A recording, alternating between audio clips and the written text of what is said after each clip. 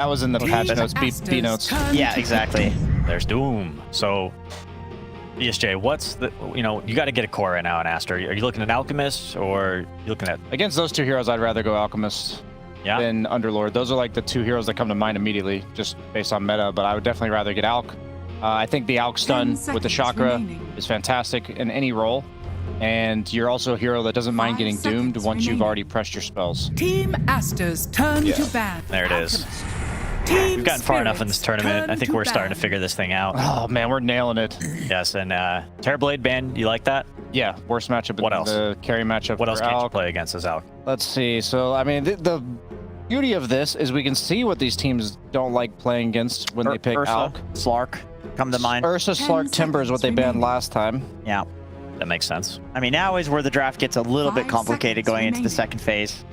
We know what the bans are only because Team Aster, they picked Alchemist. They've got 3 bans, so you know that they're going to ban to protect this hero. Do you need to ban to protect the Doom? Is that a hero that needs protecting, or Disruptor for the matter? Like, what do we think we're going to see Team Spirit focus on? I don't think so. No. I don't feel like those heroes need protected. They're just so versatile. I mean, that's how people play on second pick or draft on second pick. They pick versatile heroes that don't need to be banned for. Yeah, you also usually have they cover each other's bases with the opening duo. So like for instance, the best way to counter Doom is to just run away while doomed, and Disruptor holds you back. Yeah. So these heroes having innate synergy within them makes it so not only is it difficult to count, like if you do counter an individual hero, it'll still have a purpose in the game, and conceptually they do different things. So you can't just like counter them both at once. Yeah, that's a good point. Doom doesn't really like longer fights where the enemy team can, kite out that Doom duration, heal them slowly over time, kind of bring them back into the fight. But Disruptor really great at forcing the fight. So how is Aster going to be able to stand their ground and have enough oomph to take them on? Big Spirit will be picking out the phase, so they've got to be thinking about probably the support that they're looking for. Their 4 position to play alongside this Doom. And I think depending on what they pick, I imagine they're going to pick something with some wave clear on their 4 position, so Doom will have an easier time in lane 10 seconds remaining than he would if he was forced to sort of play the matchup. Like, does that make sense? Like, 5 seconds I know what you're saying. Like one option is just spam the wave out with Sports Earth. Even if you're up against like an Ursa as Doom or something, if you're just constantly pushing the wave into his tower, you're not really under the same threat. Absolutely. They usually go towards Sky at this phase, but I agree that they are leaving themselves susceptible to something like the Ursa if they were to do that. They could just ban the Ursa and then go the Sky, as you said, but opting out of banning any carries, feeling confident that Doom is going to be okay. I feel like Spirit wants Ursa. It's so good with Disruptor in lane. You can level Kinetic Field, no points in Q, glimpse back with all the Ursa swipes. Like Brian, you were saying at Dream League, you think Ursa plays really well with, or Disruptor plays really well with heroes that have passives, because the way you counter them is by running away from them. And yeah, they get like 1 or 2 Fury swipes on you, and then you run away. Yeah. And then it's the best counter in the game against one of the best counters in the game against Alchemist. You can also jump the Coddle. I don't know if they'll pick a here though, because it's tough because they could duo counter you, and they could duo counter. Yeah. So, and you guys are saying Aster also could go for it too. So there's a bit of a risk there. I think so as well. Like Aster could go Ursa CM, and I think Doom might have a tough time. Yeah, that sounds hard. I mean, maybe Spirit just deny picks the CM. That's a bit of wave clear. They've played it on Mira a lot. Really? Force CM? Oh, it kind of does both. The double Doom! Well, yeah, it gives some wave clear in the laning stage, and then it also has synergy with the Doom, like Shiver said. The Inkswell also is really nice for Doom. I imagine they'll probably pick a mid laner that utilizes it too. Void Spirit is already on the menu as one of the prime mid laners right now. As a 5 player myself, and Jenkins, you a 5 player as well. I'd love your expertise on the subject. Thank you. But I love Enchantress for Aster. I think this hero will out-bully the Grimstroke in a major way. You can dispel the Inkswell off of Doom in lane. Doom can devour your creep, which is pretty annoying, but you can just play around the slow and the impetus, potentially. What if you go like a weaker lane, but maybe better in game version Oracle? Turn to pick. What if you just go for back to the meta standard Crystal Maiden? It works. It works, and yeah, maybe the Ench isn't as great versus the Doom in hindsight. I kind of see where they're going. Well, they could still opt to go for it, of course, if you want to put the Keeper of the Light in the mid lane. 10 seconds. Yeah, remaining. I mean, they could and they might. I don't think that Keeper of the Light is really that meta 5 mid laner. I seconds think remaining. at the moment you need the initiation from your mid laner because your off laner is the one getting the teamfight items. He's not True. rushing that blink. He's going that pipe, that crimson. True, yeah. Unless you're collapse, of course. Well, they did do that previously. They picked the, I think it was Magnus, or maybe that was EG with Whisper. But when we see these offlaners opt in for that Blink Dagger first item, generally speaking, it's just very risky. It's just harder. Yes, right? it's harder. Yeah. I will say, watching Spirits games, Collapse has given up on the fun play style. This man's buying a Crimson Guard every game. The most fun he gets to have is on Ogre. He gets a Midas, then he gets a Crimson. yeah. Next patch, you can have fun. Yeah. Yeah. Now we're trying to win. Once Right. Vanguard is no longer disassemblable, then we can have fun. Team Spirits turn Balancing to team. pick. Oh, they go for the axe. Oh, wow. That's kind of random. I feel like they're getting Monkey King'd here, like 100%. I would be very surprised if I see any other hero than Monkey King. I On the feel side like, of Team Spirit? yeah, like Why? they already pick it. It's good against Alk and Axe, especially Ursa in good lane. too, or no? Ursa? Yeah. 10 A bit seconds harder in lane. remaining. I but actually think I'd be Ursa- fine. I'd be fine with Ursa too. It's harder in lane, but better in game. Ursa, yeah, Ursa 5 struggles seconds against the remaining. Battle Hunger spam. You're better against the supports as Ursa because you have a dispel for the frostbite as well as all the coddles debuffs that he throws on you. All of the passive carries are amazing right now. It is good against pretty much all of Aster. They all counter Alchemist. They all do well against Axe and lane. They kill these two squishy supports. It's a weird axe pick to me just because, like we were all talking about, it's like when we talked about Disruptor Doom, it's hard to counter both of those heroes Aster's at once. turn to bat. But this hero can absolutely counter both Alchemist and Axe at once. So they elect to go more late game centric with the counter because I firmly believe Monkey King would have fared much better in the first like 5 to 6 minutes, but Ursa will fare way better. Yeah. Maybe minute 15 plus. He just game counters Alchemist so hard, dude. Like, no matter how many items Alk has, Ursa can full to zero him. Yeah, fair point. You feel like Alk will probably be shifted towards the mid lane? Yeah. For Sumail, and he'll grab Yeah. that Blink Dagger and just try to be the initiator to jump these backline supports? Almost certainly. Great. The thing is, if 10 you also seconds initiator, remaining. then the issue you run into is that if you don't jump the Ursa and he has a 5 blink, seconds the remaining. immediate counter initiation, you kind of just get demolished as Alk when the whole purpose of the hero, I felt like in the draft, was to get doomed and survive it, potentially, like draw out spells onto yourself. And I don't know if that really works anymore. So Sumail has not played Alk mid once. I'm sure he can. It's just that he's played like 15 other heroes and none of them are Alk. Team Aster's Sumail had a turn carry to phase bat. as well. I'm sure he played plenty of Alchemist. This hero also, I hate to say it, he ain't the most complicated hero. Yeah, Dota. he's one of my specialties, and I can vouch for this. Yes. Me too. if he's in my wheelhouse, trust me. Yeah. Well, so far Team Spirit has removed the Queen of Pain, so 10 they are seconds just remaining. just in case, assuming that the Alchemist is going safe lane, finding 5 out a hero that seconds Sumail remaining. has played. Team Spirits turn One of the to better ban. mids against Ursa. Team Viper ban. Aster's turn to pick. Oh, they do ban the TA. That TA would have been a cool pick. to be Yeah. honest. I mean, Pipe maybe ban Puck? protects if they don't want the Spectre. Alk mid. Go ahead. Spectre, possible? Spectre or Aster. Yeah, for Aster. 10 seconds. I think the hero in remaining. this game is conceptually strong against like supports like Grimstroke and Disruptor. I'm 5 just always seconds concerned about the remaining. laning phase. It's like whenever you ban Viper, you're trying to get rid of somebody with a passive. So what are they setting that up for? There's like PA or Spectre, yeah. It's true. We saw PA yesterday. I don't think it won. It lost, Yeah. but It was free farming. Maybe Muerta? I remember at the start of the patch, people were like, dude, Viper counters Muerta so hard. He just magic Sumail him. smiling. Yep, Sumail smiling. He's like, all right, I'm getting my hero. Yeah, they Gets did the that Wind Wind Ranger Ranger mid. yesterday in the They- qualifiers. They or the banned tiebreakers. Viper and then picked Wind Ranger. Is that a Gigabyte ban where you're like, you ban the hero? I think they counter? wanted TA. I actually think TA. It was either TA or Spectre because like it's the mid laner or the carry that 10 hard seconds countered by remaining. Viper. Yeah, and it's good they have dual core, which Wind 5 Ranger very seconds heavy on the remaining. mid to late game damage, which I think is necessary up against the Doom lineup. But TA could have filled that role as well, and probably better than Choose the Wind your Ranger hero. does. And Team Spirit, not too surprising, picking up that initiation. I felt they were maybe missing. I thought maybe they would opt for, with the Disruptor, maybe they could get away with not having that mid lane initiator, but definitely a good choice to pick this guy up. Now that you see Wind Ranger, she can reactionarily cast spells to defend herself, and like that makes Disruptor less enticing. Like even if she gets glimpsed in and she's already Wind Run, unless you also doom her, then suddenly she might even survive the duration of the set of the kinetic field. I liked Wind Ranger for Sumail during the tiebreakers, but I also think I got kind of carried by a Medusa cheese pick in that game.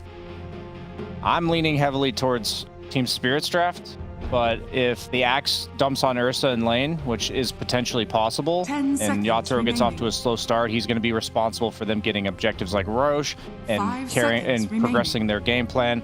And I like Team Aster's build. I'd say around 30 to 35 minutes is like their timing. Got the Bubby offlane, Baboka XSS combo up there. Yeah. I agree with you. I think those two are positioned well to succeed in the offlane. And how is XS going to transition into probably Vanguard into Blink, right? And what are those early Blink daggers going to lead to? I think will be the story of the game. Where I see Spear having really good moves is like if Mira rotates towards the Disruptor and the Ursa, I think the Axe can definitely feed even if he has a Vanguard. And then I feel like once Laurel gets online, you're going to see even more of those rotations happening as well with the Grimstroke. Yeah, I feel pretty good about Spirit's draft this game. So it sounds like Team Spirit and Aster, both of them, need to have quite a bit of focus on their rotations and laning stage early on, first 10 minutes. Is that a fair sum? We might see a bit of a mid-diff break that ties is my only concern. A what? A mid-diff. Mid-diff. What is a mid-diff? Like the difference between the two mid players. Like I think Sumail is quite the skilled mid laner, and if he's able to like dominate this matchup mid, and like suddenly all these rotations that you're talking about against the Axe, 3-manning the Axe and ganking him with the Vanguard, he'll live for a pretty long time. So if suddenly Wind Ranger TP's in, and it turns out that's something. Okay, well, eyes on the mid lane then. Always love to see that. Wind Ranger versus Void Spirit. Laurel versus Sumail. Let's see who does better here in the first game. We're heading over to OD Pixel and Fog. I gambled. You lost. Thank you very much, Jimmy. Yes, down here in the lower bracket, Aster versus Spirit. One of these teams will not be going any further in the tournament after this best of 3. We're about to find out who it will be. Fogged. This game 1 draft, what sort of jumping out at you today? What are you excited to be seeing from these two squads? I'm excited to see Grimstroke. We don't get to see this hero too much, and he's got, honestly, he has pretty, like 3 of the better heroes to go for like the Inkswells early on, right? He has a Doom, he has a Void Spirit, he has Ursa. These heroes absolutely thrive when they get Inkswells. I'm looking forward to seeing what's going to happen with it. I think Spirit, they have a lot of damage, especially if they can get out of the lane, especially that top lane, but I completely agree with what the panel's saying. I favor Spirit's draft, but if Aster is able to have a good time top, this Axe, XXS could make a lot of things happen. So let's see if that does go down. And what do you sort of reckon was going on towards the end of the draft? Do you think indeed that Aster were trying to set up for something like the TA for Sumail and they sort of set up for this Wind Ranger? Or do you think maybe the plan was Wind Ranger all along? I mean, it's definitely weird if they ban the Viper and then pick a Wind Ranger, right? Because traditionally in the past, Wind Ranger was looked at as one of those Viper counters in the mid lane in a way. So I think they're maybe looking for something else, and then Sumail's just like, you know what? It actually can be a decent Wind Ranger if I can get the farm. I can just kite this Ursa forever. But we'll see if that ends up happening or not. Because they do have a lot of ways to get on him. Lots of spell damage, lots of burst. It's not just physical damage coming from something like the Ursa. They have overwhelming spell damage to catch this Wind Ranger. And has there been anything sort of crazy, like if you could sort of consider the patch, you know, where in your mind does Wind Ranger sort of sit as a hero right now? I actually don't think this hero's bad right now. I actually kind of like this hero, especially with different. You have so many different builds you can go for now, in my opinion. Like you can do this. I think people have been theory crafting like this Treads Diffusal kind of thing at times. We saw the Gleipnir build, just a bunch of stats. I think this hero has some cool stuff that you can do because you have a lot of good matchups. Let's see. And how would you sort of rate this matchup in the mid here against the Void Spirit? Sumail should be able to spam him down. He's a very aggressive player. I think Lara will be able to handle it because of the Resonant Pulse block damage, but I think Sumail should be able to have a good time. Where's yours? We'll see how it goes down here between these two in the mid. And for both sort of side lanes, the 2 carries, anybody going to be under any sort of intense heat in these lanes? Probably Yatoro, but from what I've seen overall, he's very good at just being able to sustain through most of these lanes. And he's on Miposhka. This is like one of the top 3. I always like put Miposhka as like his Enchantress, his Disruptor, and it used to be his Bane back in the day. Now that hero's kind of non-existent, but maybe they'll be able to withstand the pressure. But it's not an easy lane. Coddle plus Axe, 2 heroes that constantly are going to be spamming on the Ursa. My one bit of a concern with the Axe is the follow-up damage that's going to be coming out in mid-game. It's going to have to mostly be provided from the Wind Ranger if Sumail is able to have a good time. So we'll see if that does end up happening. You usually want some type of like explosive damage, you know, that's why we see the Axe Skyrat so often. Well, not so often, but that's why we see that combo a bunch. Top lane, okay. Quite a bit of damage onto Yatoro, I mean. GeForce just seen so many games now where we feel how strong the Keeper of the Light is. Oh, yeah. In these early moments nowadays with that blinding light. And with Blood Grenade. I actually think this item is phenomenal on something like Keeper of the Light throughout most of the stages of the game, because now you have a slow element. You have pretty much 3 damage spells if you want to go for it. And you have ways to just refresh spells as well, too. So these two are very comfortable playing with this hero. And Aster overall, they love playing with this CM. They love playing with this Coddle to amp up their cores. We'll see how well Yatoro can keep up in the CS. They're going to have to use a lot of regen up there. That's Sure. going to be the big Yeah, thing. we see him already popping salves. Yeah, he's out of regen on Yatoro already. But they're going to have, I imagine, more regen coming in very soon on Miposhka. He still has 3 tangos.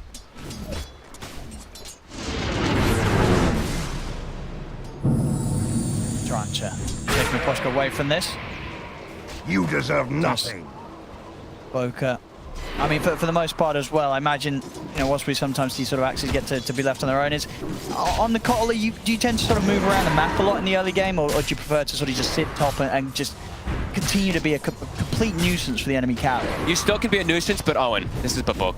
This is the 4th core. I see him max Illuminate half of these games. He's like 3-1-1. Most of these Coddles, they have like the 1-1-3 build. Yes, he's about enabling his cores and everything, but he's also about playing for himself. And that's just the Baboka strat. It works really well for them. He always seems to he always seems to transition. So on top already of the Lotus. 3 minutes in, they'll make sure that carrying both of those for both of their lanes. At the moment, Monet is actually the one, I mean, slightly struggling a bit more than the Ursa. A bit surprising. It's a lot of spam that's coming out here from this, the constant hits there from the Stroke of Fate plus the Doom going in for Infernal Blade. Kind of cool approach there from Collapse. We tend to see a lot of players just default going for Devour, especially early on, but yeah, having this type of double spam, they have a lot of nuke damage down here. Oh, for sure. I mean, this is a kill lane now. Absolutely. You know, anytime you're backed up by a Grim, you want to get aggressive in the lane. Yeah, like if they make a couple mistakes, if they step up too far on Aster, an Inkswell, Infernal Blade, Scorched Earth, they have so much movement speed to run down this hero, so absolute kill here. Yeah, absolute kill lane. Could be seen come out here. Yeah, they've got to be very careful on A and Pichu, how far they step up this lane. See here, maybe Monet. A bit too far on turn with the concoction. You see him with the combo. It's just so much. I mean, Monet will try and outrun the damage coming out from Collapse. He will not survive. Collapse might go down in return. Pichu, he's turning his ground. Collapse tries to do so the same. Collapse goes down, but Team Spirit, they'll end up getting the full cleanup, taking out the both of them on that bottom. I really like seeing that skill build, honestly. I mean, it's not something so crazy, but the Infernal Blade's nice there. Mid, Laurel. Try for an attempt onto Samael with a glimpse back, but now it could be Laurel that's actually in trouble. The throw, the Shackle Shine, the power shot, and Samael and Baboka, they turn that attempt from Team Spirit around in the mid. Samael gets the kill. Full rotation. Not something you see too often, but it is.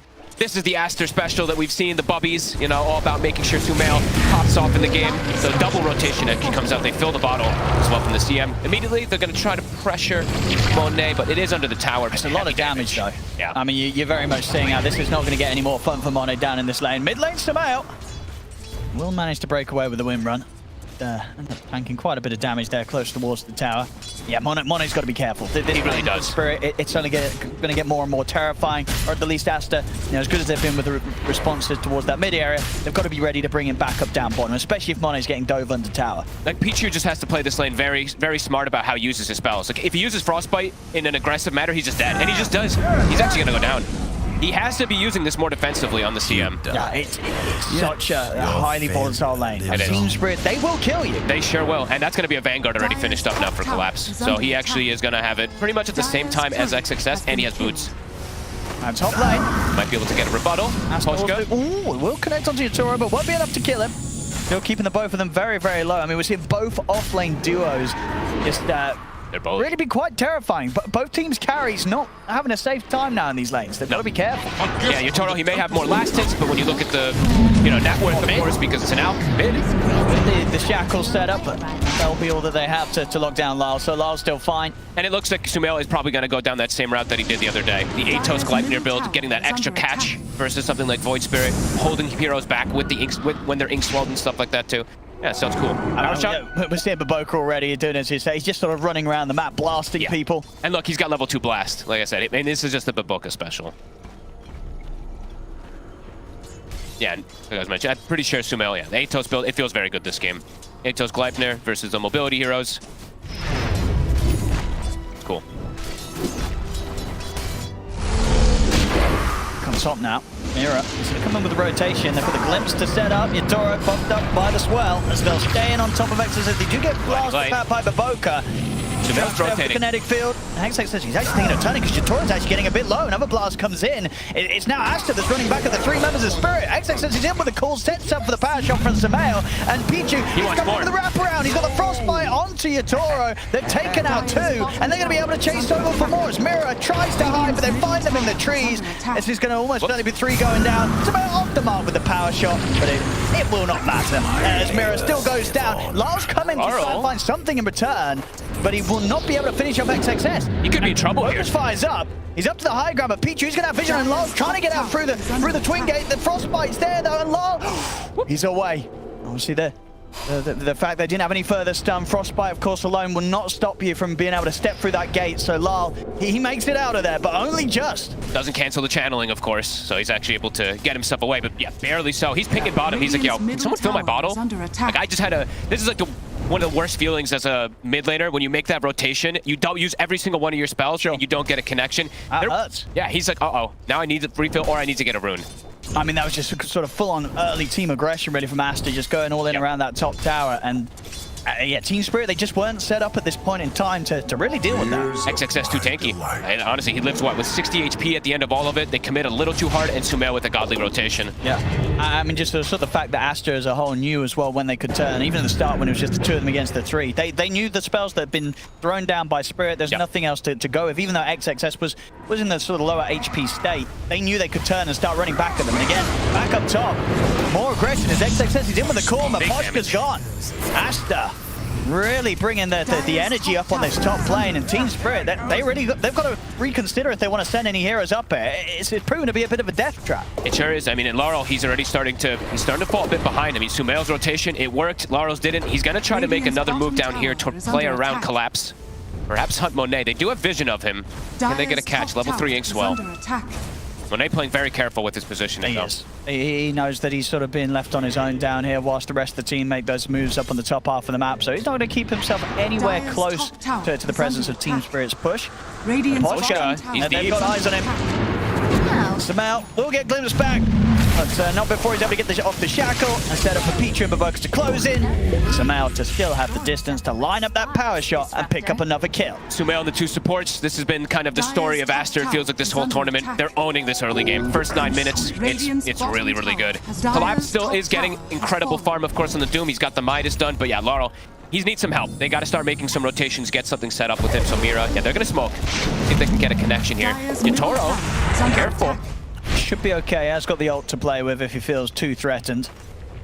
Right, close by the tier 2, so Aster will continue to chase. Same time, Team Spirit, they've got to bear in mind that this axe, XXS, he has got his Blink Dagger online. Oh, that is really scary already at this point. It's 9 minutes in. That might be the fastest one we've seen. I think we saw, what, the Blink Arcane Boots on the Magnus the other day. Yeah, right. Quick Blink Magnus. Close timing. They'll get the remnant catch on the Samael.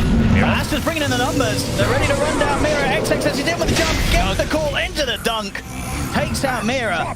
As once again, Team Spirit, they really want to try and find something around their Void Spirit, right? You want to be fighting, you want to be killing with this hero. But Aster, they're leaving them no opportunities to really get Lyle into the game with the kills that he wants to find. As Lyle, he's fallen behind now. Bottom of the net worth right at this point as the cause. They're double rotating way better. The moves from the supports are crucial right now. As Aster, now with XXS having Blink, he can be more active in comparison to the Doom.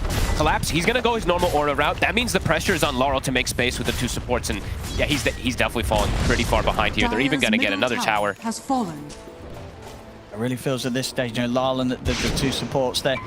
They're going to need the ults on the support. Mapochka's trying to find XP in the mid, but he's level 4. Jumping from XXS, it'll be another dunk. Getting the dunks up super fast this game. A couple already, 10 minutes in. Concerns already. Aster, in the meanwhile, while they are making these moves, look, we saw the stacks being brought up as well, too.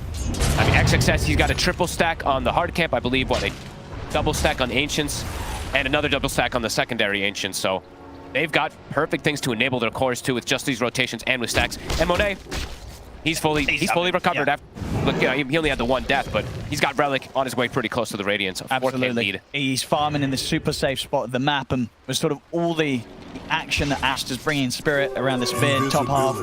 there's just no chance at all for Spirit to really set up to get all the way down to this very deep part of the map to find Monet and slow him down. And yeah, the levels on the supports, it's definitely going to hurt. This Disruptor, it's going to be like level 6 at 15 plus minutes or something. He needs this next Wisdom Rune. Yeah, they need their 14 ults, minutes, he needs it. so they can make these plays and back up Lyle. Collapse might have to start making moves just to help Laurel a bit here. And they're going to have to use like the double Dooms and stuff like that, but not having the blink tag on the Doom is going to make that entrance a lot harder. If he can get the jump on the back of the smoke, he does. No, Laurel, he's in with a call. Yatoro, Mira, and Mapochka are here ready to help out. The stun catches onto Lyle. He's going to be able to jump out with his Disruptor, but he's ticking down loads to the Battle Hunger, and the Battle Hunger will take him down. Again, they catch him. They can chase for further. Kills him. Mapochka and Yatoro on the retreat. Manic Field gets dropped down. But the rest of Team Spirit will stay safe, but again, painful moments here for Lyle, taken out this time. I mean, Brian did say it, you know, there's that potential this game of just the enabling of the mid, right? The mid difference kind of thing that we are absolutely seeing happen. Sumail, he's getting bottle refills, he's getting chakra, he's getting constant rotations. Laurel, he's just kind of getting left alone a little bit here because the supports are under-leveled because the lanes went a little bit sideways. Feels like We'll take that. It's going to have to start being collapsed. It feels like it's going to have to pick up the weight. Yeah, and just Aster completely in tune with one another. Perfect usage of the lockdowns there. No sort of overlapping between what was the call into the frostbite, into the shackle shot. They made sure that Lyle was held there for the maximum amount of time, which as we saw, they did need to be able to successfully execute him. And now they have Atos, so they have another form of lockdown. Sumail, he's doing, like you said, that same build that he did the other day. It's excellent this game. And now he's got a shield rune. Look how tanky this Wind Ranger is with this type of start. When he's on strength charge, he's what, 1500 HP? He's the same HP as an Axe. You can definitely feel it today, Aster. They woke up and in lower bracket, you got to bring your best.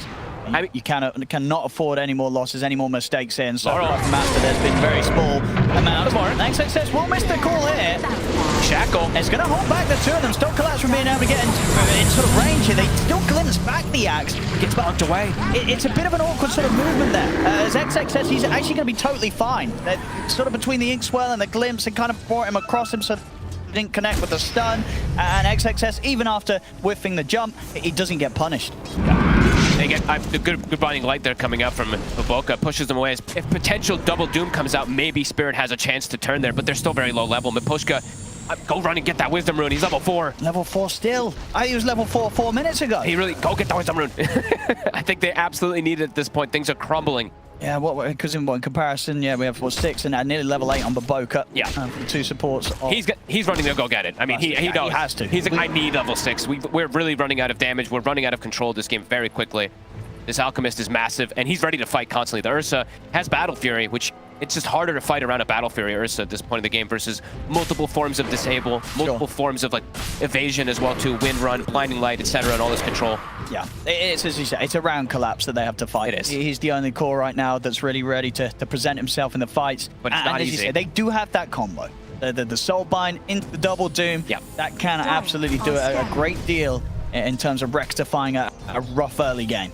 It's not easy without the blink though, because getting that positioning, they have multiple ways to disengage as we've seen from Aster. So still not level 6 on Maposhka. It's 15 minutes. He's very close, but they desperately need it. I mean, he's telling them, clear the camp. I need ult. We need to start getting some moves together. But he gets 6 on the Disruptor and goes straight for the smoke up. Let's see what they get.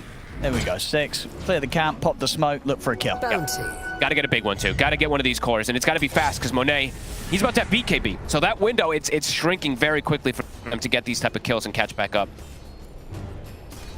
And at mid lane. Yeah, looks like they're holding off on the smoke. They're going to see if maybe Aster step into their hands. It's always tough too, because even if you catch Monet, if he has Chemical Rage on, he's gonna live. Especially if he has like the backup of Baboka. Unless they have all 5 heroes full commit onto him, there's gonna be heals, there's gonna be bonk backs and control. It's an awkward position here for Team Spirit. And Aster, at this point now, they're probably feeling unbelievably good about the way everything's going. And yeah, BKB Monet. Dire's top tower is under attack. Spirit they might have to get a kill and immediately go to Roshan. That's going to have to be something. This is that smoke that we wanted to see. Sumail would be a good catch. He's already a fair distance away, so not going to happen. That was a they glimpsed him away. Why? He messed us. They're feeling the pressure. That's definitely what it is. Well, there's Sumail. Get him out of it. We don't want to go on him. I guess they don't want to go on him. They want to go on someone else. Or maybe also just hoping that Sumail has sort of come from a a spot that was closer to them. Aster's wasn't ready. the case. Aster's absolutely ready to fight. BKB Doom level 12, or BKB Alchemist level 12 with Yeah, they're Radiance. just running at them. Yep. They sort of know the Spirits here. Collapse and drop the single target Doom down. They won't come up with the Soulbind. They're just going to see if they can burst through Monet. Throws in as well. They have the Static Storm. They've trapped him for now. Can they finish him? Have they got enough damage? They don't. XXX just gets in control. He's alive. He's still surviving throughout this, so they're not going to be able to kill this down. Monet's ready to turn. Collapse, he'll go down. It's 4 dead on Spirit. Was that one This is looking pretty impossible. I mean, they get the Doom, but he's got he popped Chemical Rage. It was already out. They have the heals, but Boca, he's got Spirit Form, he's got the Illuminate. We saw that heal matter. It was very close to them getting that Alk, but extra heals. And they had Laurel. He's super far behind now at this point. Sumail, 307. Yeah, look at it all. In the pressure, and of course XXS just ready with the jump. You see him here perfectly catching the two of them. Not a chance for Yatoro and Miposhka. And the rest of Spirit, they just trying to kill Monet through this Doom, but it just weren't going to happen. The only way it happened is if Yatoro was able to stay on top, but it wasn't the case. Back in action, Miposhka dead up top. It's already 15-3, 17 minutes in. You can feel it. Team Spirit, they are struggling. This is a rough game one for them, folks. And the thing is about that last situation, that's the one where they killed 1 or 2 heroes and then they smoke and go straight to Roshan for this Ursa. Now at this point, Aster, it's very likely they're the ones to get the Rosh and deny it away from an Ursa. Things are, like you said, quickly becoming pretty impossible. He's ready to just look for solo action. Sure is. He sees Mirror out his own. He's more than happy to pop a BKB, go for the kill. They could honestly call this pretty soon, it feels like. They can catch on mid. Laurel. He'll be able to break away with the Dissimulate and the Astral Step, but again, it's pretty much just been sort of his story this game. He's just had to run. 0, 3, and 0. Hasn't been able to do anything as the Void Spirit so far in this match. Literally nothing. Toro, I mean, he's like, I need Blink Dagger, we need Blink Doom, we need to just get, we have like one more chance of getting a big fight or the game is completely out of control. Have to get a big fight and have to get a Rosh. And it's already getting pinged. I see Aster. They definitely want to go for Rosh pretty soon here. They know how strong they are. I mean, but Boca nearly has Ags, Owen. He's ahead of Laurel in farm. But Boca special. Collapse. There's feedback. EPs are coming in. Can they get anything out of it? I mean, can Laurel and Miposhka want to find this? They'll go for B. And they'll get him. So something's to be found. Yatoro's in as well. Getting to jumping onto Monet. They'll point down the Static Storm and controlling the Alchemist here. Yatoro, one more hit and he's gone. Right. Will be able to take out Monet. That's a good comeback kill. Something to be found here by Spirit. So the first big kill that they've been able to find this game, and of course, fortunately for them, does go into the hands of Yatoro. So a good burst of cash for the Ursa. Most important hero to get it. Aster close to some more big items though. XXX, he's very close to his BKB having a literally flawless game on this axe. 6. And yeah, they're in the Rosh. So about to be 20 minutes. Tormentors, Rosh. Very good on the market. I think Spirit, maybe they can get away with sneaking it. I see the positioning Yatoro's in right now. So he's just running directly toward bottom. They have to go for these sort of plays. Feels like absolutely. You do try for the sneak. Yeah. To see if you can take it out. Yeah, Roshan, he'll be heading down there right now. Yep, get the teleport. Whee! They're bringing it. Get in there if you're Yatoro. He's a little hesitant. Looks like he's pulling into the tier 1 tower, so doesn't immediately go for it. Wants to wait for his next time to come out. Sanj here. He's trying to get a bit of status resistance on his Blink. Battle Fury. Maybe they want to group up and go for the Tormentor first. Perhaps, yeah. They do kill it quickly. It's getting one team's picking out the Rosh constantly. They know that this is the next big objective to go for. I mean, they're setting up. Yeah, going for the Tormentor first does mean that Spirit, they're not going to have a window to get the surprise road. Aster will easily set up for it. It happens to everyone. It does. These 4 or 5 We've seen it happen a few times, honestly, here. You know, sometimes the support's got to die for the old Tormentor. Laurel. Be careful, Laurel. Into the chemical, into the call. Another one. Has to be so cautious stepping close. They've got so much catch, Aster. And then the Rosh, it's prime for the pig.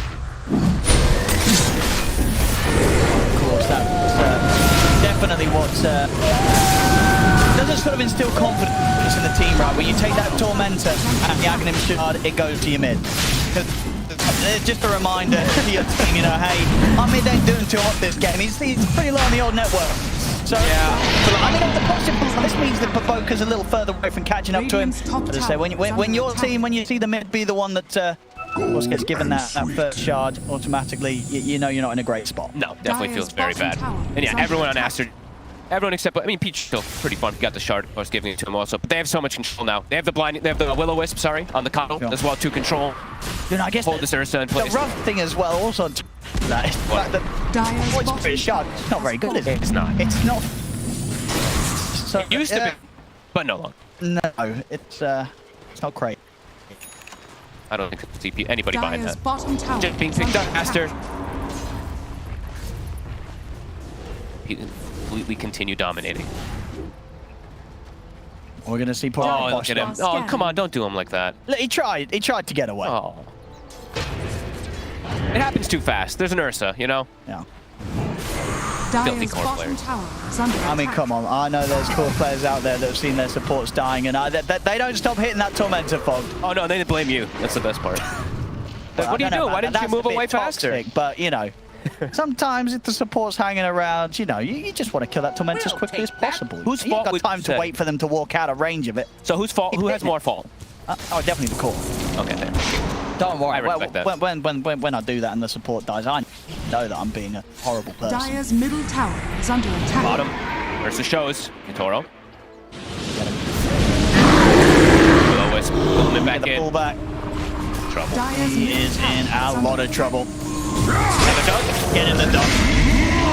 Easy for XXS. He's got 7 armor. 7 extra free armor. He is super tanky. A good game to have the armor as well, right? It is. Against Nursa. Void Spirit is physical damage here. Yep.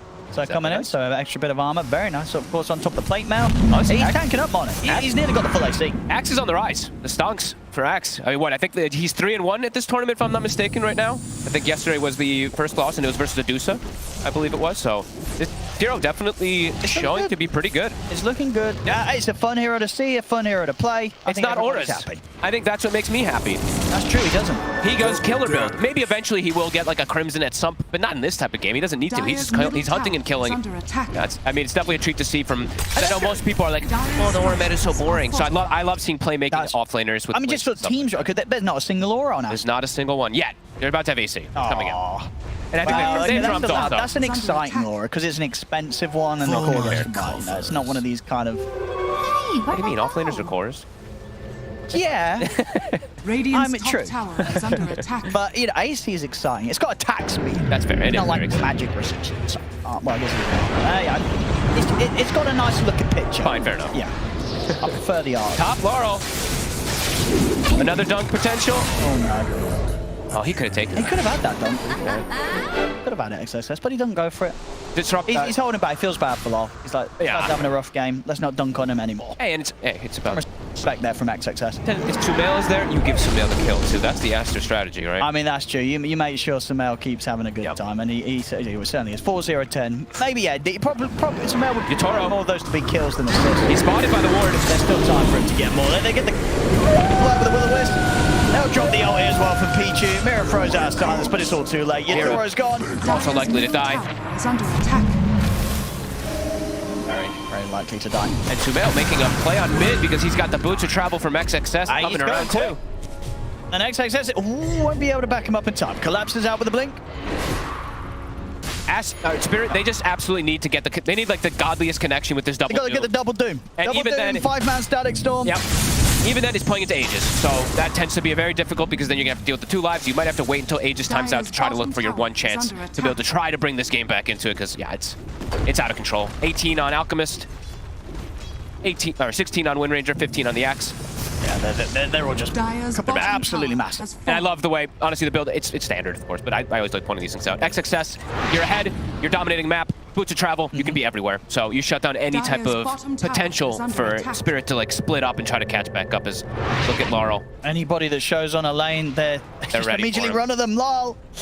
Get away from the creeps. Dire's bottom tower Shows. is under attack. Slifer, Shackle, They've got the jump. Farewell. another one. Back to getting those dunks. XXS. Godlike now. A rough game for Laurel, 0-6. I mean, they played completely around Sumail to shut him down. They rotated, they cut constantly got these pickoffs onto him. I did, and yeah, just one of those situations where XXS hasn't died, Male hasn't died. Nope. And Monet, well, he just had that one death in the laning stage, and then that sort of dash top when they were kind of split up. But other than that, they haven't been able to touch him. And top net worth, of course, as you would hope to be, as the position won out. Monet definitely smashing it this game.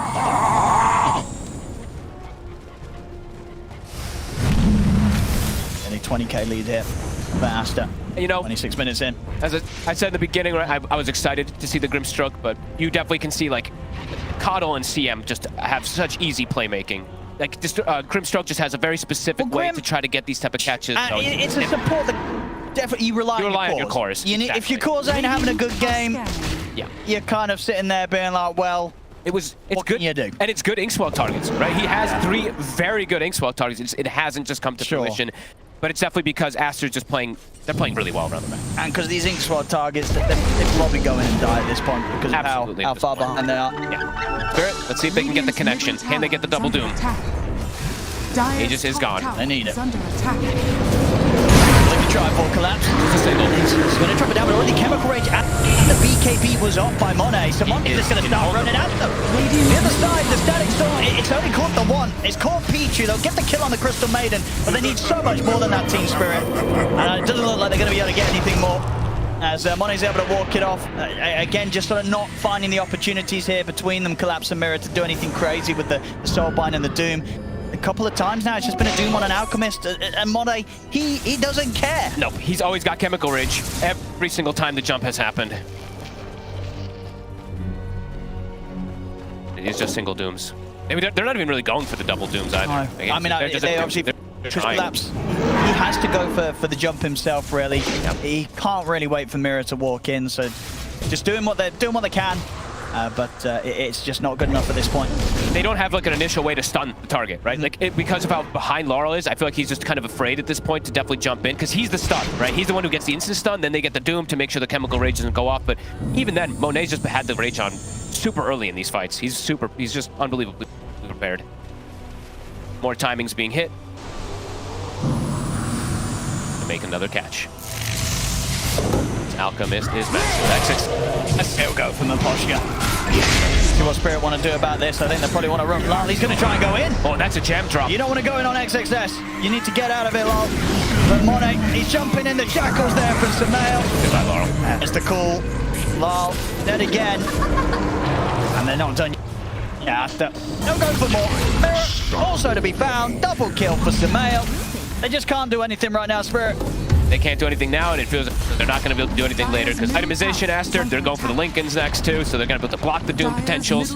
And the two brothers, Sumail and XXS, continue to be on the hunt. Yatoro. Dire's middle tower. TP stop. He's like, please Roche be up. Please Roche be up. Oh no, it's a long spawn. Oh, it is. It's a very long spawn as well. 2.5 minutes.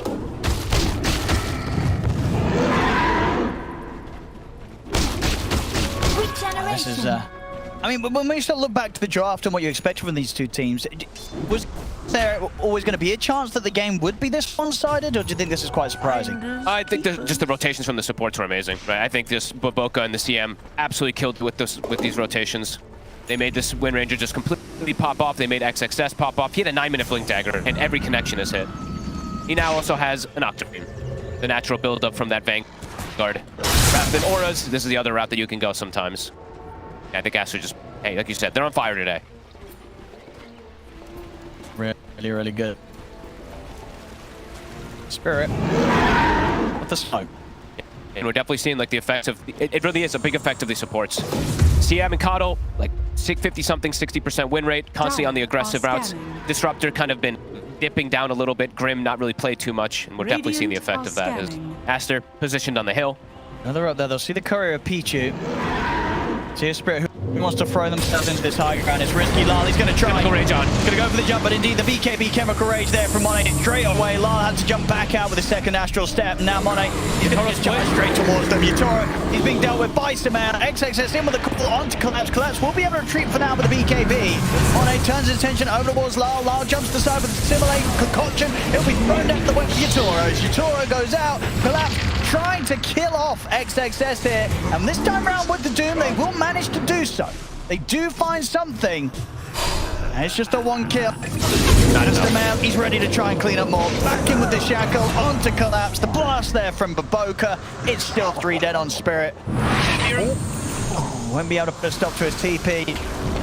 They find something, but it's still a lot away from anything close to what they need it to be. They just get the 1 kill, they lose 3 heroes, and they continue to fall further behind. 21k lead now for Aster, 29-7. Mira got the kill, so he's got his Aghanims, but they just have so many ways to deal with it. They have so much physical damage on the side of Aster, they can't likely just kill it.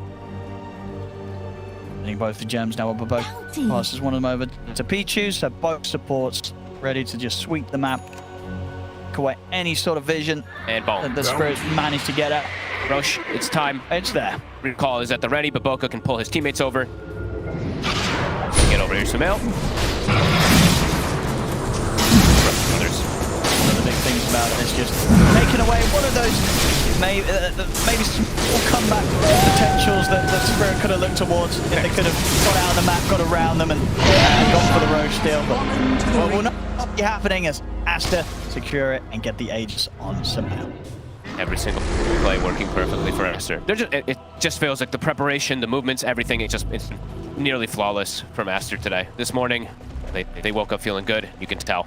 Monet, I think every time it's been Chemical Rage instantly before the fight even begins. Covering themselves perfectly versus any of these initiations. And Laurel just, I mean, look at this. He shows in the lane for like 3 seconds and 2 heroes TP immediately hunting for him. It's been a tough game for him. It just hasn't had the impact that you want sort of your final pick to have, right? Kingdom of the arcade. He's below Baboka at this point. Laurel. Is he going to be seen?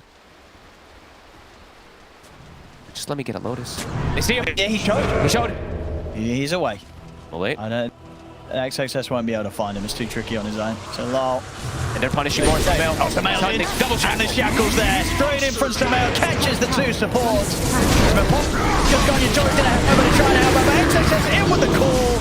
They control your Torah. Abyssal Blade down for Monet. There's no safety for the bear. That's got to be it. Onto the high ground. Aster can go. Disassembling the Radiance at this point. Now he has enough fire. Ursa can't do anything versus this item either. And the Ink Swell now immediately gets dispelled. Nice smiles from Aster there. It's got to be good. They're just playing. They're playing great. Playing great, itemizing great. Everything is flawless, it feels like, for them. You know, when you see a team play like this, you're kind of like, what on earth is the opponent meant to do? Yep. How do you stop these guys? This game 1. Really masterclass from Aster. Dire's bottom tower is under attack. Looking. Radiant's top tower is under attack. Spirit give it one more fight probably here. They'll wait the 30 seconds for Yutora to get back up. They're like, let's get the double Doom, let's get the double Dark Portrait, and hope that it somehow at least kills some heroes. But even then, it's into Aegis, it's into Cheese. Well, let's see if it's even gonna finish off some of them. Dire's bottom Rex, drop a spike. Time. Still no Yutora. They're gonna do it without the bear. Dire's bottom barracks. Standing together. Collapse is in. The jump, slam down the Doom. Get the grab back onto Monet. If they can finish off the out, they can. One of the kills. Static Storm will control the 2 of them, but XXS is in with the BKB. From by there onto Collapse, into the call from XXS. Collapse getting burst down low. He's out of the fire. Yutoro jump in onto XXS, but he's back up to full HP. The ult coming in from Pichu. Kills off Lal. Yutoro down to the CF. They give themselves a couple kills on the defense for Sumail. He's so confident. Up a triple. Maposhka, buybacks coming out from Spirit. They're going to go all in to try and catch Sumail. We'll grab it with the Remnant. Still got Aegis. The glimpse back. They can take him down the twice. That's the once, but XXS in with the call onto the German. Catches Yutora. Catches Lal. Sumail, he's back for round 2. Jumps across with the Gleipnir. Looks towards Yutora. Yutora desperately trying to scramble back towards the base. Sumail, he'll turn towards the supports instead. Looks towards Mira. Mira slows them down here with a stroke of fate. Enough to kite out Sumail. A power shot connects Mira. He'll live. Flips. He glimpse back onto Baboka. Jump forward from Yutoro. Be able to find another kill off the back of this defense Spirit. Big buybacks Cost them the 2 buybacks. Lal and Maposhka having to buy back to achieve that defense, but they push him back, and they will keep that bottom melee racks alive. So a bit of a defense to be found here by Spirit. Pretty good. All things considered, pretty damn good with the state of the game. Bottom, Laurel. Don't you choke. Careful. Careful. Now they're ready to jump. Farewell. Lal gets caught. That's a dieback for him. Out for 75. Sumail has a full Daedalus coming out on the courier now too. After Lincoln's already finished up. He is huge. He's ready to go for more. Yutoro. He's got eyes on him. You saw We'll be able to remove that. See if they can maybe get the easier kill onto Pichu. Set up with a soul bind. Collapse closes the gap. Get the glimpse back as well. Another kill for Spirit. They got both gems at least recovered. Small kills though. Gotta be careful where they show again. Doom, 30 seconds cooldown. XXS is running at them. He's ready to jump and call. Gets him, catches out Collapse. Samel quickly disposes of Miposhka. The shackles there over onto Collapse. Doom's got Utori thinking about getting in on this, but Samel's got eyes on him. Utori has to blink away. Just down to 2 of them now in Spirit. If he gets hit there from anything, he's just dead. I mean, Sumail's damage is absolutely absurd at this point. Onto the top racks. For Aster. That was an impressive final stand attempt there by Team Spirit, but it very much does feel like it was the final one. Yeah, as Aster back to the push. See what Mira and Yatora can do, if anything. They can't stop these racks going down. Dire's top barracks has fallen. Seconds until Lyle's back up. They need the full combos to even have a chance of killing any heroes. Got Portrait at the ready, but they're just throwing Lincolns on each other. Lock Portrait's up. And XXS Johnson gets the call. Lyle trying to go towards the back line to get out as well with the Astro Step and the Dissimulate, but Peach is on top of him. Lyle dying super quickly to finishes off with the power shot. Yatora focused down. They're running out of buybacks and they're running out of any chance to turn this one as GG is called. This first game going to Aster. And as I say, you can't spell Masterclass without Aster. And this game one, they look phenomenal, folks. Everyone playing off each other perfectly. Like, it's insane how well they gel together. What, 10 minutes in, it felt like the game was already...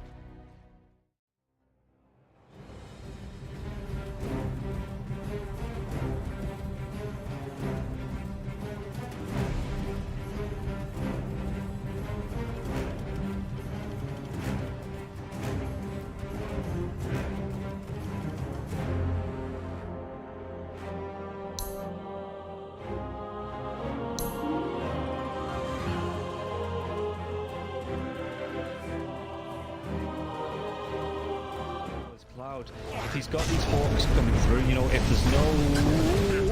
we'll come back to this as they get the dive on, and everything I was saying is now inconsequential because Cloud has gone down, so Kami has to move away from these Mortimer Kisses. There is still that buyback to the Beastmaster though. Let's see. Wants to get himself back into this. The dive onto the back lines, he's into the Vortex as well. There's going to be a real nice dismember. The hooks come. Nice save. Well, though. He saves it. Cloud gets himself back into this now, and Kami, he's losing so much. Kami's going to go down. You get the kill onto Leppington there as well. So Mira with that freezing field, Mira will go down. Going down to the hooks. Yatsura still in that push roll. He's getting them back. They get the buyback out from the poaching Storm Spirit. Everybody from the side of Hydra. They don't want to be giving this one up now as well, but they take down Leppington once again. That's the dieback on the Disruptor, and Yatsura, what can he do? The hook, it's going to be blocked mid. Hook. This is the dieback on the Cloud. Cloud, can he get himself away from this one? He's still being harassed up by Collapse. One more right click. He goes down. That is going to be the Beastmaster dead for 115 seconds. And now the chase is on for the rest of the side of Hydra. This Aghanims on the Morphling is just making him impossible to deal with. First of all, they use the little shredder on the Pudge to get rid of his armor. He has solid amounts of it, but it is just not enough. And then Yatoro just destroys him, and he knows that he can stand his ground because he cannot be stunned. He literally cannot be stunned. How do you stun water? A lot of their damage, if not most of it, is on the Morphling. The glimpse comes back though inside the Static Storm Mirror. He has that Lotus going, and now if Zorka actually dives a little bit further, the Thunder comes out. The Podking, he's dove in, yeah. They're going to be able to get the kill onto the Storms for it. Can they take down the push? They're going to be able to catch up and cancel off the TP. He's going to be dead. The Storm Spirit though, he has brought back, and they've got no kinetic field, no Static Storm. And like you say, they're even going to be able to get the lockdown onto Cloud. Everybody inside of Hydra, they just overextended, and we praised them in the first game for respecting the power of Team Spirit here, but Hydra might have just lost the heads a little bit, and the buybacks, they're going to be forced out, but I don't know if it's going to be enough to defend this base with the Pudge being down, with no Static Storm for the next 27 seconds. Spirit, what can they get from this? I've been worried though, they're going to be able to get it. They get two, they do! They take them down, the cookie comes out, the Yatsuro, freezing field, they might lose Happy. Is this the dieback? They do the break the Lincoln Sphere though. Morphling. Bilal wants to come right back into this fight because he have the boots of travel to do it. It might take him a little bit longer now. The boots of travel though, so he's going to have to use the blinks, you know, just do it by foot, it seems. Level 25 Storm with a beast. That's just so much damage. They're going in for the Morphling. He doesn't have a buyback. No, he can't.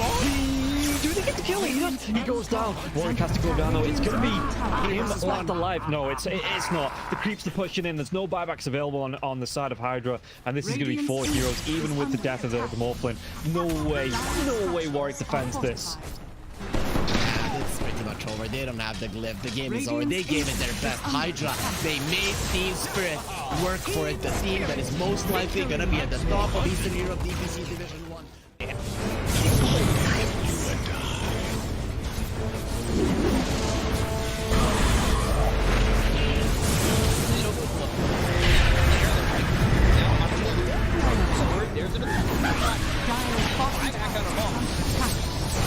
Radiant's middle barracks are under attack. Radiant's middle barracks has fallen. There's just not enough damage. Crimson Guard, Entropy Aura, Rubik's Fate Bolt, all this damage reduction. Let's see the combo. Bit of Malice. Strong in by the Disruptor, and now we're going to be hitting to win it back up once more. Bit of Malice, and Sumail is in it. They'll lose him in mind control. Right back towards Amara. But trying to run from everybody on the side again. The Gladiator. Radiant's middle barracks are under Siphoning attack. and getting back into the base. Has fallen. Alive. Yeah, I think when it's time to call it, it is time to call it. They have no business left in this. And didn't get the tether off or something. I think it got broken. Either way, I like the Ghost up to purchase. That was pretty heads up, but we are back and there's a smoke action. There's the 23 divine looking right to end here. There's They're the going divine. Q. There's the hit. Okay, get that hit off. 23. Knocked great damage and he's dead. Oh my god! Nothing! Jeez, less than 10% of his health. I mean, I'm assuming that's just the game. That, yeah, 100%. There's no point in talking about the rest AU of it. picks it up. I thought it was to die yet. Go away, you. Oh my god. Victory!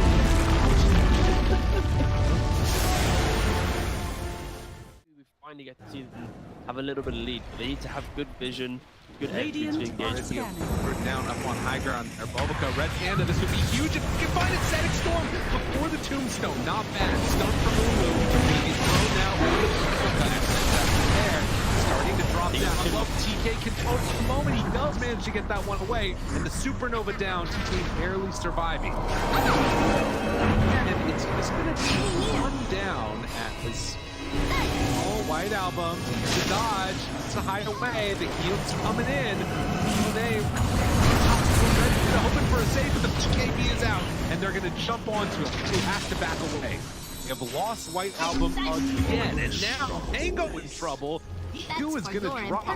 Aster, these fight so well, and they couldn't take down that Undying. And remember, it's ages, so they didn't really care about giving away. That's what. Big finish profits. You got the Stun is out on the play. Didn't have a BKB available. Bulbaca dropping low and on back in. They have a Bulbaca. Doesn't look like it because the Black Hole is there. That's on the agent. He doesn't have full team. He comes back. And Aster, they might take full advantage. Move. Radiant's bottom Rax has fallen. Up the bottom. Finally, Aster full advantage. They're building. Radiant's middle tower is under attack. Oh, just for a brief second, had more network. There it is, back again with the higher network. When you click on the L, it's not really an inspiring network. Blink, BKB, Radiant. You might be able to get on top of a hero, but that's not the that's able to 100-0 here. Like even this Undying inside Static Storm, about able to then get up to Slash Golem from away. They have that trying to keep him alive.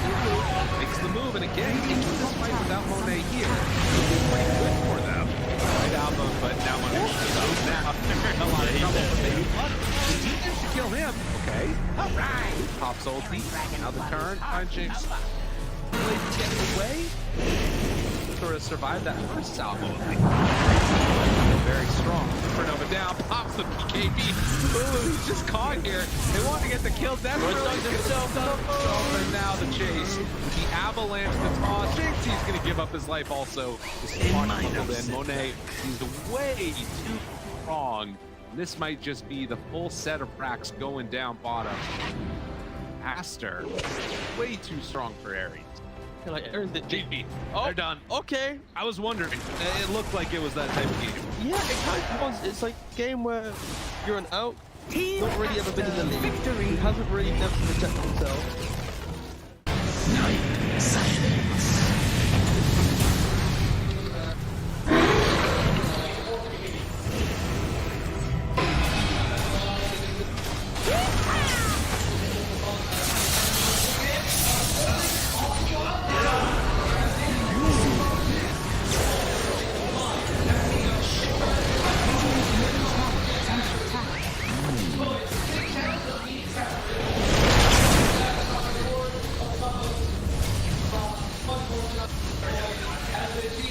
Radiant structures are fortified. Radiant's middle tower is under attack. Radiant's middle tower has fallen.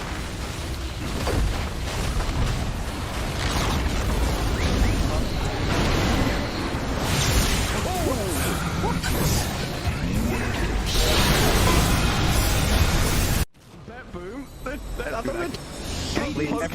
Standing. How are they just standing right now? I can't help but fidget with my hero half the game. I'll be running around in circles. Yeah. Pirouetting on the spot. The song. Blinking from Pure. They see Yatoro. 3 lined up. Potentialized path play. They're trying to go in. Toronto Tokyo blown up by Collapse. Has to buy back. Yatoro gets off his BKB. Pure with another song. Sprints in. Who are they aiming for? Where is the target acquisition? They can't catch anybody. Collapse BKB runs down south. Lol being chased out as well. Oh my god, Nightfall. Hazy on disc refresher. Blinks to high ground. Gets away from danger for now. Pure. What's he up to? He's back to the high ground too. Mirror image out. Aegis claimed. Lol in the fire. Still surviving and blowing up GPK. Team Spirit to do. Sprinting out their base. They don't catch Nightfall on the way out. He's blinked out in the range of Mirror. They're still hunting though, and he's going to find Toronto Tokyo. Who cares, Gem? I see Jakiro. Eon disc popped. And with this rapier damage of like short work and a twin-headed dragon. Unstoppable. Laurel the collapse waiting in the back line actually worked. He stormed out of the tree line and he just then started eviscerating the 2 supports with the help of Laurel. He completely jumped over. They dodged everything that Naga was trying to set and prep there. And Yatoro was also just firing the cannon from the top there. Did the combined damage of Collapse and Laurel together. He is a monster. Oh, Pure. Lol. Oh, God. Nightfall's going to get a bit of vision here with the Hawk. Imagine. Can they? Imagine. Will they? They have to do something kind of crazy. They're going to be losing their base pretty soon. Lash has buyback. Naga Beastmaster have to get back to base to defend. Drow Rangers up here. Tier 3 gone. Barracks to follow. There's no buyback of Collapse though. That's a big one. And Mira. Radiant structure. Look at all the wolves. Look at all the summons. Vulnerable. I guess away from there. Help of the Glimmer Cave to jump in from Lol. Disruption, self-save. Barracks taken out. Lol. Oh, tries to fight. Nightfall. He'll just pop, but he can't get any control of Lol. It's Lol. Puck is all over the place. Now they go into GPK though. Aiming for the Puck. They're going to find him at long last. They get him and the Rapier's on the floor. He messed up the phase shift. He canceled it. Oh no. Did you see that? I'm not crazy, right? I don't know. Yeah, he phase shifted and accidentally ended it. There's an Axe Blessing recipe. There's a Rapier. There's all sorts of stuff everywhere. An Axe Blessing recipe. What's that there? Okay. Not sure what the story on that one is. Meanwhile, Save, I think he had a refresher shard, right? Because Laurel dove him, he disrupts himself, and he tries to kill him again after it Save just refreshes, and then uses it again. How have they not got the Rapier? Now there's another DD. I don't think they care.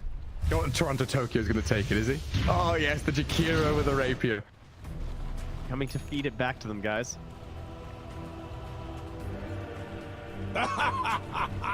My goodness. There's Mega Creeps on one side. Top lane Barracks still standing on Team Spirits. We're waiting for next Roshan, Trent. I don't know. I don't know. I feel like Bet Boom have a such a good chance of winning these fights right now. They can't get, like, swarmed in the back line. They missed the stun on BK. Get the hell out of here, Bed Boom, now! He's lucky he didn't get coiled. Dude. Left track vanish until he got hit for 1,350 damage from a single right click. Yeah. Yeah. Right until that. Ow. Luckily, Toronto Tokyo was not there to feed the rapier back, so that's good. And now Team Spirit running down lanes, coming for the Radiant base. Balls are still there to hold on to. Oh, this has got to be mentally debilitating for Bet Boom. Mini 71 minutes. Team Spirit is wearing them down. The admins have been on, you know, they told them, nope, these guys. The longer this game goes, the harder things are. Well, it's like Moomiander was saying in that Seb documentary. You know, this isn't Dota you're playing. This is a slogfest. You're gonna wait it out and play 60-minute games. Long ass ones. There's a long line. Pushka very far forward. He unders from Mira, but the Undying will fall inside the Radiant base. He'll as Mira gets off one last finger of death and the turn from Yatro. They kill GPK. It's a direct on the ledge. Naga now in trouble. Song of the Siren trying to buy a bit of time, but Yatro moves forward, gets the damage in. Bill is dead. Oh god. It all comes covered apart from that boom now. Wait, back. They're on to Mira. The kill off Nightfall save though, and lol. He opens up on them. The howitzer is here. Massive 40 mil cannon just shattering into that boom. Drow saved by the rip. With a soul left there for Undying. Almost two. And she's called it over. Team Spirit. Look at them. Look at Mira. Oh my god. The shard to anybody who would listen at the Lima Major. Which was nope. Which, yeah, nobody's taking him up on it yet. But if you see a shard being picked up by any team that was at the Lima Major that speaks English, then you could probably sort of it's good. To get any type of points or money out of this, they need to force out a third game and then win that one as well. But Aster looked so strong in that first game. A lot of it is going to depend on the draft that we're going to see in front of us momentarily. I'm joined by BSJ, PPD, and Jenkins, and it will be interesting to see what changes will be made. We said earlier that we want the focus to be the oomph of the draft. Say to be in on team collapse. They're laughing. Sorry. They're laughing and they banned Viper, and now they banned Ricky. So they're actually trolling with their bans. They banned out Ricky Viper the previous game. Wait, really? Yeah, the last two. Those were their last two bans from last draft. Yes, oh, yeah. So are they going to take the Wind Ranger right away? Is that the idea? Or the TA? 10 seconds remaining. Or what is going on? No what's going on? Tell me. I have absolutely no clue. I mean, there is the strategy of leaving like every broken hero in the meta in the pool. But Aster was first pick last time as well. So, like, usually people do that when they're first pick. They banned Beastmaster Rubik last time. Yeah. Strange. What kind of mind games are going on here, Jenkins? Take me into the mind of a semi-sane person. Yeah, you know, I think the last game was probably Gaben's mustache or goatee level shellacking. I'd probably downgrade it to goatee just because of how long it took. And so Aster is like, you know what? If we just change things up, if we just barrage them with a bunch of bullshit that they don't understand, they're done. They're going to crumble. They planned for something in response to the last game. Let's give them something that's totally different. And as I say that, they pick exactly the same hero first pick. I don't feel like they're going to change their picks at all. I feel like for some reason they think leaving every hero in the pool favors them somehow. Well, how should maybe Team Spirit respond differently this game? It was, the same first pick. Are they going to take the Beast or the Rubik? I mean, we were talking off stream, but we're not really favoring this Disruptor hero right now. It feels a little underwhelming, maybe a little too weak, levels 1 to 4. Doesn't have a good Ag Shard. Yeah, I think if you have 3 heroes fighting 3 heroes, which is what a lot of teams are doing now, because the twin gate rotations have been such a staple of the early to mid game, Disruptor doesn't offer the damage that a lot of these other supports do offer. And I feel like carries right now are pretty farm heavy. Like they're picking and drafting towards like the 20-minute plus. So you need that damage to come out from the supports. So I mean, Rubik, another support that I'm like, I think is a tier down from moving fast. Coddle and CM, excuse me. I think those are like the premiums. But Rubik definitely having more success than Disruptor. Rubik Underlord, the damage reduction lane. it's like good with Underlord. You shove out the lane no matter what. You can play against pretty much anything. And then also Rubik counters Underlord. So we're seeing a lot of people respond to the Underlord pick with Rubik. So I think on second pick, often teams will go Rubik Underlord just to also deny pick the Rubik. I feel like Coddle Rubik would be a little bit of a weird opening, though. It's weird. You might have to ban Rubik later, though, so that would be why. I think Aster's in the right mind of thinking, taking a core with their Team Aster's with the 8 spot here. You can take, you know, one of the most powerful cores in the patch, which is Alchemist, and then you've got 3 bans to protect it. Alchemist has proved to be a very, very versatile hero, playing in multiple lanes. So just getting this arguably OP hero into the game is a good look. And it looks like they're just going to ban out the exact same stuff here for Aster. Bloodseeker next, I would imagine, because Ursa didn't really prove to be a problem in the first game, despite being an Alchemist counter.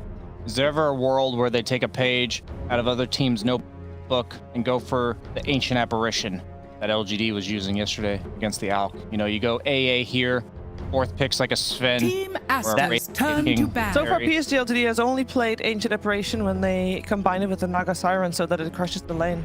That's true. They picked it both games, and then it only looked good with Naga, like you were saying, because it did well in lane. I'm just curious, like, maybe dealing with Alk with the cores is not ideal. Yeah, I mean, it at least forces the Alk to probably go, like, off-lane position. And then in that case, hold on. a different game. Hold on. So the AA is good against the carry Alk, who has to, you know, be in the fight and, you know, beat the crap out of the opponent with the right clicks. Makes him susceptible to the AA ult, where, you know, he will fall. He won't be able to regen. This mid Alchemist that goes the Blink Dagger and whatever, whether it be Radiance or we saw an Armlet, I don't think he cares about AA. He's going to jump AA at the beginning of the fights and take him down. And sure, AA is a great tool against that hero, generally speaking, but this hero doesn't really fulfill some of the other things that we want from supports. Okay, so they just go for the Enchantress. That's something they've been picking a lot throughout the entire course of the tournament. Very likely to secure Yatuo's lane. Should be much more difficult to pressure, like we saw last game, around 5-6 minutes against an Enchantress as opposed to the Disruptor. But Doom somehow still in the pool round 2. Yeah, so I mean, they could choose Doom or Beastmaster, and now they have both Alk and Doom, which we've said earlier, gold manipulation heroes is the trend. Hard for Ench to play with creeps up against Doom CM in the game.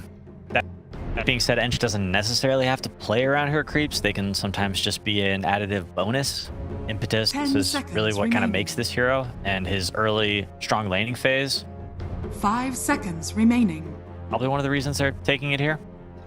Yeah, I mean, I can understand after the last game doubling down on just like, all right, let's just win the lanes, guys. Oh man, we did not see this PL go very well against Alchemist. I don't remember, was it also Spirit? It's also a Crystal Maiden in the game, and once CM has the shard, PL has a hard time entering fights. I don't like this pick at all. What would you maybe prefer? I mean, I know it's in the past and we've got to move on, but quickly before. Are you taking the carry here, or are you looking? I mean, I'm certainly taking the carry because I see the offlane duo that I will be facing. They don't want Ursa again. Right? Yeah, I feel like you're not dissuaded from her. It's a one bad game. You got Ursa again. Yeah. I would probably go Ursa or Monkey King again. Like, I think you're in a very similar spot, but what you needed to do was have that 5-6 minute skirmish go your way. Yeah. Right. So what do they need on Laurel to sort of?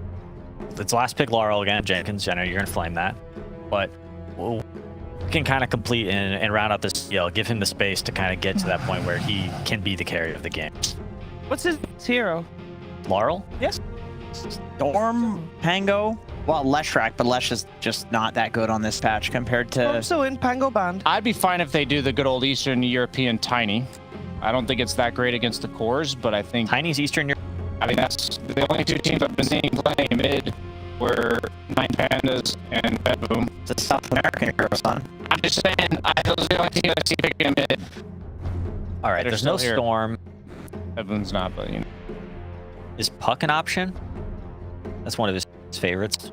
My issue with Underlord PL is I don't know where the damage is coming for the first 25 minutes. I just feel after a previous performance, you want him to be most comfortable. Just have a good game. Yeah, we want him to be on a strong laner for sure. He's up against Sumail. Yeah, maybe they'll show Well, you know, Laurel has played mid Underlord. Ooh. So Veto. Okay. Veto. yeah, in this tournament. Team Spirit. So you don't like it? It depends. They banned the tiny, see? Yeah, Aster will have to make a decision whether or not Sumail will be playing Alchemist or something new. And then Team Spirit will have the choice of, okay, now that they know what's going to be in the safe lane, do they want to play the Underlord there? Do they want to pick something else? Is there something that they could pick mid that didn't get banned that could be really good up against what, you know, Sumail maybe 5 picks? seconds remaining. Would you ban out the Wind Ranger if you're Team Spirit? Is that that's still a Aster's thing that's a turn to problem? ban. Ban out Ember. Maybe? It could, of course, also be to keep I have it a hard- light for Sumail. I never know when it's a good Wind Ranger game. I feel like your mid player just says. That's the Wind Ranger players that have to make that call. Yeah, they're like, yeah, this is good. It's like, all right, go for it. Have fun, buddy.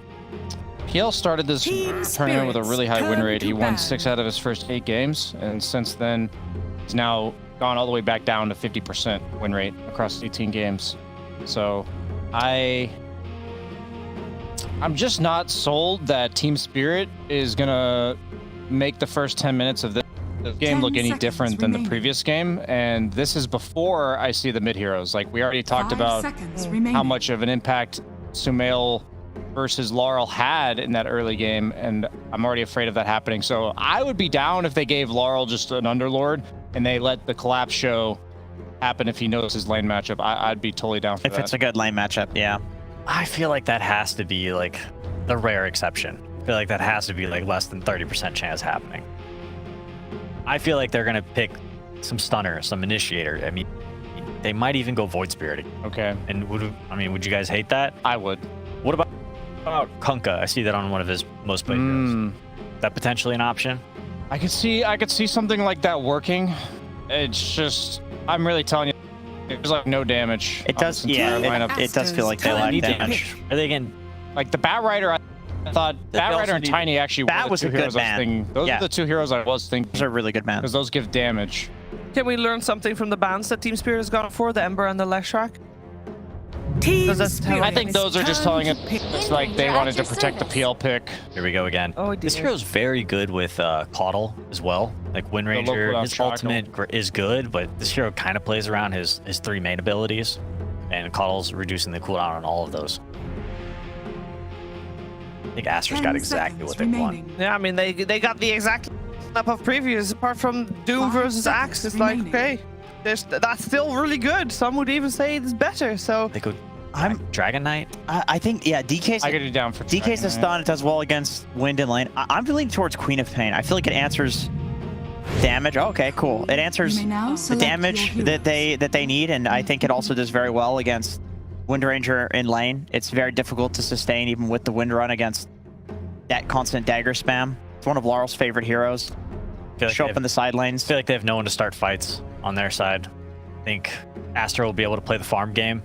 Doom, Alk on their side, those gold manipulators. I think they're gonna have quite the lead before we see these 5-on-5 engagements. I've got a question for you, Peter. What draft would you take? The draft that looks really comfort zone, or the draft that Jenkins picked their last pick? Oh man, is Jenkins the Don't drafter? look at me. Is Jenkins the drafter on Fart Studios? No, I'm not. He is, and he last picks Necrophos. And then doesn't get a single Reaper Sight stack, so I don't know what he's on about. I think I'm gonna go with Aster on this one. Okay, I wasn't calling out anyone specific. No, we're here to have fun. It's okay. It's not often that you get the chance to go up against almost the exact same lineup as you were before. Do we feel like Team Spirit at least has a better plan to go about this? Because it is almost the exact same lineup, so they know what they can expect. Well, there was 2 approaches when you feel like the first 10 minutes from previous game went really poorly. You either think, we're going to draft in a way where that's not going to happen, or we're going to draft a hero where even if that does happen, we have the late game. And they went for that route with the PL. My concern with PL is that you have a Vanguard Doom. He's going to free farm. You have an Alchemist who should be allowed to have the space to farm. And then Sumail has all the time in the world to play around his 2 supports. I think it's just like the exact same recipe for last game. It is. It's all dependent on the mids, because we've seen the Alk versus Underlord matchup. Alk just farms, Underlord farms, but who would you rather? Free farming in the game, right? Yeah, it's dependent on the mids making good rotations. We've also seen Alk versus PL. That seems to be very favored towards the Alk right now. So if Laurel can pop off on this last Queen of Pain, Spirit can push it to a game 3. Big ifs. I agree with both my panelists. Okay, the mid there. Let's see how big of a difference it's going to be this time around. And is Team Spirit better prepared of what Aster has got coming to them? And finding out together with ODK. So fun. Thank you very much, Shiva. Yes, game 2 here for Spirit and Aster. And there's something very interesting about the way that Spirit kind of approaches these drafts. Right? We had it in the upper bracket series they lost game 1 to Medusa. They said, you know what, we'll go against it again. They play game 1 against Medusa, game 2 against Medusa, they lose against it. This time around, this whole kind of draft, right? They play against this lineup from Aster, they lose against it. The second game round, we're seeing Aster get, 4 of the same heroes. And arguably, the one that Xtreme has got instead, it's probably an upgrade. He actually gets the Doom now. So they like to try it twice here, Fog. It didn't work out in the upper. Is this sort of approach going to work down here in the lower? This actually feels harder overall, I would say. Like, last draft, but it was, of course, with more difficult heroes to overall play when you're behind, like the Grims and Disruptors. But again, I mean, Aster, they have the same draft. They have these 2 supports that I feel like they never lose with Coddle. They're amazing with the CM. They enable their cores so much. Let's see if they're going to make a little bit of difference happen with Spirit this time about helping Laurel. I completely agree with the panel. I think you have to have Laurel kind of pop off. I want to see TPs mid. I want to see refill bottles. I want to see them ganking and setting up to enable this Queen of Pain. Sure. Because otherwise, if Sumail's able to get similar itemization, do something like he did last, it's a good matchup versus PL. You go Gleipnir, you focus fire the real target, he can't get away. And give it to Sumail with the power shot. They do perfectly. Absolutely. Sumail first blood for him. Well, that's a good start there for the mid. That's a good start for a lad that just came off the back of a game where he went 17-0-17 on the exact same hero. And this is a matchup that can go, it's close, but not by too much. It's more of like this, you know, it's about the skill matchup. It's who's going to actually play the lane better, this one in particular, because it can absolutely go both ways. Laurel will get at least the Observer Ward denied there coming out. Yeah, Spirit, I think they did get 3 of the opening bounty runes. Alrighty. First blood for Sumail on the mid. Always feel very good. I've been seeing the build more and more. Yotoro, if you see the yell so. With naked. Yep, he's got it. His stats are a bit lower, of course, to eat the harassment, and I mean, we've seen what XSS and Boca can do constantly, the 2 most played players together. I'm not seeing all the games, so I don't know if this has been something that the PLs have been doing, but have you seen success with this Midas PL? I have not. I feel like we saw one game, it didn't look great. Somebody tried it. Are other people trying this, or is this kind of rare? I don't think I've seen too many people trying it. Maybe he's thinking that he just has to get unbelievably farmed this game because he's playing versus his messes with all your timings, doesn't it? It messes with your timings, and Alk just gets Radiance and goes, and then they just itemize to counter you. Doom can go for his normal build, and then he can go for like these Shivas, Crimsons, etc. in order to just make it so you do no damage. And I think they're just so comfortable with this type of style draft. Literally the same draft as Seven. We're probably going to see same things from the supports. Boca and Pichu, just excellent in enabling wars and moving around, making sure Sumail gets all power runes and just bottom lane. Good match. Bosch is dead. Oh boy. Stab, run him down. He just walked him. That was just with Scorched Earth. All right. Well, that just happened. Sort of taking a step back and looking at what Team Spirit drafted this game, the fact that they left, they let Aster pretty much get the same lineup. What do you sort of see them as changing in terms of approaching this game too? That you can imagine they sort of feel is going to be better against the way that Aster dominated them with these heroes in game 1. Oh man, that's a good. There's nothing jumping out at you. No, because this one also feels difficult to play around. It feels more difficult to play around, in my opinion. Like the last game, they had the avenues to be able to do it. Even though Grim, not really the best hero currently, maybe not played too much. These heroes, how do you set up ganks? In the last one, there's a clear ways to try to. Inkswell on 3 melee cores. Who's going to initiate fights this game? Okay. That's my concern. I mean, do they have stronger lanes this time? In theory, perhaps. But that's just being said if the it ends up going well for Laurel, and it absolutely is not. So it's amazing. They put a lot of pressure onto Laurel, it feels like, again, in this game. I think early rotations are going to be key to try to help out this Queen of Pain. 11-3 to 7-2. Laurel definitely feeling pressure.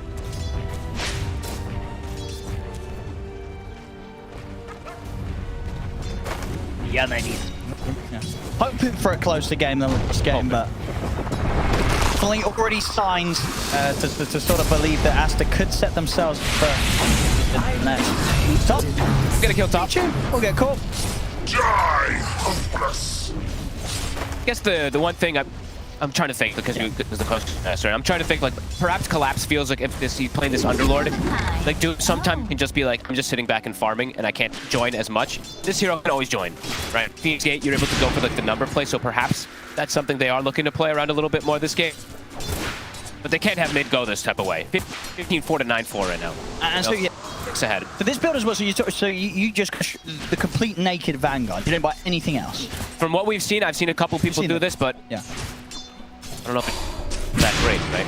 Yeah. This is one of the PL specialists, so who am I to say? Yeah, and he's fine. You know, he's not missing out on the stat. He hasn't been purchasing at 14 and 8. Itoro, he's been able to hit the creeps okay so far in this lane. It's not about. It's like what's that going to do afterwards, right? Like if he gets his Vanguard, if he gets this minus and stuff like that, like there's a lot of magic damage to do.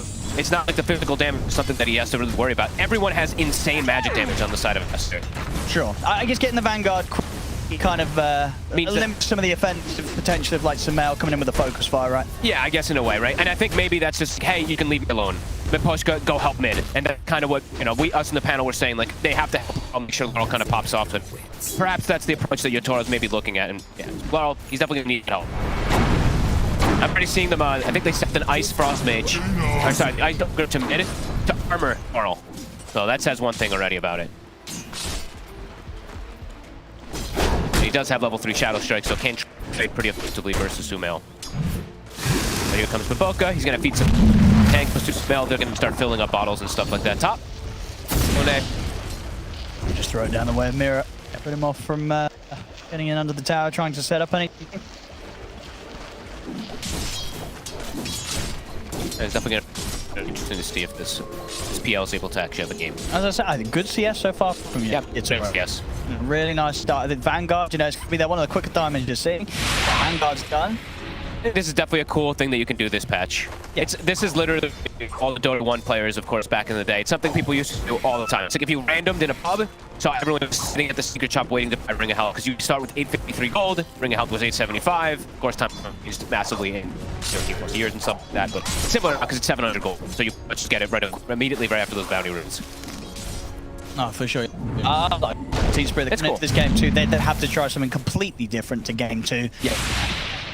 We're still this. And I think this is the time where now 6 minutes are being hit. I want to see the support just immediately make moves around mid. Leave the PL alone. Leave the Lord alone. He wants to play this lane solo.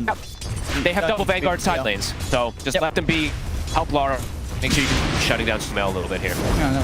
There could definitely be something to this right here. Well, the Sonic hit kill Pichu. Sumail's free to go. Run up there. Will also to pick up a kill there on the niceness. Good attempt with the big blocks. To have the Boka, Mirror, and Lala Waste. Sumail will stay fine. Power shot. They're going to refill the bottle. Specialty, right? CM dies, but you know, a Sonic Wave, and now Sumail is just going to be able to inside the lane because of the same thing mid, though. This is the right approach. This is the way you have to play here. Make sure that your Quap is off to a good start. And he is starting to recover a little bit there. But kind of far behind. I mean, he's 500 behind, which is pretty significant in that mid matchup. And now, the Alchemist is not pressured because they are having to make the moves on mid. So he's gonna go jungle, get that super farm going. They have a Doom as well too. These two heroes are gonna skyrocket in that wolf. Sure. But this is a tour approach. I'm not.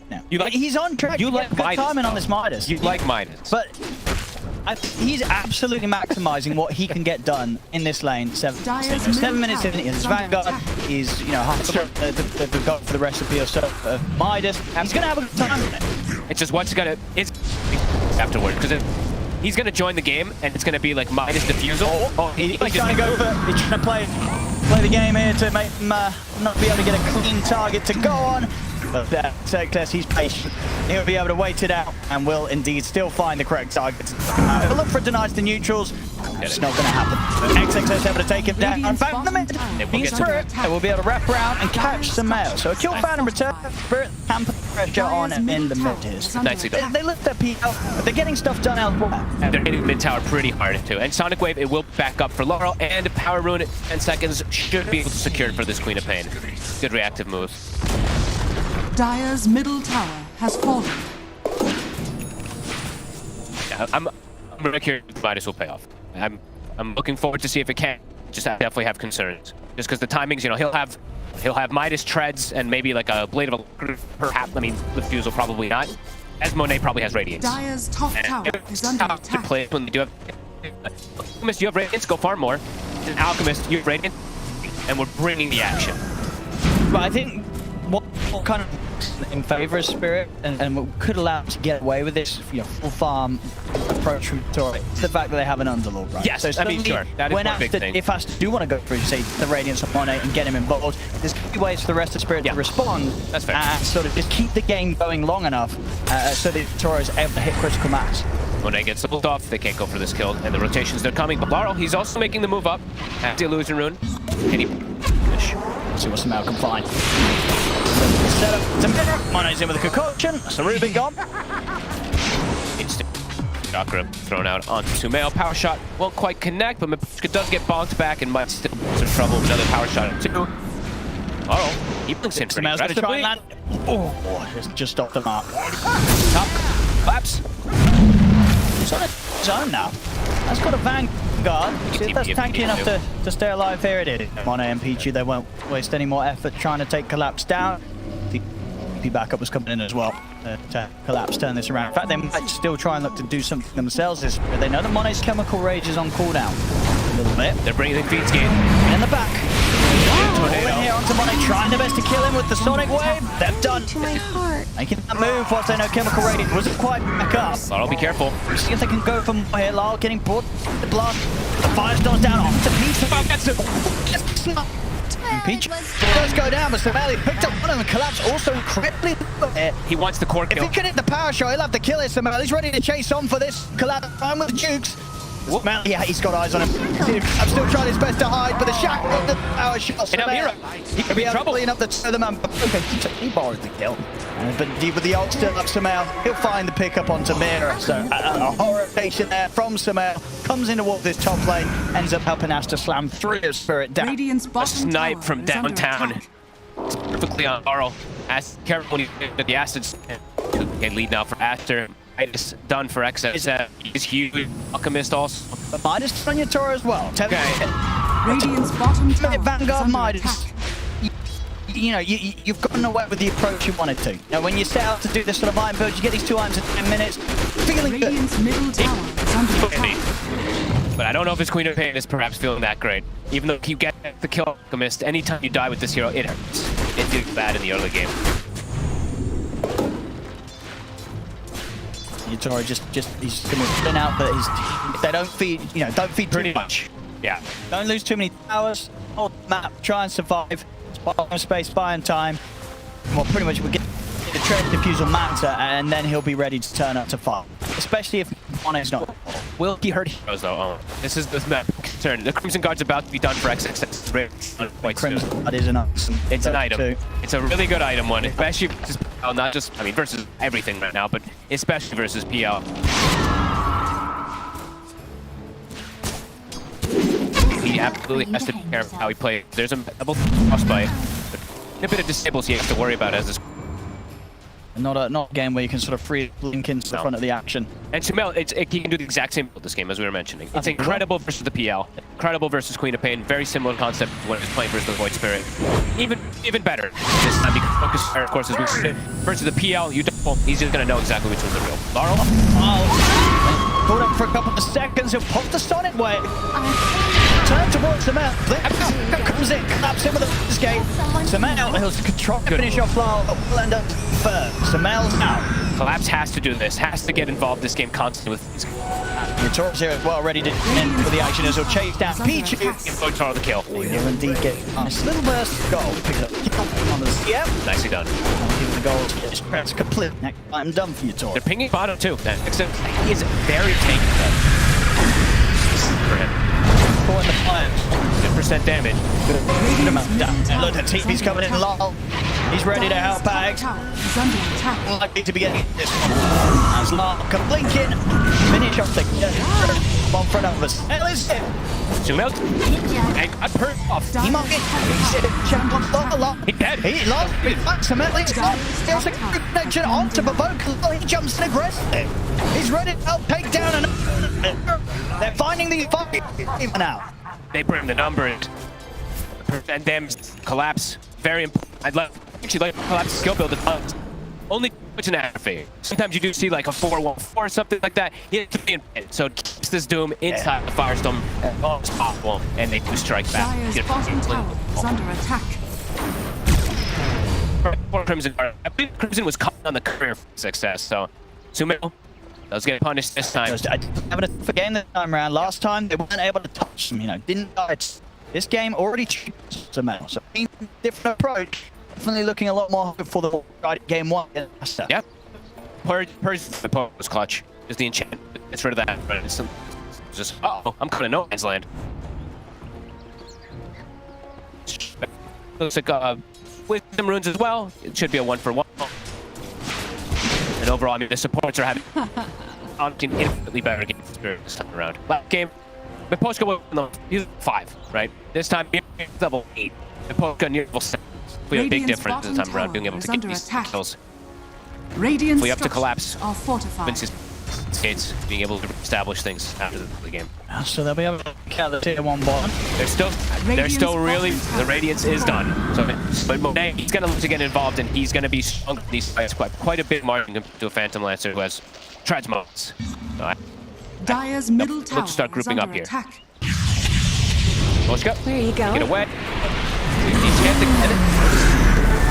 Looking up with the shackle shot. They have to do get the pipe off before though. Tough to dive to tier 2. They're thinking about it, but they don't want to go to this spot right now. They're not quite strong enough. Won't be able to capitalize on that Doom usage. Good distance for collapse, getting the pipe finished up in time. Can't actually commit from there. Tower is under attack. Bounty. 10 to 10. Well, can't lead only. Yeah, infinitely better this time around. And Laurel, DD Rune, he's got Witchblade. Definitely has kill threat on Sumail with this. To get the setup. You see Sumail in the mid lane. Laurel's coming in with the Queensgate as well. See if they can get the tele. It's better buying time. Collapse again, and with the Firestorm and the root, they locked down Sumail. Sonic Waves there. Sumail's out. Collapse again. The Fiends Gates, the numbers, it's coming clutch. They're playing this well, Spirit. Not fast this time around. They're already looking for more. Miposhka. Can't go. They know no Doom available. Someone call down here for XXS. Throw out the stun over towards Miposhka, but they kind of have to back off from this. Jump forward for Lyle. They get a lift on from Monet. They can quite fight through the Alk. Still hard with the chemical rage upon him. Monet continues to heal up. The Firestorm, but another Culture's drop back at Monet. He can keep his distance, get back underneath the tower. Yatoro, he'll turn. Oh no, be careful. It's a lot of damage coming from Pichu. You have to jump out with a doppel. Lyle, he'll get caught in the frostbite. They're able to sort of sidestep the attempted fight there from Spirit and get the kill on Lyle. Pit will protect Mira. Mira has a good spell steal right now. Aether Lens and the Unstable Concoction. This can definitely help getting these big pickoffs onto Sumail. No, keeps getting killed, but they do punch back there on Aster. They rotations, Monet. It's still too tough to deal. How's Toro's timing? Okay, Diffusal, I mean, it's done. Deep timing overall for himself. Absolutely, as I say, sort of with the fact that he could hit the Midas timing as he did, it's going to mean that as long as he continues to find this space on the map, he'll still hit those timings that you need to be getting on sort of your core items as a PL. Oh, I mean, this is interesting itemization from Baboka this time around. Instead of going the Aghanims this game, he's like, all right, we don't need that. He's actually... That's definitely going to cause problems for Laurel. Sure. Yeah, obviously, the quad, you just don't want to be building any sort of self-dispel. No. Not early, at least. You don't want the BKB or you don't really go these or as a mid. It's, you know, you have a bit of status resistance eventually with the Kaya Sanj, but definitely could still get tripped up by that silence. Yeah, level 4 Frostbite. Like the Orchid is literally done in about 200 gold. Yeah. They have a ton of for him. So Mel, though, he's actually... He is feeling a bit of that pressure. He's not like, okay, I'm just snowballing out of control. He can't just straight rush Gleipnir. He is queuing up the BKB. Oh, yeah, he has. So he's looking for that solution versus the pit. Absolutely. This game at the moment is playable without BKB. Yeah, at least for him. For some out. Yeah. Aster chilling back a little bit, getting that farm going, waiting for the next timing.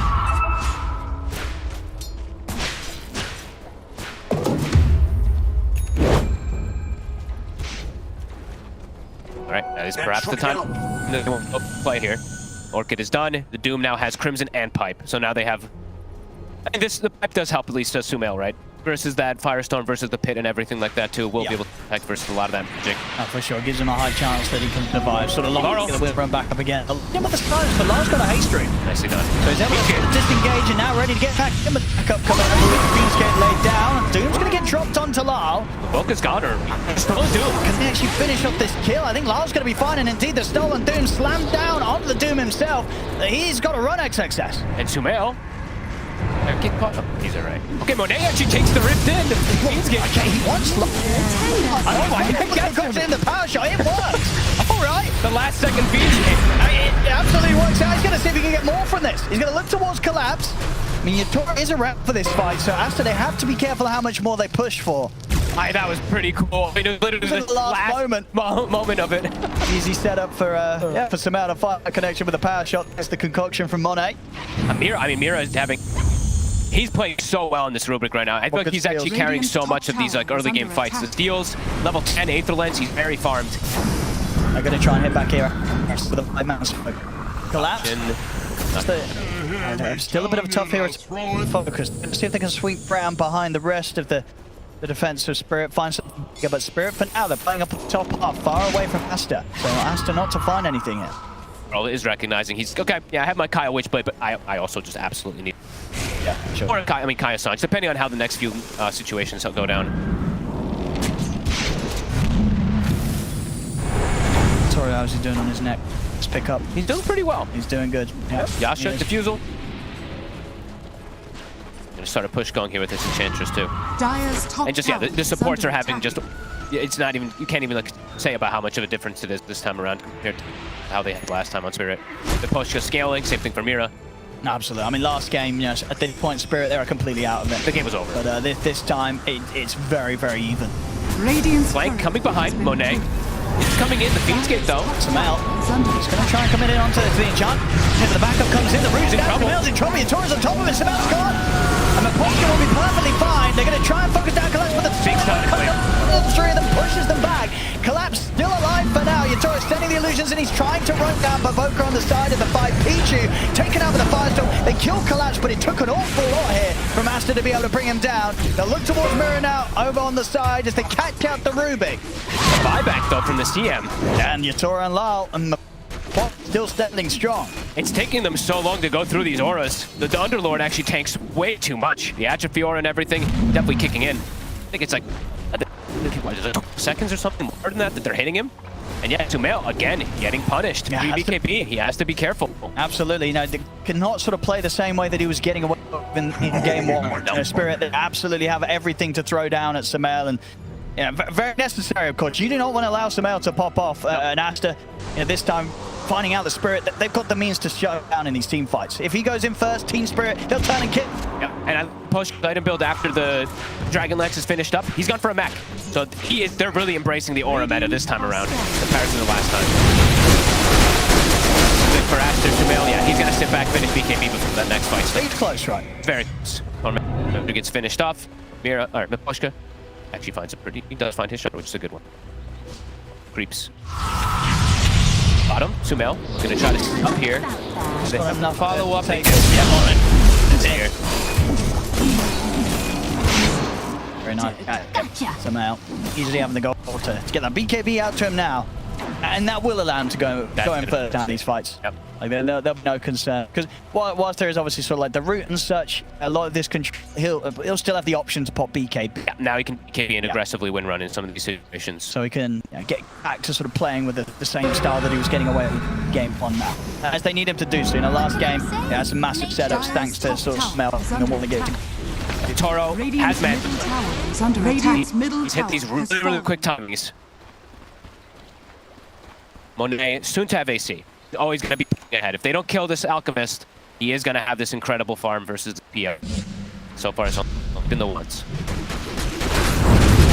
Slower than the patch average, but he has and the bang up, right. So, the fact that it's only a minute slower than the average, if anything, just shows how well he's doing with this build-up. Yeah.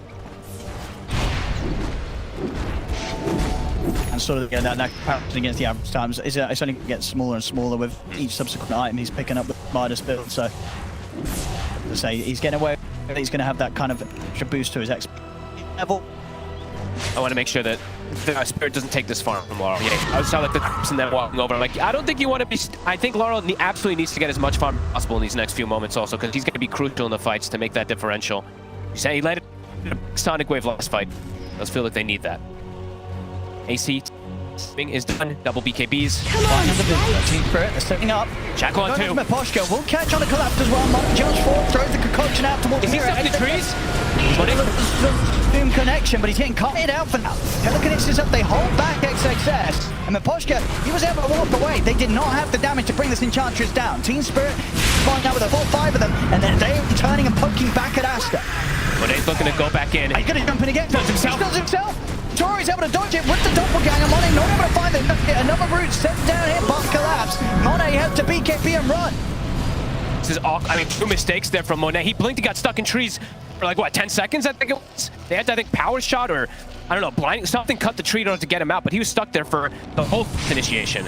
An awkward move from Aster. They want to go again now. Spirit has everything at the ready. Yeah, just showing their hands. Spirit know exactly where they are, and they want to go straight back at them again at this window where there's no BKB. Chemical Rage will be back up in 10 seconds, so might be likely to have that. But no, even if you do get the jump upon him, Spirit.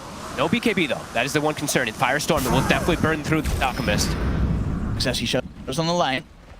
It's all right. Good catch. Can it finish? All the illusions in, but they won't quite be able to catch anything else. Aster, they'll retreat safely. It was a scary moment there for a second. Monet literally just fucking stunned himself. Merit. Again, too, you can see the target priority there. Like Monet, he jumped past everyone to tries to go through it. Does get stuck in the trees. You can see how much they want to go for Mira. Now Mira, he does have the stun stolen again. A very, very good spell this game.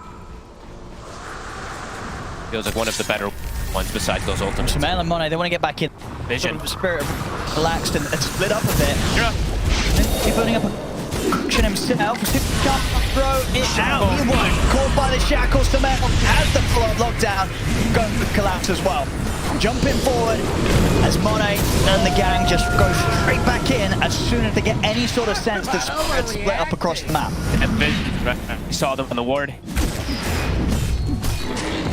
Aster able to retreat, read that, and go back in and get those kills. And I think perhaps Roshan, not quite yet. Not having Chemical Rage, maybe thinking a little bit too slow. Still looking to hunt. Lyle did finish off the Kaya Sanj, and now we'll be going for BKB. So he has that to keep himself safe. I can go for the Roche now. Yeah, they've got Chemical Rage. Level 18, hit on Mo. So this now they can clean it up. And Spirit, can they fight around here? They will have everything at the ready. They'll go for it. They will not back down from a fight right now, Spirit. The whole team had enough. Aster, they're waiting. He actually does not pop. Aster ready for the fight first. Chemical Rage out now from Monet. He's going to look for the blink. He's able to get the jump on him, Poshka. Shots well coming through. Poshka is able to get the heal off though. He's still alive. Step away from Monet.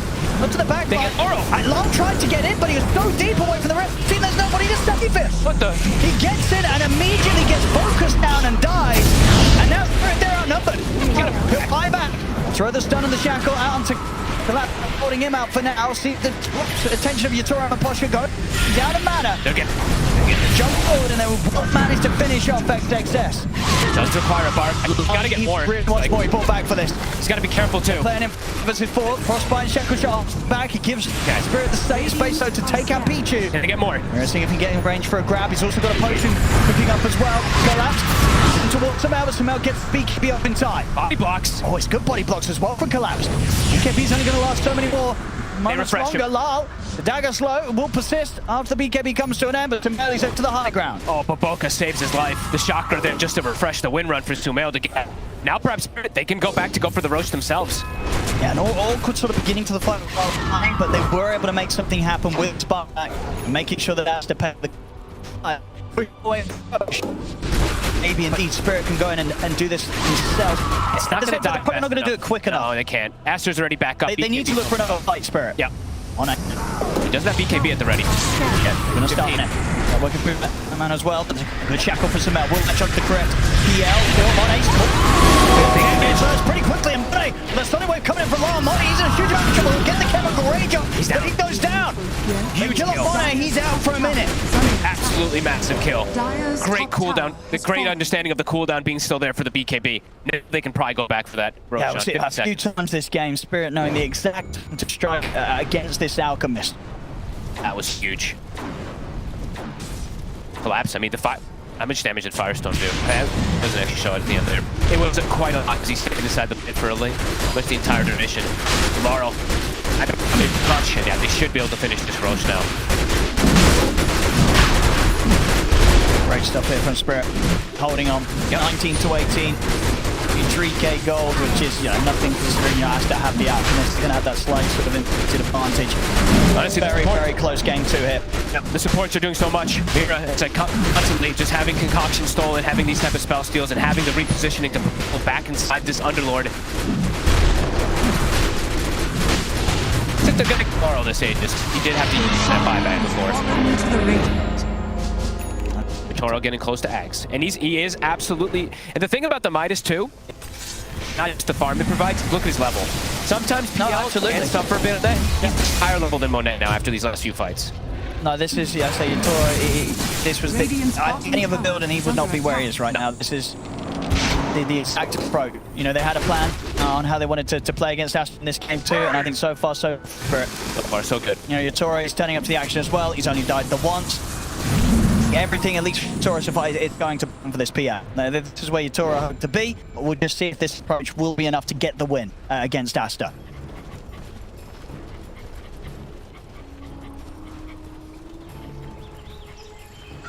Window looking to be able to finish off Aghanims. It's close. Try. Pretty much done. One more component, 50 gold, so. And there, yeah. It can be pretty obnoxious, this Aghanims. It absolutely can. Yeah.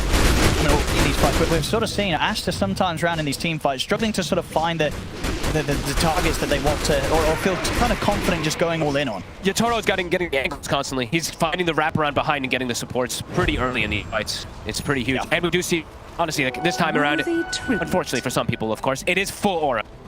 It's pipe, it's Greaves, it's everything. No Greaves on the side of Aster. Okay. They did go Boots of Trap onto XXS, so they are lacking that one. In Spirit, they're feeling strong with this timing here. The Ags is done. They have Halberd as well on Collapse, so they can prevent a lot of that damage that comes from the Wind Ranger. I think a good flank here, too.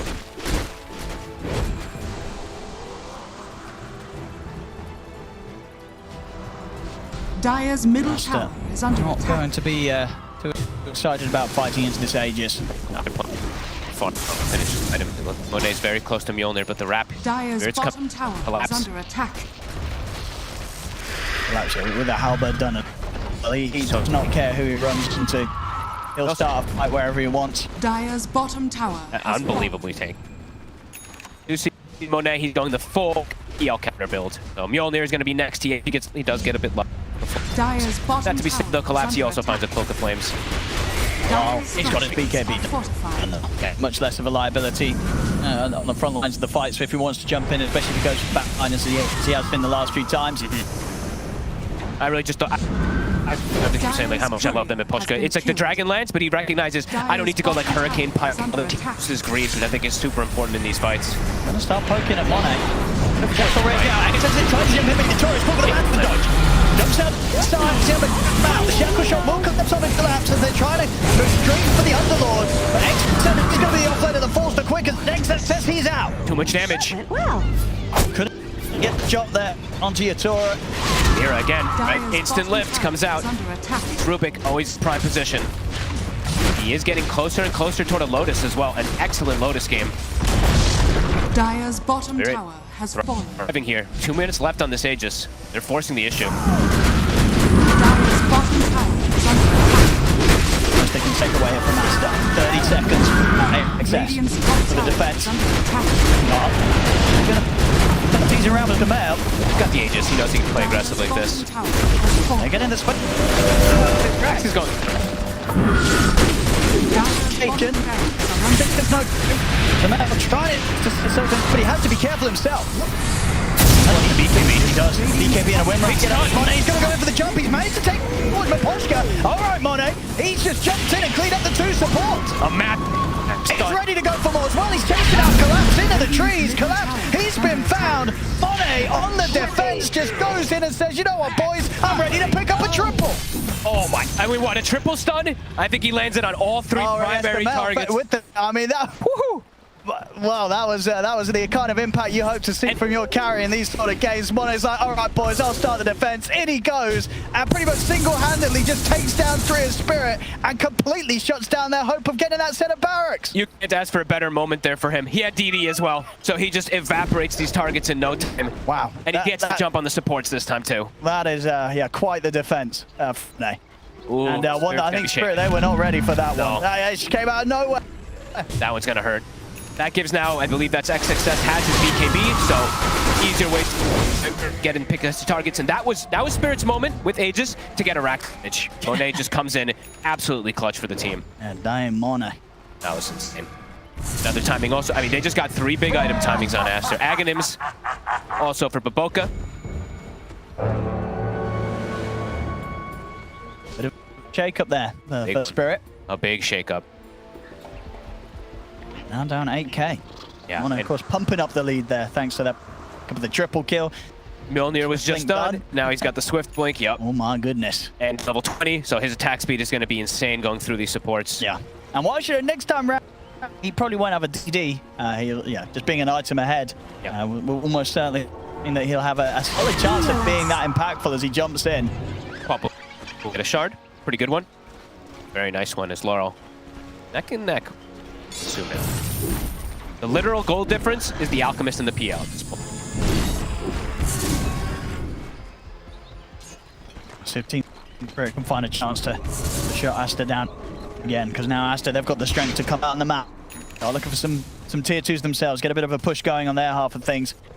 It's a pretty big, the triple BKB on the cores is a big timing, because we actually I feel like most of this game, I mean, we some damage numbers. I just want to, I don't know, I could be completely off, but I feel like the Underlord Firestorm has been doing unbelievable work versus all 3 of these cores. It's not absolute highest, but yeah, it's pretty close, pretty even. If you consider how much Rubik's popping off, how much damage in chat doing, the fact that Yatoro, he is in these fights, then indeed, Collapse doing just as much. Supports do. The Team Spirit supports have been able to keep up pretty well this time around. Bottom tower has fallen. It's a bit more complicated for Aster in terms of, who do they want to be going on first? They got the supports. So the damage output is so split. You did what? I mean, you got this Enchantress. You can keep. Okay, you want to go for the Rubik. You think the Enchantress is a bit too tricky to guarantee the pick off on if you jump? I just think the spell steals the Mirror can get absolutely game changing. The Doom, as we've seen a couple times, the concoctions and stuff like that. If he gets like a CM ult, some of these things could be ridiculous. Aster for an angle. They're going to be seen here for the D-Ward. Is under attack. Team's trying to secure this vision around. Points him out. Leading on the Enchantress. Catching with the room. Pushka here. I think this is on the back line. He's on top of Lol. He's going to be out of the BKB. As XX I'm dropping the Doom for now. He's going to towards Collapse instead. They'll lock down on the under. They'll clean up Collapse pretty quickly, and the Sonic Wave pushes back for now. Isabel's got the control, and there's the forward hook stop. Let's make sure that they can keep Lal locked down. Collapse, he's brought back for this, but I don't know if he wants to be here. He does. He's trying to get back in the field. Isabel, he won't let him. The shackle's down to Collapse. Collapse will try and get in again. He's going to get blasted back, but he will get back out. But Yatoro's out. Everybody's a team wipe. I mean, the only one left to lose is Collapse. He bought bed for that fight. He was, fortunately for himself, able to still get back out through the Fiend's Gate, but everybody else went down. Aster now 15k lead. I mean, it looked like a risky start to the fight there for Spirit. They felt that they had the vision advantage fighting around a cliff. But again, Monet just gets in. And XXS Peter's from holding back on the Doom. He's like, you know what? I don't care about Lal. We're going to look for something that's a bit more problematic. Gets it slammed down onto Collapse and forces sort of that ability for Aster to immediately remove the Underlord from the fight. Absolutely. That was like the dream initiation. I mean, Monet, you said, like bottom fight, like way earlier, about 20 minutes ago or 15 minutes ago, he did get this messed up initiation. This time he literally gets the prime target back to back. The Rubik gets deleted, the Enchantress gets deleted, and the Underlord is doomed, as you said. Yeah, and they killed him so quick, the Doom. Really hot stuff. from XXS and Monet. They did get the top racks, though. That was one thing Spirit was able to claim during all of this, but the fights are more... It cost them quite... Collapse. Maybe even Collapse. You got to remember, he bought back moments ago and tried for this. He's going down. Puts the stutter with shackle shot. This is going to be out for a long time. He's gone for 90 seconds. Oh, man.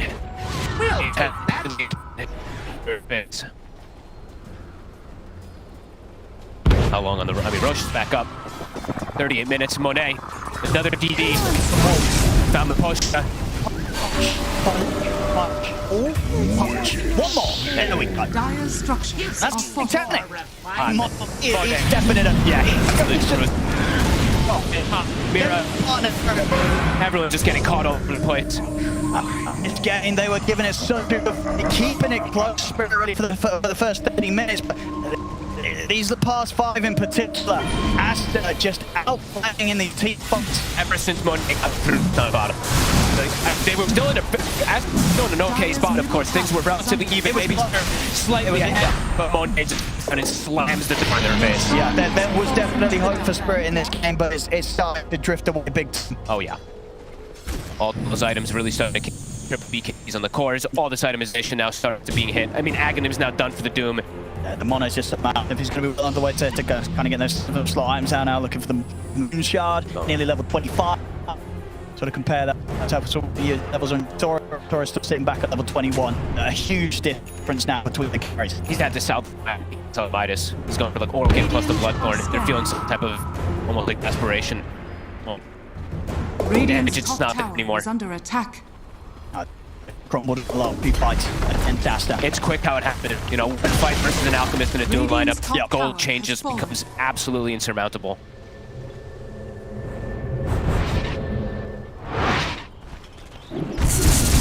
From here, Spirit. Like, what's the next timing, really, in particular? It feels like their damage, it's about, like, exploding these targets pretty early on, and now they're so tanked all through the doors. Massive. Another shard to be picked up goes the way of Evoker. That's a good one. But I think that's probably one of the best ones in this patch to be able to get on supports. Recalling people all over the map. Shirky. XXS. He's found. He got him. He's in on top of him with the Doom. As Lyle, he'll actually find the space sort of to get out and put the BKB, but XXS make sure he can't get on top of him. Fiendskate will be there. And he is out. The collapse. Fell out of that tough situation. He's back going in there first. He's again, right? Look at Lyle go. I think that escape may have affected. It's just sort of flailing about the quick pain. I love when these enemies. Yeah, I mean, there's a few of them now in the patch. I think it's a good feature. Yeah, there's a lot of them now. Like, that's a pretty funny one. Sweet of pain. Some sort of funny walk. Hey, that one is actually one of the better looking ones. Aster in prime position to fight. Even without Doom, they're confident. Team Spirits maybe eyeing up an opportunity, but taking a fight outside the base. It's so risky. This chart. Yeah. He is. He just sprayed it. Focusing first on telekinesis and Orchid, but he's able to put the BKB. They'll turn towards the Enchantress. Shackle on two. XXS over the jump. And caught the blowbacks there from the Sonic. But not enough to push them back to save Mirrors. Mirrors out. Collapse caught. 3 dead on Spirit. They just go in. No fear whatsoever. Sonic, everybody's still pretty much full HP. 27k lead now. I mean, and that lead was built so quickly. It really was. Sumail gets orbited. He's got an 80. Nice. Okay. He's ready for round 7.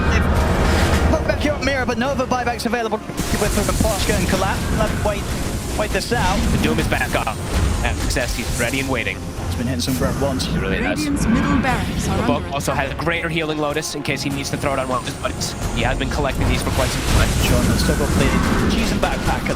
Radiant structures are fortified. Oh, we actually have potential for blocking. Attack. No. That's it. They got. I mean,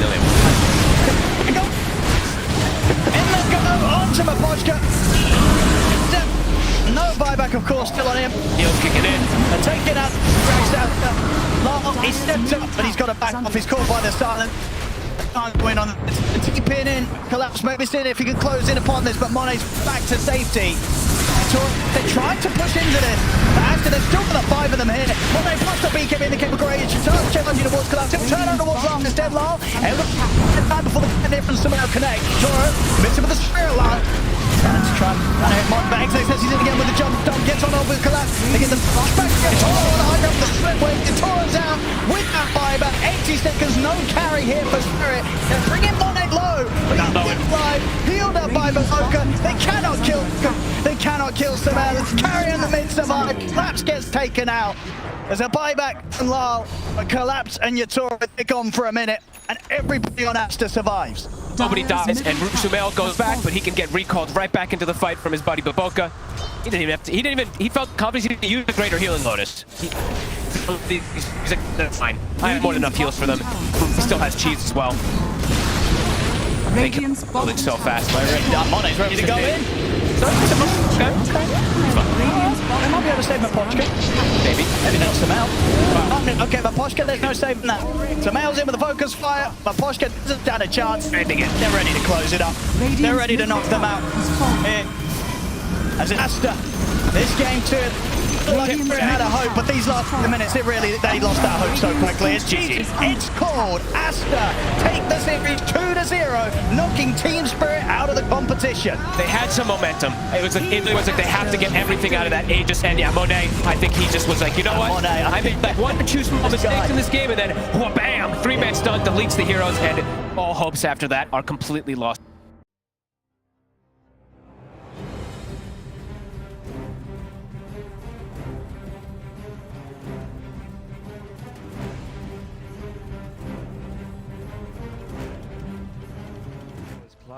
If he's got these hawks coming through, you know, if there's no... we'll come back to this as they get the dive on, and everything I was saying is now inconsequential because Cloud has gone down, so Kami has to move away from these multiple kisses. There is still that buyback for the Beastmaster though. Let's see. He wants to get himself back into this. The dive onto the back lines into the vortex as well. There's going to be a real nice dismember. The hooks come. Nice save. Though. He saves it. Cloud gets himself back into this now, and Kami is losing so much. Kami's going to go down. You get the kill onto Leppington there as well. So Mira with that freezing field, Mira will go down. Going down to the hooks. Yatsura still in that push roll. He's getting them back. They get the buyback out from the poach and Storm Spirit. Everybody from the side of Hydra. They don't want to be giving this one up now as well, but they take down Leppington once again. That's the dieback on the Disruptor, and Yatsura, what can he do? The hook, it's going to be blocked mid hook. This is the dieback on the Cloud. Cloud, can he get himself away from this one? He's still being harassed up by Collapse. One more right click, he goes down. That is going to be the Beastmaster dead for 115 seconds, and now the chase is on for the rest of the side of Hydra. This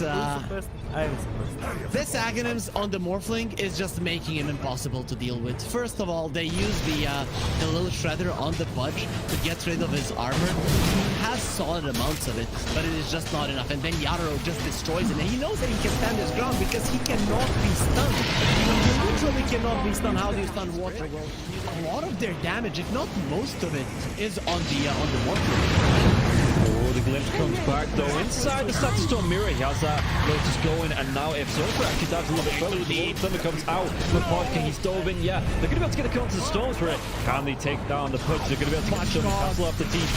He's going to be dead. The Storm Spirit though, he has brought back, and they've got no kinetic field, no Static Storm. And like you say, they're even going to be able to get a lockdown onto Cloud, everybody on the side of Hydra. They just overextended, and we praised them in the first game for respecting the power of Team Spirit here, but Hydra might have just lost the heads a little bit, and the buybacks, they're going to be forced out, but I don't know if it's going to be enough to defend this base with the Pudge being down, with no Static Storm for the next 27 seconds. Spirit, what can they get from this? I've been worried though, they're going to be able to get it. They get two, they do! They take them down, the cookie comes out, the Yatsuro, freezing field, they might lose. Happy, is this the dieback? They do the break the Lincoln Sphere though. Morphling. Law wants to come right back into this fight because you have the boots of travel to do it. It might take him a little bit longer now. No boots of travel though, so he's going to have to use the blinks, you know, just do it by foot, it seems. Level 25 Storm with a beast. That's just so much damage. They're going in for the Morphling. He doesn't have a buyback.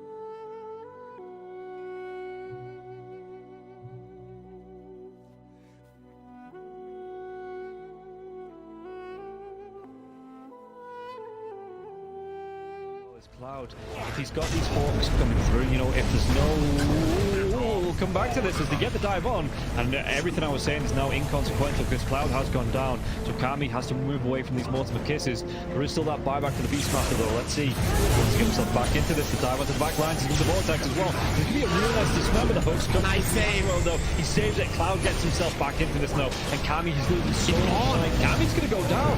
You do get the kill onto Leffington there as well. So Mira with that freezing field, Mira will go down. Going down to the hooks. Yatsuro's still in that push roll. He's getting them back. They get the buyback out from the potion Storm Spirit. Everybody from the side of Hydra. They don't want to be giving this one up now as well, but they take down Leffington once again. That's the dieback on the Disruptor, and Yaturo, what can he do? The hook, it's going to be blocked mid. Hook. This is the dieback on the Cloud. Cloud, can he get himself away from this one? He's still being harassed up by Collapse. One more right click, he goes down. That is going to be the Beastmaster dead for 115 seconds, and now the chase is on for the rest of the side of Hydra. This Aghanims on the Morphling is just making him impossible to deal with. First of all, they use the little shredder on the Budge to get rid of his armor. He has solid amounts of it, but it is just not enough. And then Yatoro just destroys him. And he knows that he can stand his ground because he cannot be stunned. He literally cannot be stunned. How do you stun water? Well, a lot of their damage, if not most of it, is on the Morphling. Oh, the glimpse comes back though. Inside the Static Storm Mirror, he has that Lotus going, and now if Zofra actually dives a little bit further, the Thunder comes out. The King, he's dove in, yeah. They're going to be able to get a kill onto the Storm Spirit. Can they take down the push? They're going to be able to catch up and cancel up the TP. He's going to be dead. The Storm Spirit though, he has brought back, and they've got no kinetic field, no Static Storm. And like you say, they're even going to be able to get a lockdown onto Cloud. Everybody inside of Hydra, they just overextended, and we praised them in the first game for respecting the power of Team Spirit here, but Hydra might have just lost the heads a little bit, and the buybacks, they're going to be forced out, but I don't know if it's going to be enough to defend the space with the Pudge being down, with no Static Storm for the next 27 seconds. Spirit, what can they get from this? Diving Warwick though, they're going to be able to get them. They get two, they do! They take them down, the cookie comes out, the Yatoro, freezing field, they might lose Happy. Is this the dieback? They do the break the Lincoln Sphere though. Morphlin. Bilal wants to come right back into this fight because he have the boots of travel to do it. It might take him a little bit longer now. No boots of travel though, so he's going to have to use the blinks, you know, just do it by foot, it seems. Level 25 Storm with a Beastmaster, so much damage. They're going in for the Morphling. He doesn't have a buyback. No, he gets. Do they get the kill? He goes down. Warwick has to go down though. It's going to be him left alive. No, it's not. The creeps are pushing in. There's no buybacks available on the side of Hydra, and this is going to be 4 heroes, even with the death of the Morphlin. No way Warwick defends this. It's pretty much over. They don't have the glyph. The game is over. They gave it their best. Hydra, they made Team Spirit work for it. The team that is most likely going to be at the top of Eastern Europe DPC Division 1.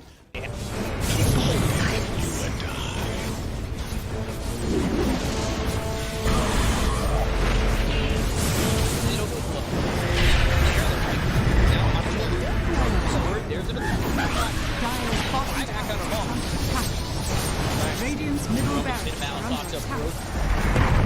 Radiant's middle barracks has fallen. Scouts, you want to commit.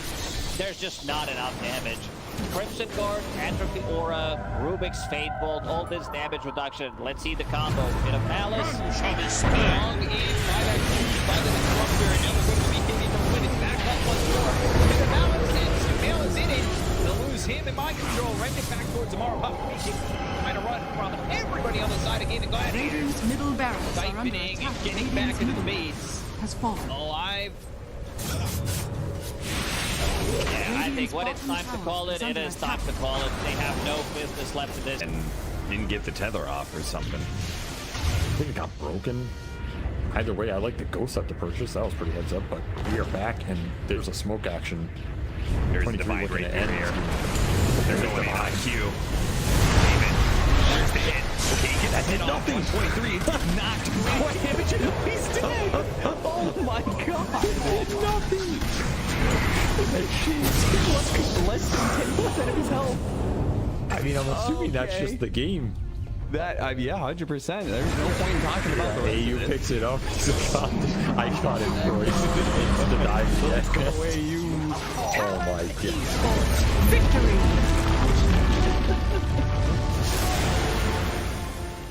We finally get to see have a little bit of lead. They need to have good vision, good execute to engage. We're down up on high ground there. Bulbica, Red Panda, this would be huge if you can find it. Static Storm before the Tombstone. Not bad. Stun from Lulu. He's thrown now over the there. Starting to drop down. I love TK control at the moment. He does manage to get that one away. And the Supernova down. TK barely surviving. And it's just going to be one down at his White Album. It's a dodge. It's a hideaway. The heal's coming in. They hoping for a save, but the PKB is out. And they're going to jump onto him. He has to back away. They have lost White Album again. And now Tango in trouble. Who is going to drop? Aster, these fight so well, and they quickly take down that Undying. And remember, it's ages, so they didn't really care about giving away. That's the ball. Big finish, profits. You got the Stun is out on the today. Didn't have a BKB available. Bulbica dropping low, the Tan toss back in. They have a off Bulbica. Doesn't look like it because the black hole is there. That's on the agent. He doesn't have multi to come back.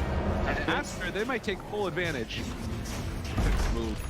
Radiant's bottom Rax has fallen. Bottom. Finally, Aster full advantage. They're building. Radiant's middle tower is under attack. Oh, just for a brief second. Well, there it is. Back again with the higher network. When you click on the L, it's not really an inspiring network. Blink, BKB, Radiant. You might be able to get on top of a hero, but that's not the shot that's able to 100 to 0 here. Like even this Undying inside Static Storm, able to then get over the Slash Golem from away. Back, they have that to try and keep him alive. Makes the move, and again, into this fight without Monet here. It's pretty good for them. Right album, but now Monet goes now. A lot of trouble. He needs to kill him. Okay. All right. Pops ulti. Now the turn. Punching. Really get away. Sort of survived that first salvo. Very strong. Supernova down. Pops the PKB. Ooh, he's just caught here. They want to get the kill. That's really himself up. And now the chase. With the avalanche, the toss. Thinks he's going to give up his life also. This is in Monet. He's way too strong. This might just be the full set of racks going down bottom. Aster, way too strong for Ares. Like Aaron the JP. Oh, they're done. Okay. I was wondering. It looked like it was that type of game. Yeah, it kind of was. It's like a game where you're an out, not really ever been in the league. Victory. He hasn't really never protected himself.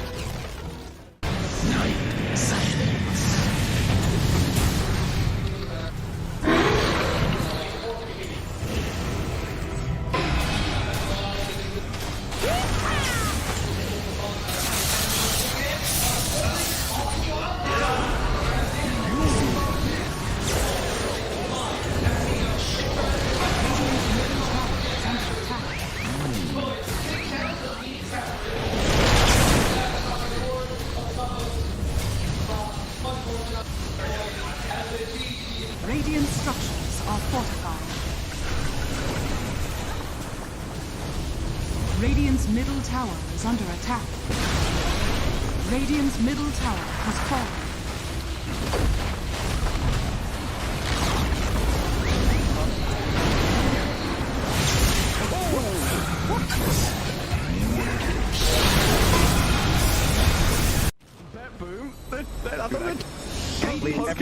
Standing. How are they just standing right now?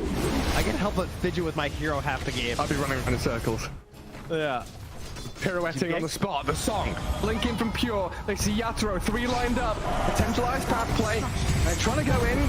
Toronto Tokyo, blown up by Collapse. Has to fight back. Yatoro gets up with BKB. Pure with another song. Sprints in. Who are they aiming for? Where is the target acquisition? They can't catch anybody. Collapse BKB runs down south. Lol being chased out as well. Oh my god, Nightfall. Hazy on disc refresher. Blinks to high ground. Gets away from danger for now. Pure, what's he up to? He's back to the high ground too. Mirror image out. Aegis claimed. Lull in the fire. Still surviving and blowing up GPK. Team Spirit nothing to do. Sprinting out their base. They don't catch Nightfall on the way out. He's blinked out of the range of Mirror. He's still hunting though, and he's going to find Toronto Tokyo. Who cares, Gem? I see Jakiro. Eon disc popped. And with his rapier damage will make short work of a twin-headed dragon. Unstoppable. Laurel, the collapse waiting in the back line actually worked. He stormed out of the tree line, and he just then started eviscerating the two supports with the help of Laurel. He completely jumped over. They dodged everything that Naga was trying to set and prep there. And Yatoro was also just firing the cannon from the top there. Did the combined damage of Collapse and Laurel together. He is a monster. Oh, pure. Lol. Oh, God. Nightfall's going to get a bit of vision here with the Hawk. Imagine. Can they? Imagine. Will they? They have to do something kind of crazy. They're going to be losing their base pretty soon. Lash has buyback. Naga Beastmaster have to get back to base to defend. Drow Rangers up here. Tier 3 gone. Barracks to follow. There is no buyback of Collapse though. That's a big one. And Mira. Look at all the wolves. Look at all the summons. It's vulnerable. Mira gets away from there. Help of the Glimmer Cave to jump in from Lol. Disruption of self-save. Barracks taken out. Lol. Oh, tries to fight. Nightfall. He'll just pop, but he can't get any control of Lol. It's Lol. Puck is all over the place. Now they go into the GPK though. Aiming for the puck. They're going to find him at long last. They get him and the rapier's on the floor. He messed up the phase shift. He canceled it. Oh no. Oh, you see that? I'm not crazy, right? I don't know. Yeah, he phase shift and accidentally ended it. There's an Axe Blessing recipe. There's a rapier. There's all sorts of stuff everywhere. An Axe Blessing recipe. What's that there? Okay. Not sure what the story on that one is. Meanwhile, Save, I think he had a refresher shard, right? Because Laurel dove him, he disrupts himself, and he tries to kill him again after it. Save just refreshes, and then uses it again. How did they not got the rapier? Now there's another DD. I don't think they care. Toronto Tokyo is going to take it, is he? Oh yes, the Jakiro with the rapier. Coming to feed it back to them, guys.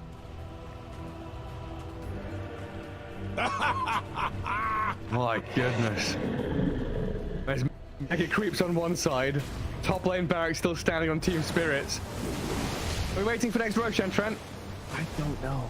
I don't know. I feel like BetBoom have such a good chance of winning these fights right now. They can't get, like, swarmed in the back line. They missed the stun on BK.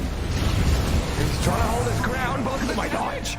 Oh my god, Yatoro shreds. Where'd he go? Daedalus hits, refreshes, blinks forward, kills off Save as well. SD's gone, TP home. Get the hell out of here, BetBoom now. He's lucky he didn't get coiled. Dude. Leshrac vanished. He looked okay until he didn't. Until he got hit for 1,350 damage from a single right click? Yeah. Oof. Yeah. Right until that. Ow. Luckily, Toronto Tokyo was not there to feed the rapier back, so that's good. And now Team Spirit running down lanes, coming for the Radiant base. Balls are still there to hold on to. Well, this has got to be mentally debilitating for BetBoom.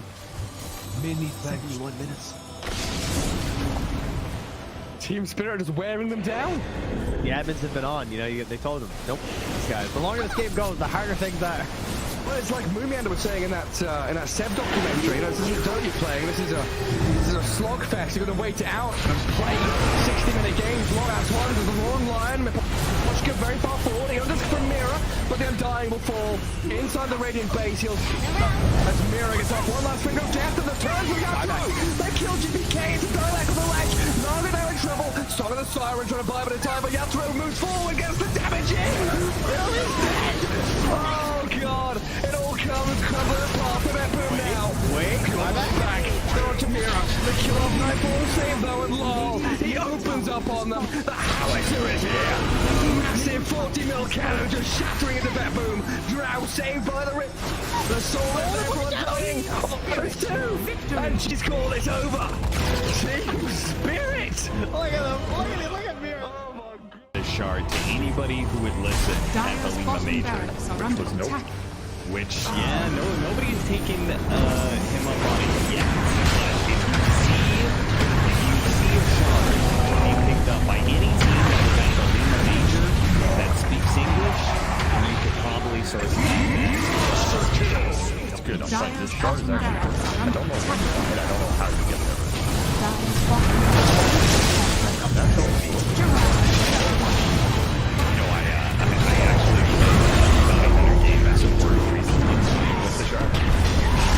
Pretty good. I mean, I think they got Slark for sure. Oh, yeah. Slark with that shard is crazy. It's actually a broken strat. If Jolly doesn't use it still on top, he'd be taking that. Maybe that enemy needs to get back to the top. Shadow Walk his way back to the top. And then you read it to 1,000 comments, but because I say it and nobody tells me I will say the other good thing about Bounty Hunter, but we've got two different memes here. The Bounty Hunter shard, the Magnus Ags. He does have extremely high base armor, and again, he probably has highest base armor, starting base armor in the game, which can make him really good at laning phase for free. yeah, he's versatile. Terrible. Oh yeah.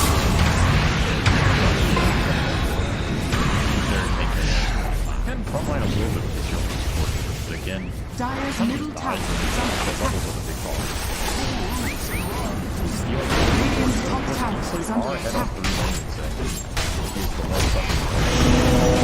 PSN FTX victory! Midas was being, so they have an inkling that this is going on, but they jump forward, find the Star Spectre. The Doom is there, Force Staff, keeping him alive and on the other side of the fissure, but there's way too much damage, and the rundown is going to be there. MC is gone, GH is gone, and looking for more. 9 jumps back in, finds Kuro too, tries to get out of there, does not have a way to escape. Mar is completely under control, he too is gonna die. Buybacks are coming in. Amar realizes he can't do that, cancels the TP, but eyes on the prize. Thunder trying to close this one out, close this series out. The quick 2-0 as they set their sights now onto the tier 4 towers. There is a buyback still on Spectre. No damage to BKB is out though, and now the turn, the break, the finish. Amar dies a second time. MC on top of Snake King managed to find that kill. Sumail still controlled, does manage to get the blink back and away. MC, they're gonna go back in for more. They can't, but Sumail, just barely. Sumail got to be controlled. They got him there with the Gleipnir, and it's only MC left alive as Tundra start hitting these tier 4 towers. With this Unleash, with the damage from the Psychic now as well. Watch Buckle though, it's actually going to be the Molten stealing that Pango form. And he's doing anything about this because it's going to be hexed out. Could we have the damage to kill him off? It looks like this one's going to get low. The drive back now as well, but he's not going to be able to get the kill. In fact, he just drag him closer to him, be able to clean up the side of one move. They have no cause now. Aintrad, the only one left alive in terms of cause. 3 heroes dead for the next at least 70 seconds. And this is going to be it. Yeah, Bedroom just come in, taking the start skill up the base, not even needing to go for Baggers here. As you can see, they just want to end it here and now. In fact, even diving into the bounce now as well, where the hook comes out. Moblin is going to be a good. He's got a Satanic. We're going to force that away to tell him to save coming out from space. He's then really cocky on this Moblin, but it's paying off, and yeah, they're just going to be able to dive into the fountain once again. And they're bouncing farm these heroes, cleaning it up. GG is going to be called after 45 minutes here. One move. They look great in game number 1. They look pretty good in game number 3 here as well, but Bedroom, they just had enough out of them in game number 2.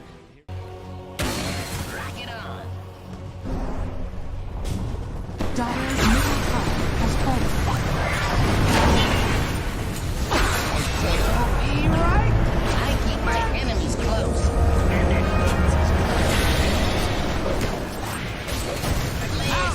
Mixed up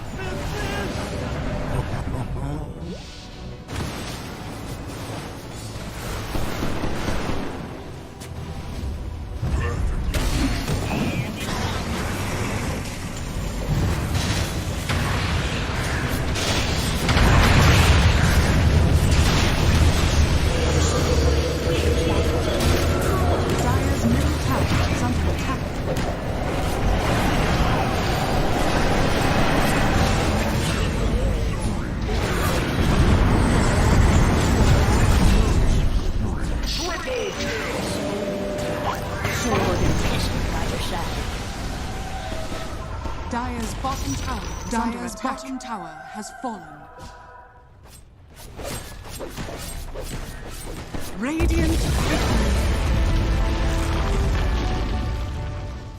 Away from enemy, it's like your not guys and really just dying getting them because anything again.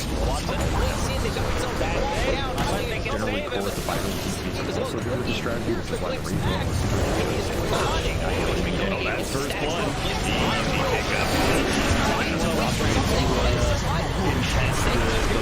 Behind tower, but he's got to be careful. His alchemist is actually pretty dangerous considering he rocks the early Lightstone. And then you get more minus armor out of Acid Spray for a physical damage nuke of an unstable concoction. It's a deadly mixture. You're winning for lanes here, Ricky. So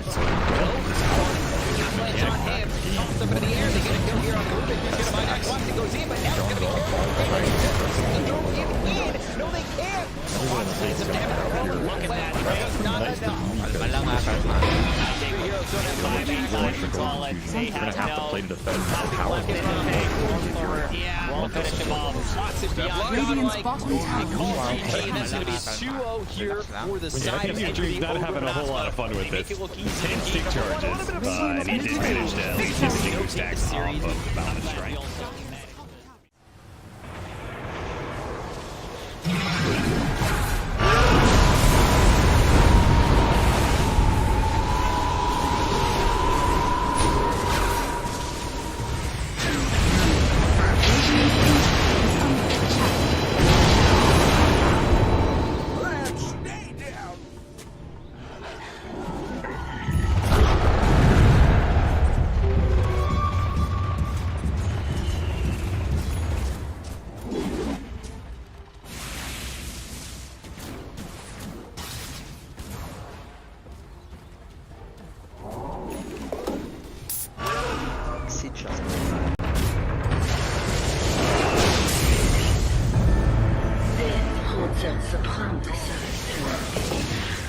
Refuses to commit.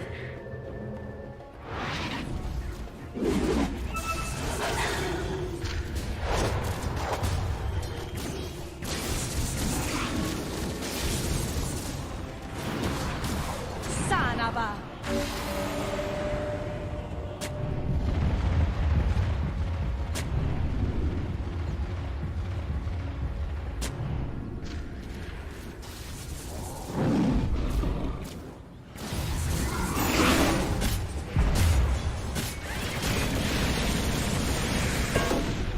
Bounty.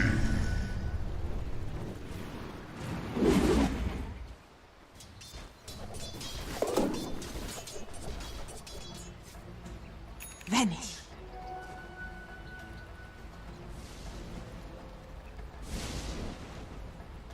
Radiant are scanning.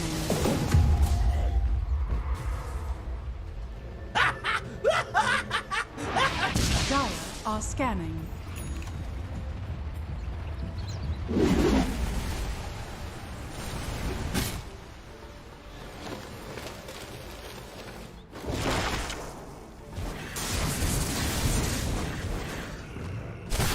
Warriors of the wood. Radiant's courier has been killed.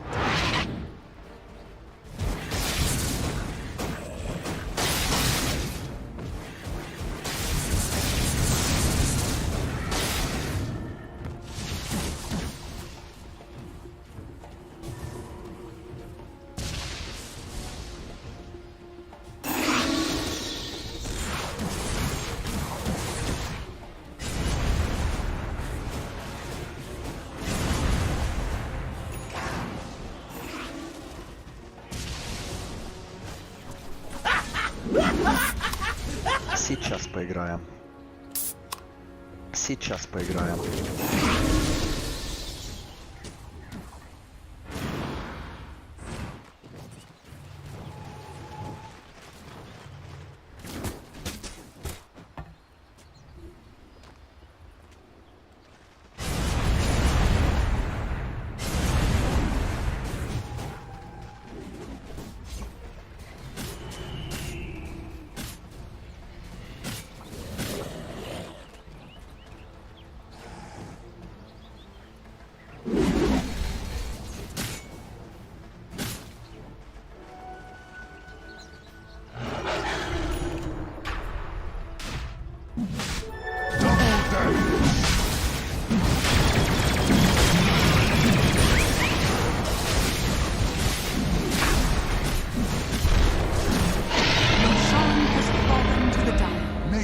never ends.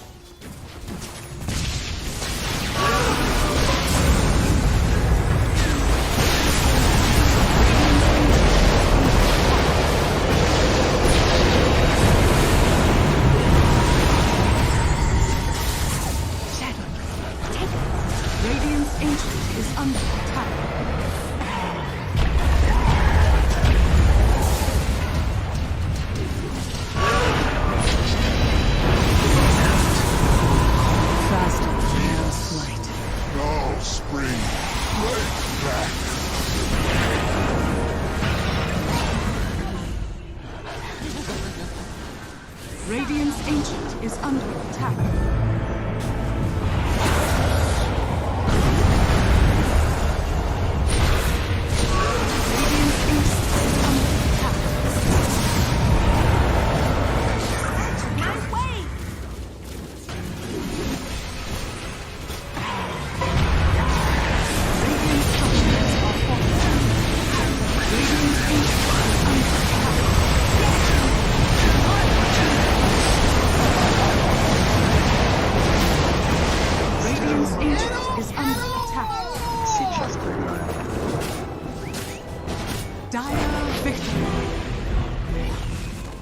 Ultimately, this game kind of comes down to just who jumps who.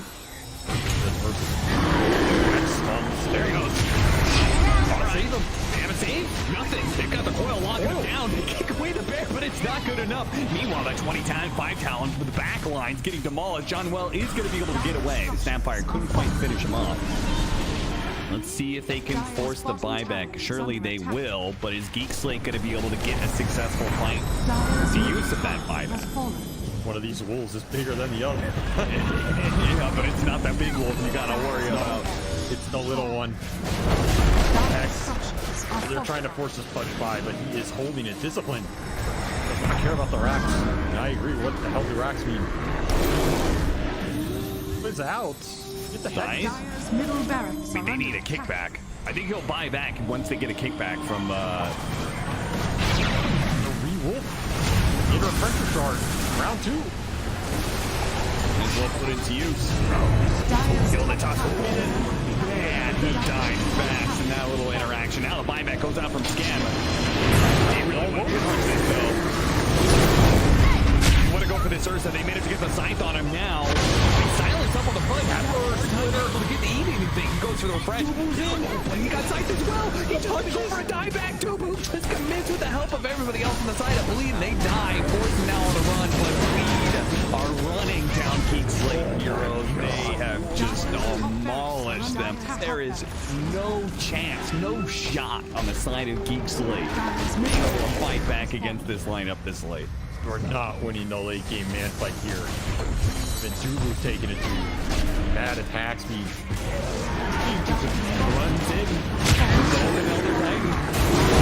Right here it is. Where's the not getting it pushed in.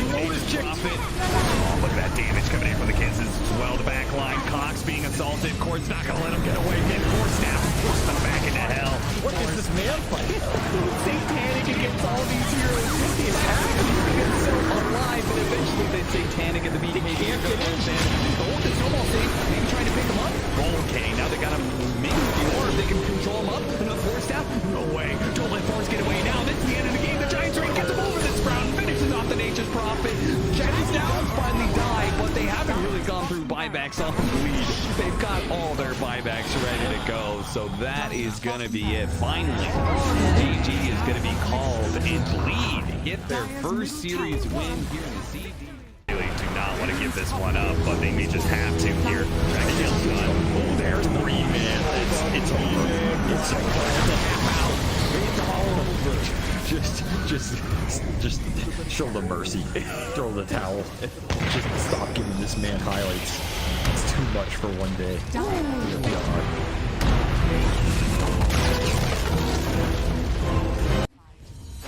Good stuff. on the AM. Stop hitting my tower. They see Kiyotaka. They do. Yeah, they've got the roar on the coil. Wukong's is out. The hand of God of the Greed. Trying to buy some time. Kiyotaka surviving. He pulls away. AM now in trouble, and Aegis is claimed up. Ironcrad trapped in the Sprout.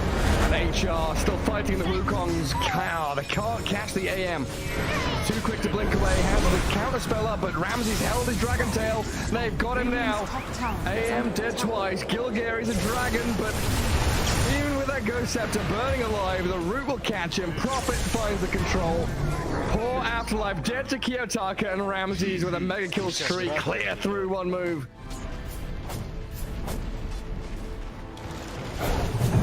I think that might be it, Gary. Yeah, even with a triple buyback.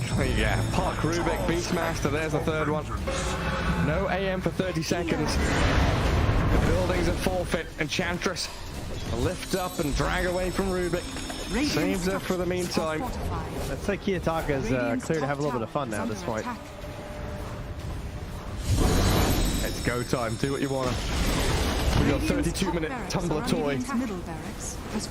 Yeah, okay. Yeah, good, great item, by the way. that thing is busted now. If there's any item I agree has to be like removed from the game,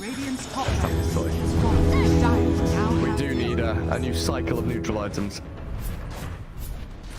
Oh, no fight required, they say. I'll just go fight with an arcane rune instead. Have fun with mega creeps. Yep.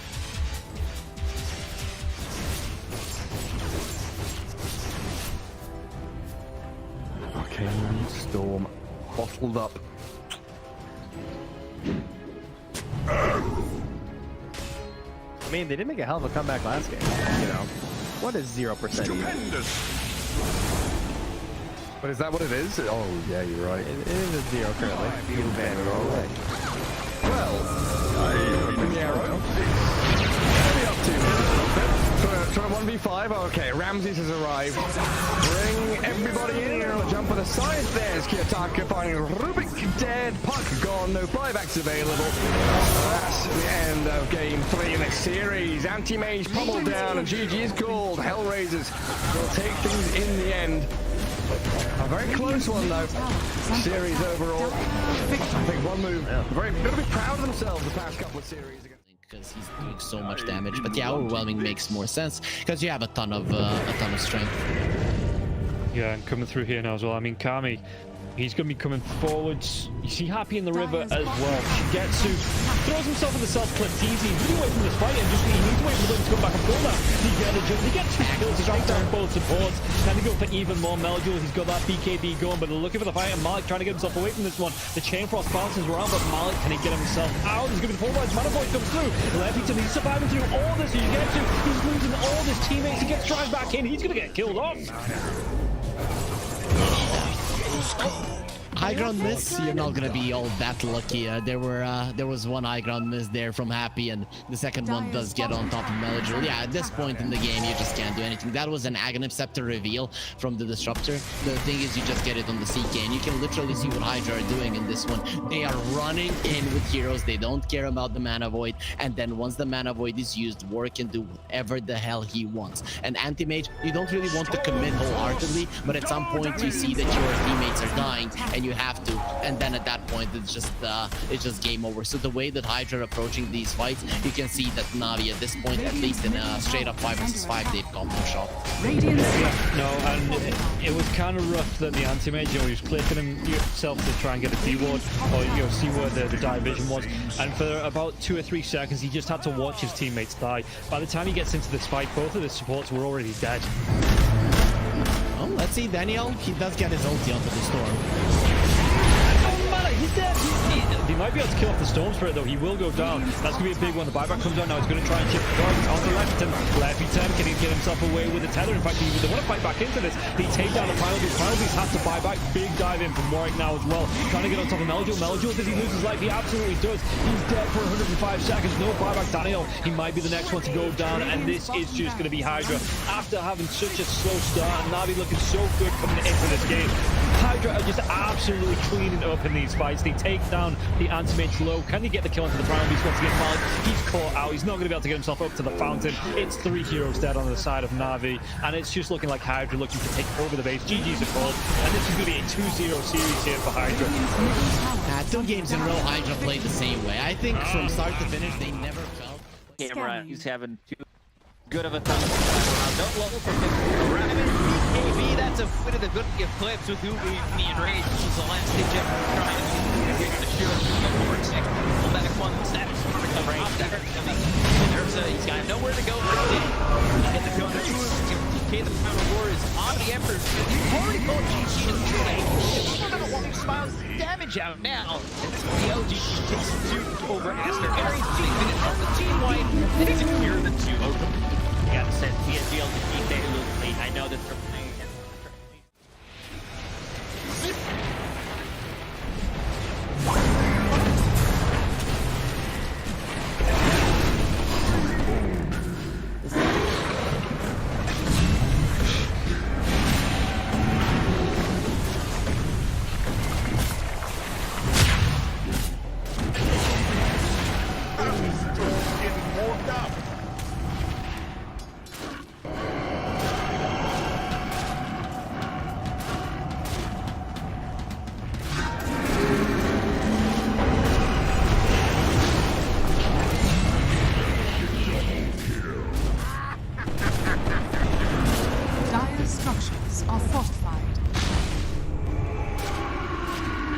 Dire's middle tower is under attack.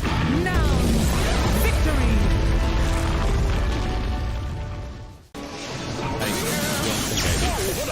It's all about the money. Bling, bling. Dire's bottom tower is under attack. Okay. They have a bounty here, they have a man. Literally just as simple as just like skewer, isolate somebody so you can get Radiant's top tower is under attack. I mean, they wanted more buyer. Dire's bottom barracks are under attack. They kind of want to use it as well. So that pair moves if they do hero. Dire's bottom barracks is Radiant now have It's like okay when you force Roshan stuff. Dire's structures are fortified. Wait, never mind. You're done. I figured it out, alright? DB. Dire's middle tower is Yeah, the Aghanim Scepter is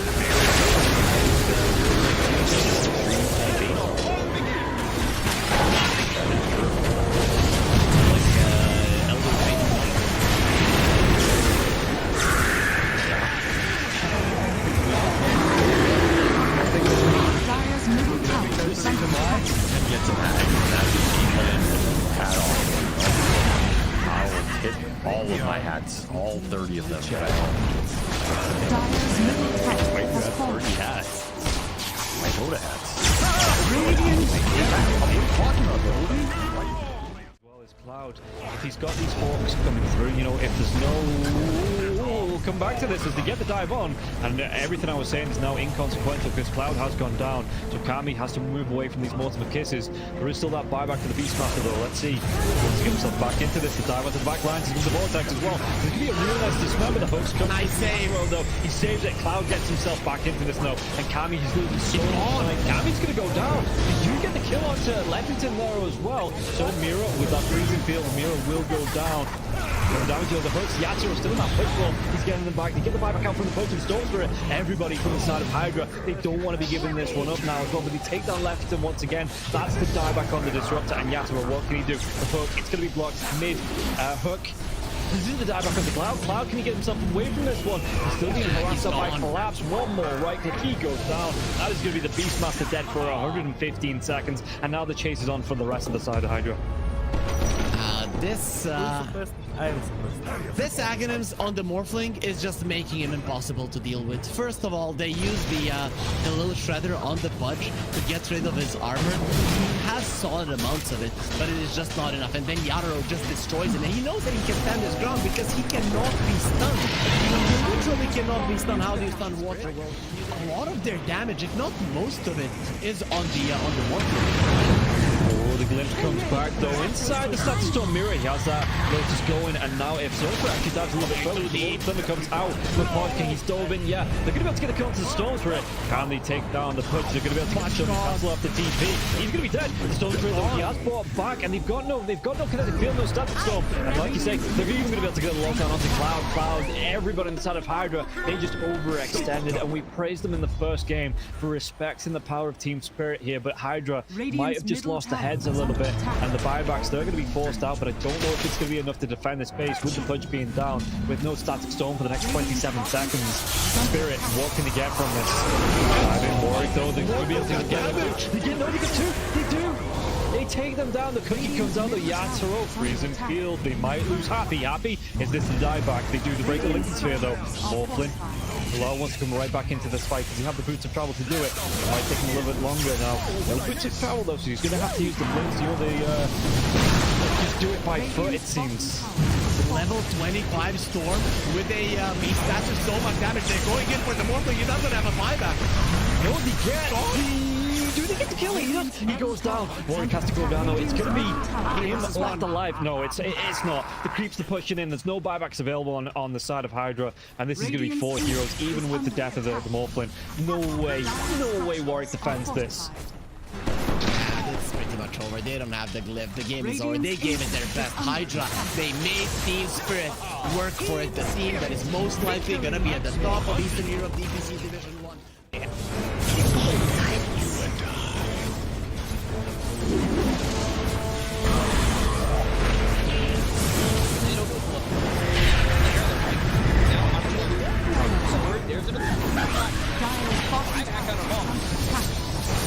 Radiant's middle barracks are under attack.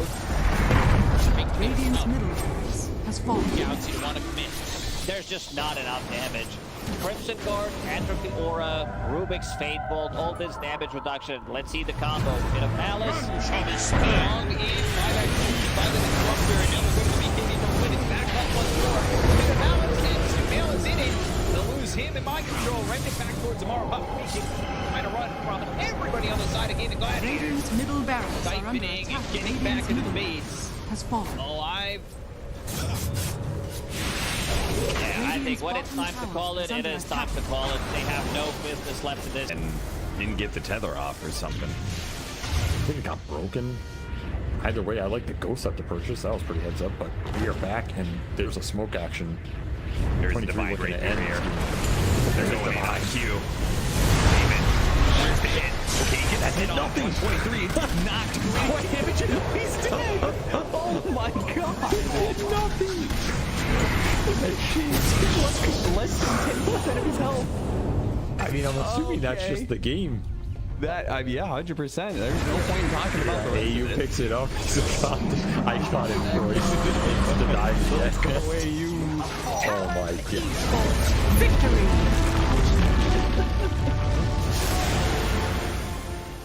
We finally get to see them have a little bit of lead. They need to have good vision, good entry to engage. We're down up on Hydra on Bulbaca. Red Panda, this would be huge if we can find a Static Storm before the Tombstone. Not bad. Stone from Lulu.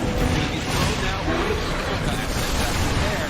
Starting to drop down. I love TK controls for the moment. He does manage to get that one away. And the Supernova down. TK barely surviving. And it's just going to be one down at his White Album. The dodge. To hide away. The heal's coming in. So they hoping for a save, but the BKB is out, and they're going to jump onto him. He has to back away. They have lost White Album again, and now Mango in trouble. Q is going to drop. Aster, these fight so well, and they clearly take down that Undying. And remember, it's ages, so they didn't really care about giving away. That's the bot. Big finish for it.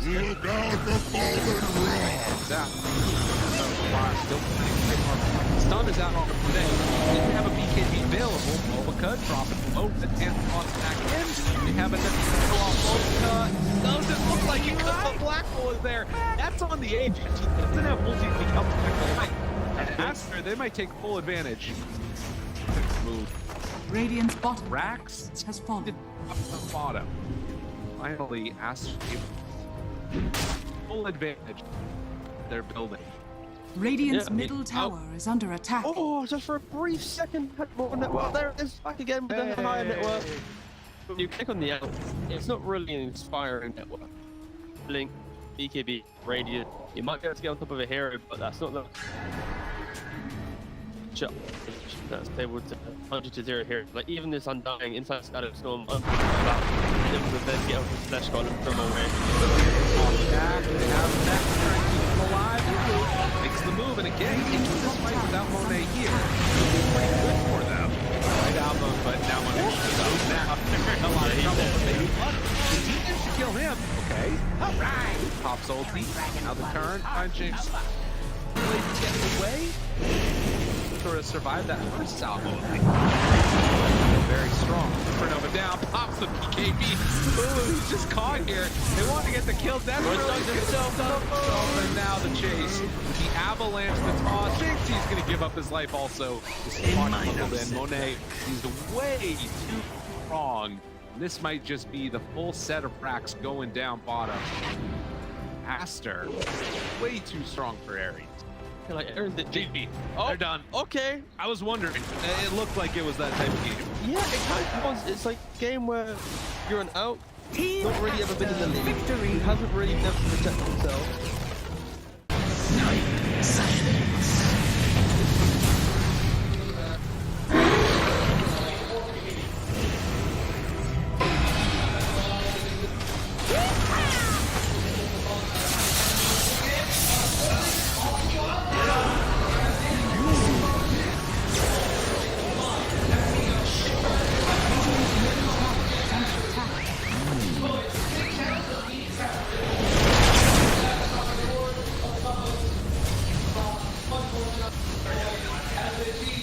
Radiant structures are fortified. Radiant's middle tower is under attack. Radiant's middle tower has fallen.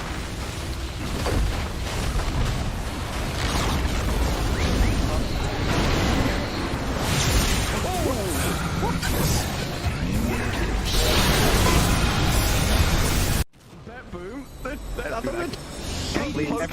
Standing. How are they just standing right now? I can't help but fidget with my hero half the game. I'll be running around in circles. Yeah.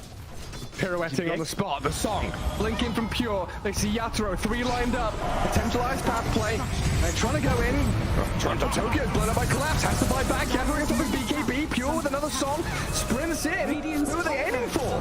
Where is the target acquisition? They can't catch anybody, Collapse, BKB runs down south, Lol being chased out as well, oh my god, Nightfall, Hazy on disc refresher, blinks to high ground, gets away from danger for now, Pure, what's he up to? He's back to the high ground too. Mirror image out, Aegis claimed, Lol in the fire, still surviving and blowing up GPK. Team Spirit nothing to do. Sprinting out their base, they don't catch Nightfall on the way out, he's blinked out in the range of Mirror. They're still hunting though, and he's gonna find Toronto Tokyo. Who cares, Gem? I see Jakiro. Eon disc popped. And with his rapier damage, like short work and a twin-headed dragon. Unstoppable. Laurel, the collapse waiting in the back line actually worked. He stormed out of the tree line and he just then started eviscerating the 2 supports with the help of Laurel. He completely jumped over. They dodged everything that Naga was trying to set and prep there. And Yatoro was also just firing the cannon from the top there. Did the combined damage of Collapse and Laurel together. He is a monster. Oh, Pure. Lol. Oh, God. Nightfall's gonna get a bit of vision here with the Hawk. Imagine. Can they? Imagine. Will they? They have to do something kind of crazy. They're gonna be losing their base pretty soon. Lash has buyback. Naga Beastmaster have to get back to base to defend. Drow Rangers up here. Tier 3 gone. Barracks to follow. There is no buyback of Collapse though. That's a big one. And Mira. Radiant structure. Look at all the wolves. Look at all the summons. Pretty vulnerable. Away from there. Help of the Glimmer Cave to jump in from LOL. Disruption self-save. Barrack's taken out. LOL. Oliver tries to fight. Nightfall. He'll just pop, but he can't get any control of LOL. It's LOL. Puck is all over the place. Now they go into the GPK though. Aiming for the puck. They're going to find him at long last. They get him and the Rapi's on the floor. He messed up the phase shift. He canceled it. Oh no. Oh, you see that? I'm not crazy, right? I don't know. Yeah, he phase shift and accidentally ended it. There's an axe blessing. Things you mean? Yeah, that's what I was thinking. The emergency. Yeah, okay. like the F-18, you pull a thing. That is some sad imagery there. That hurts. It's always sad to see teams like Spirit. They're so monumental to Dota when you win a TI and you're still playing well consistently at that level, but that's just how the game goes. Only the best of the best survive. Survival of the fittest. Liquid versus Xtreme Gaming. Game number 1. Alchemist banned out. Beastmaster banned out. And I'm left wondering, is this a Medusa series upon us? Or is it something else? It's going to be up to Xtreme Gaming here with their last ban. What do you guys think are the 1, 2, and 3 best first picks in Dota right now? You have Medusa number 1, is that fair to say? I think Poddle's probably the best first pick. Poddle number 1? Because I think it's hard to 7 Dusa because you can still anti-mage. Okay. And then Beastmaster, I think. probably Beastmaster's a pretty solid number 1. For certain teams, though, I feel like not every team makes that work. All right, we got a third. You have to ban 2 heroes. Probably Alchemist. All right, so yeah, there we go. We're right. Look at us.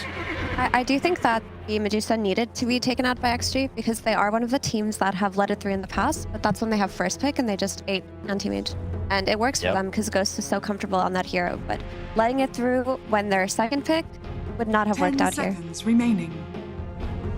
Alk, Storm have been the most common pairings. We've seen a bit of Nisha Pango, but I haven't loved that hero nearly as much ever since the role got changed to 50% magic resistance rather than just pure immunity. We've seen times where a Pango normally would never die. We even saw like Pango during roll die to a CM ulti yesterday, which was such a peculiar sight. But I think if you are going to Pango, it's best to do it on 8-pick hero the con and just cover him in the second phase, because it feels a lot harder to pick Pango on second, because then you just have like the Bloodseekers for the enemy team and such. That's a new hero. First phase Lich. Okay, so XG did run this Lich before they picked Anti-Mage. It's the hero that they use to counteract things like armor reduction coming out of Alchemist, armor reduction coming out of potential items like Slower Crest that we have seen some coddles pick up, but overall it's just a strong laner, right? I think XG have just been playing more emphasis on their lanes because in the group stages, when they did struggle, it was when their lanes went poorly. Yes, Lich, definitely a strong laner. It's interesting, that's the only time they ever picked at this tournament was with that anti-mage, and that was when the anti-mage was first rounded, so they were enabling it after they already picked it. So in this case... Must have felt good. Yeah, in this case, like, maybe they thought not only did it enable the anti-mage, I did think we'd see a decent amount of Lich. He's just like a poor man's Crystal Maiden. But like, this hero's pretty good at going through the twin gate, flanking you. He has 2 slows. He has the ability to like help his teammates chase you. Maybe since there's no Medusa or Storm, they feel like maybe the mana isn't really the most important thing. Oh, yeah. It's more about the cooldown. Keep bringing down metamorphoses. Yeah, I actually am really happy Liquid picked Terrorblade because I remember talking to them last patch and was asking them like, why don't they pick TB? And they didn't seem to believe in it last patch, and now it looks like they've changed that for 7.33 because teams were picking it up during Dream League on 7.32, and I think Terrorblade's stocks have risen quite high in this tournament. I think out of all, like, let me quickly check. His win rate has been insanely high throughout the course of this event. As a carry, I think he's only been picked 20 times. Or check it here. Terrorblade has. I got 28 picks with a 68% rate. There you go. That's pretty damn high. I think Terrorblade is one of the best twin gate carries in the entire game because you want to be farming the majority of the game, but man, do you love walking through that twin gate, popping meta, getting a quick kill, threatening the tower, and then going back and doing your thing. But I also think that this Terrorblade pick explains the Lich pick a little bit more. We've seen TVs come out as a response to first phase Dooms and first phase DKs quite often. And I think it was one of those situations with XG where they played it, it felt good to have that extra armor, and they thought that it would be a better preemptive pick than something like a Crystal Maiden in terms of protecting that Doom later on.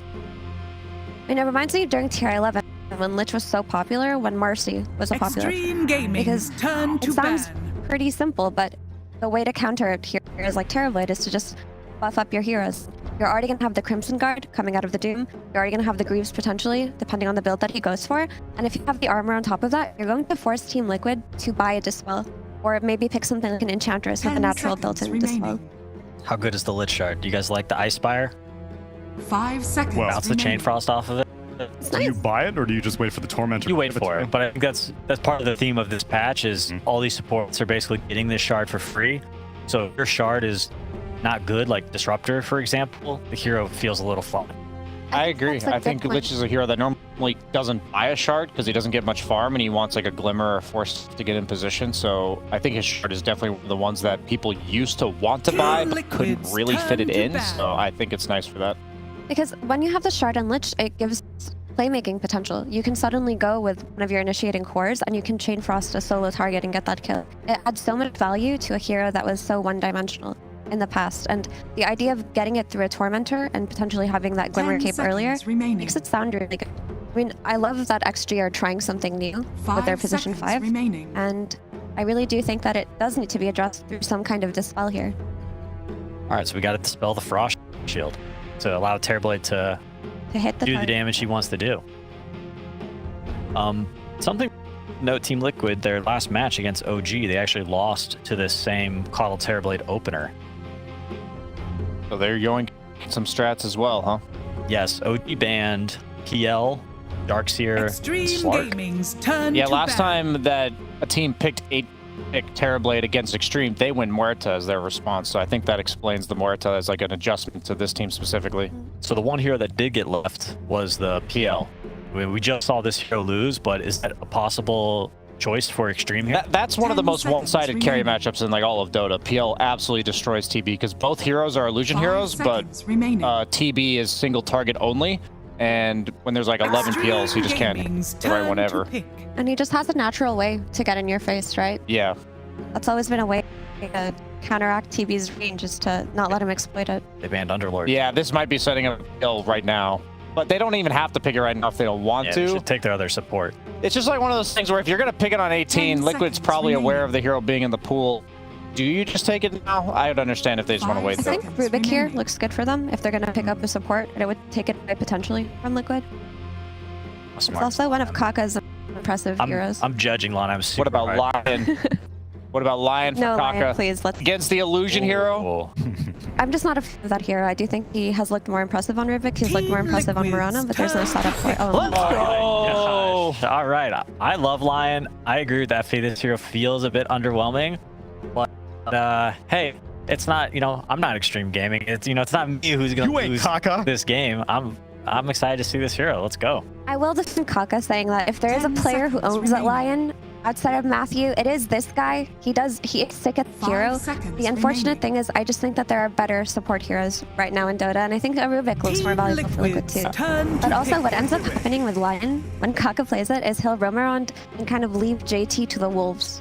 And he'll be running around mid, running through the twin gates, and then it feels like JT is suddenly a lot more punishable on the offlane. I was thinking Enchantress or Undying. Those are like the two heroes I was going for Insania on the 5 position, because the minute I see Lion, I'm just thinking, man, this 3-4 combo is like just ready for a beating. They're just waiting to lose this lane horrifically. So I think securing Mickey's lane and really punishing the early weakness of this line is essential. And I think Enchantress and Undying. Enchantress is more focused on the Lion, while Undying was more important on Doom. Please, we were talking earlier, Peter, about how they needed a Dispel for the Frost Armor, but they added double value to this Enchantress pick with the Ember. So now you can Dispel the Flame Guard, and you can also Dispel the armor from Lich. You can only Dispel one person, though. But if they Lich armor the Once you get the shard, you get 2.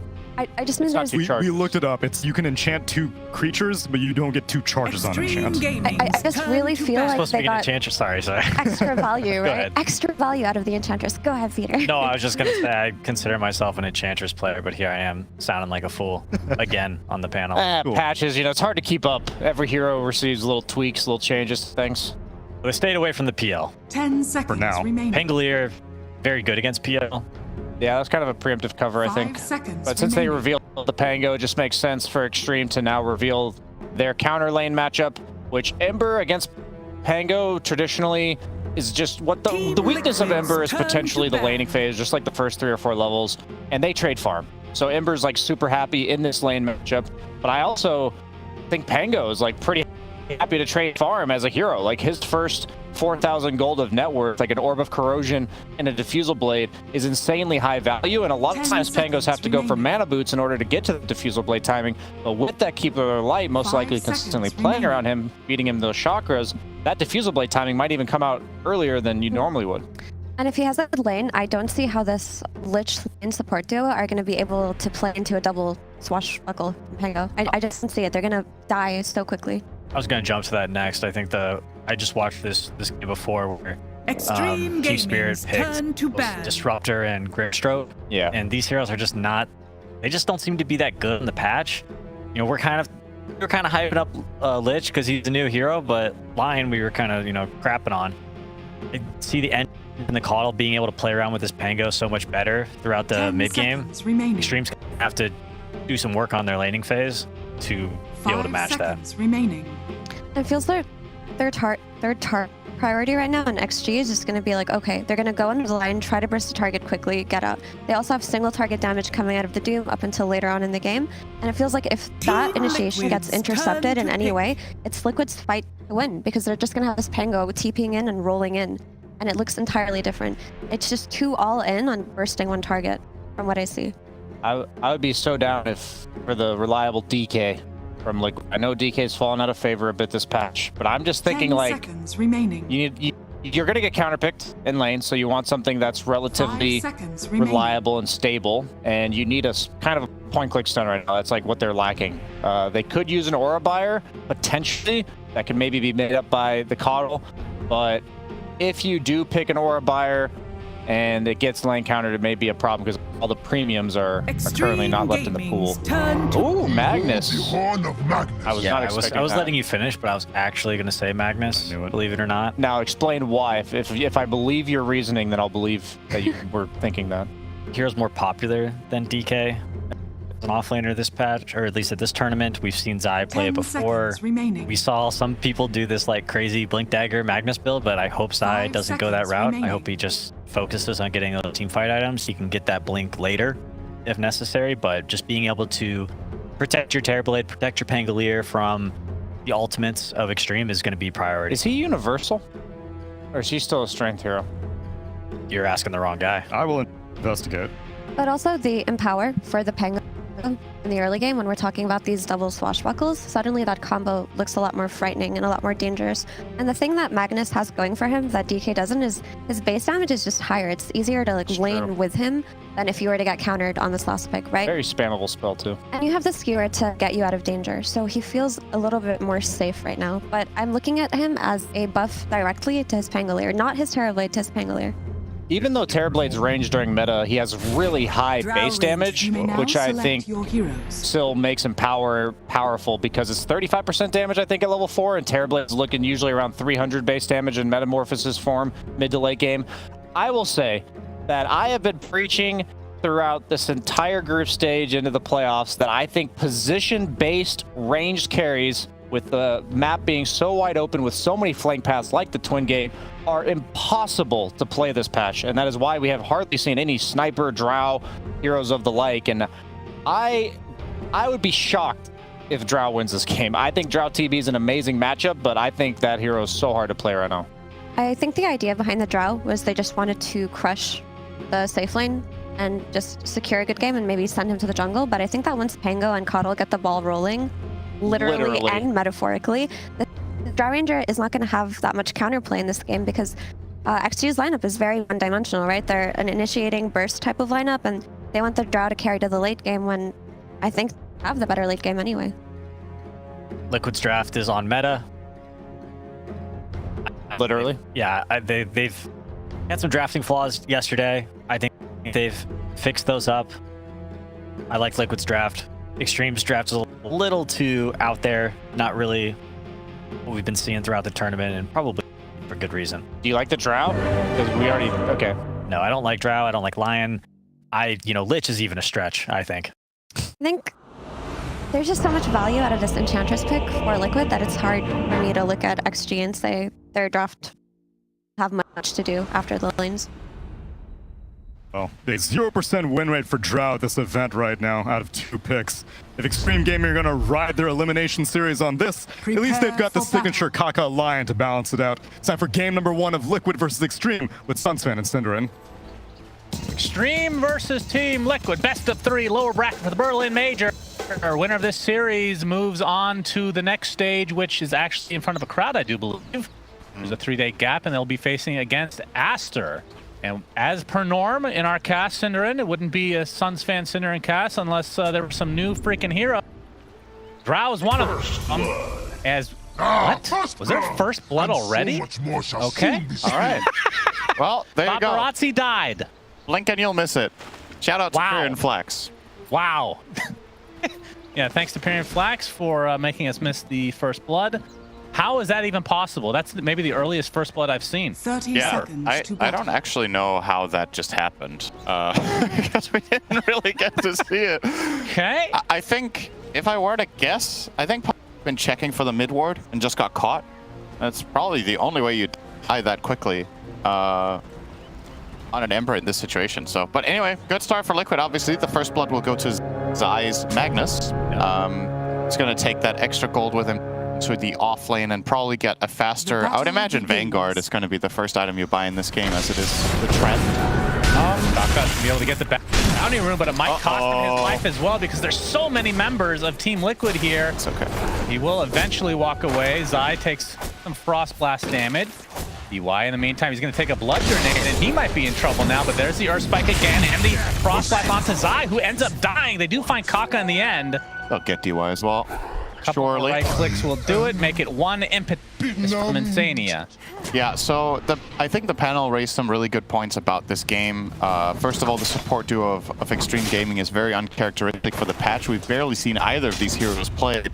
And you can see what they were going for with the Lion pick to have the Mana Drain against Terrorblade once he gets the Shard, which he might even get for free because of the changes. But I think both Lich and Lion are acceptably... That's not the word. Are extremely susceptible. That was like a little bit of a mind twister there. They're very susceptible to ENG. I think this is the kind of game where Insania can just completely pop off. These heroes don't really deal well with the creeps. They don't deal well with the constant harassment from Impetus. So definitely the safe lane, I think Liquid favored here from a supporting perspective. And the off lane, Lich Drow? I don't know. I mean, maybe they can hold their own, but it's not... It's 2 frosty heroes, so lore-wise they fit. You don't really get to use the Frost Shield to play offensively. When I think about Lich support with a carry, I like to see Lich with, let's say, Ember, for example. Yeah, indeed, Mickey's last right click is enough. I mean, this is a very hard lane to survive in. And Mickey's in his step form, and you have the Enchantress Impetus, Impeti, if you will. Very tough. But, I mean, generally speaking, I haven't seen a Lich yet. I have not seen a Drow yet. BSJ was talking about how these range carries maybe not so great in this patch. Would you agree with that sentiment? I mean, I think for the most part, I don't know if the exact reason he gave is the full story, but I do think some of the key areas of the map, it's hard to gain position and play angles, like he said, because the flanking options and the terrain in particular. I think the terrain is the biggest problem, which is why we see mobile carries and mobile mid-cores so powerful whenever it's time to fight around the outposts or whenever it's time to fight around the Roach Pit. Having mobility seems really powerful because of the way the angles work right now. And Drow's just limited in that sense, in a different way than Terrorblade is, because Terrorblade can often just, stand his ground and deliver. Drow has to always play on position, because when heroes get on top of you, you lose marksmanship, you lose your strength in the fight. Terribly, heroes get on top of you, pop BKB, you keep standing there and you kill them. Yeah, so. but you can create a literal cliff. You create terrain yourself as Drow. It's like you're opening up the Source Hammer workshop tool. That is true. We haven't seen the shard. Yes. So, okay, see what that does. In all seriousness, I'm trying to remember all the changes with Drow, but the big one is that the shard was basically moved to the Ags. And that's a big deal because yeah, the hero flat minus nerfed HP too. regen was it was a very accessible item for her, and now I just don't see like Aghanim Scepter being a thing on Drow. It's too expensive. She doesn't benefit very much from the stats. I mean, the edge is also Paparazzi good. versus Nisha. Right, Paparazzi, he pops Barret Fire. Nisha not with the full combo, not able to get that kill, so they'll both be low HP, low mana. Yeah, really spooky here. They're both squeezing every little bit out of it they can. The problem now for Nisha is he's out of resources, so he has to walk all the way up to the bounty. If that bounty was taken away, he would have to go to base. Yeah, probably, but at the very least, it is secured here by 4-minute water rune's coming up as well, so should be okay. Yeah, we haven't seen the draw, so we can't really rate this shard. I mean, it's cool in nature. I don't know if it's actually good. It creates this cliff. Basically, if somebody's in the area around you, they get pushed down to the low ground. Okay, he will get the water rune, but he's taking a lot of damage as that flame guard still activated. The other one was denied by Insania. Okay, well, looks like Nisha would have liked that one, I think. Yeah. No, Kaka was in the area, so he pretty much had to just. Oh yeah, okay. Insania looks like he's gonna get run down. Oh, there was a blood grenade. There's a reflection on Kaka. Not okay. It does get the help of the Wild Wing Ripper. Insania able to get some kill from the grave. Always nice. Nice, JT. Very underused voice line right there. Your applause. Very popular right when it came out. It has faded into obscurity, but it is one of the good lines. I'm really happy that you're keeping us apprised on. We don't get enough applause as Shannon. People just do offensive tips, you know. That's what it's all about these days. I like it good old applause. Yeah, you're welcome. Shout out. You an applause. It's an inside joke that nobody will understand. That's okay. I'm doing it for Pyrian. Yeah, it's okay. Just to clarify, if you're watching your like, what's the shout out all about? Pyrian was like, I've talked to the casters and I've said, why don't you guys give me a shout out in the cast? Yeah. And nobody did it. Because it's very random. But I'm all about that. So let's. Yeah, that's true. We are probably the ones to do that. 3 cheers to Pyrian. Surrounded, has to TP out. Nice block by Insania. It's going to be to the tier 1, so won't lose too much out of that. Does have the Vanguard. Very interested in what Ghost will buy after the usual items, which I would assume include like a Hurricane Pike. Yeah, that really is the big question mark for Drow, because you're used to, like you said, oh, Kaka's dead. I mean, this is just rough. That's a lion. Are they gonna trade here? No. Mickey won't play, not quite enough. Healing salved up, and he also had a Lotus if necessary. Yeah, what do you buy on Drow? Right, because you can't buy the shard anymore. Or well, you can, obviously. Let's rephrase that. You don't get hypothermia from the shard. You get the glacier, it's called. Blast onto Zai, Sinister Gaze to follow, and the Hex from Kaka, who just respawned. Knight of Goss, beautiful layering spells here from Xtreme. So since you can't buy hypothermia except if you buy Scepter, which seems too expensive, I guess you still buy the glacier. It's probably pretty good. And that's the thing about playing carries these days, is you're not going to get it from Roche, and you're not going to get it in all likelihood from the Tormentor, so you do have to actually purchase it. Yeah, I think he will have to buy it if he wants it, and then I suppose you go Pike, Treads, into... What kind of game is this? You need a... I guess Liquid don't have the best backline jump, so perhaps you can go for a very stat-heavy offensive build. Time for Wisdom Runes, but there's the Impale. Shockwave to pull Kaka back. It's a musical chance. He actually pushes him forward. Kaka gets the Wisdom Rune. Can he deny himself to the Ancients? He's trying to, but Boxy gets the kill in the end. I actually don't think he would have got the rune. Of course not. I didn't push him. Of course not. He had the Hex on Coddle, but I think Coddle body blocked him. Well, and got the rune. The saving grace for Liquid is Insania did get the other Wisdom Rune, so the 1-for-1 either way. Always fun to see how these teams prioritize the different objectives in the game now. Like, have you noticed a difference between the beginning of the tournament and now in terms of prioritization. Teams just becoming more comfortable with the map, etc. With who gets the... Any of it, Cinder. And thanks for contributing to this cast as always. Nisha with the Rolling Thunder. And Sandy gets the slow. Okay, they actually Hurricane Jake back, which made him miss one Rolling Thunder, but alas, it matters not. All right, so redistribution of what exactly on the map did you say? Just the general overall map? Our team's playing map better than they were at the beginning of the tournament, like noticeably so, in terms of prioritization of objectives and whatnot. Yeah, I mean, it's very clear that the support players in particular have gotten way better at being runes on the dot. I try to get somebody on the cliff, I'm sure. Just skewer away. Yes, Vanguard. Yeah, he's pretty tough. Was that a Pavis on him as well? It was. Auto Pavis again. Not too shabby. Radiant's middle tower. Clearing chains now from Paparazzi. You can see both his and Nisha's farm. Nisha's a little bit ahead, 300-400 gold at this current point in time. And Zai is taking a lot of right clicks, but there's a Pavis from Boxy, so he feels very comfortable, especially with the backup of Insania. Lumen comes as Insania wants to go for go to the couple impetuses. Not going to find it quite yet. Instead, Boxy might be the one taking the brunt of the damage. TPing out is fine. Okay. Radiant's bottom I mean, look at what Liquid actually forced there. They put Pavis onto the Magnus, and he just walked in and forced the rotation from Earth Spike. Radiant's Reflection slow. is under attack. I think he's okay. There's a fight on the other side of the map, it seems. Top tower is under attack. Paparazzi getting chased. Shockwave will connect. Nisha, not too much mana at the current point in time, as you can see the Remnant in slow motion. Like a nice impetus charge, though. He's getting dove under the tower. He's going to get Sinister Gazed and stun locked and brought down. So it's a very big kill for Xtreme. And I think given the map state right now, I actually think this was a relatively possible gank to avoid, in all fairness. Like, you were playing deep into the enemy jungle bottom, you forced the Ember out, both enemy supports were missing, and you're Terrorblade, so you could have just put a Conjure image there and gone into the jungle, but maybe a little bit of a lapse of judgment there will lead to a very big kill for Xtreme. Their supports find purpose, they get the top tower, Doom gets a kill bounty on a hero with a killing streak, so that's pretty big for them to try to bring this back to even. Paparazzi takes a full swashbuckle. Nisha getting some mana back thanks to Bhakti. Just wait until he gets Diffusal. So annoying.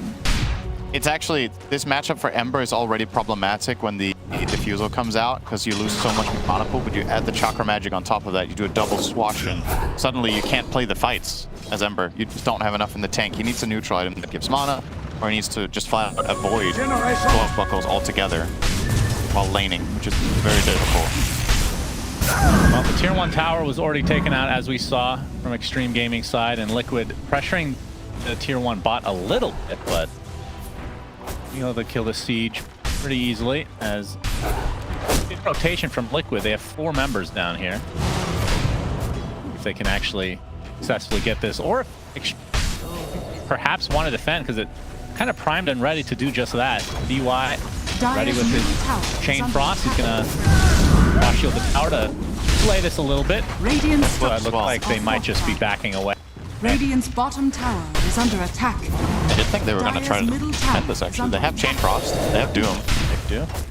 But they don't have Finger, and maybe that's what is the difference maker here. A.K.A. is not having his best game ever on Lion. He's obviously the player in the world on this hero. Has a reputation for making it work even in patches when it's not popular. The player. So far this game, 1-5-3, and he's level 5-12. So quite a ways away from where you would like to see him. But as we've talked about with Liquid yesterday as well, their supports are also not high level. I think among the teams that are considered to be some of the favorites for the tournament entirely, Mr. Gaze actually does connect. Didn't think they'd find the range, but they get the gust afterwards. Multi-shot as well. JT with the Hurricane ensure that DY of all heroes will be getting nice to get a little money on the Lich. Right. Or the Lich. Well, if we give him enough net worth, then he won't be getting the shard from Tormentor, but he is bottom of the charts right now. It's next level. That's a good shard, though, the Lich.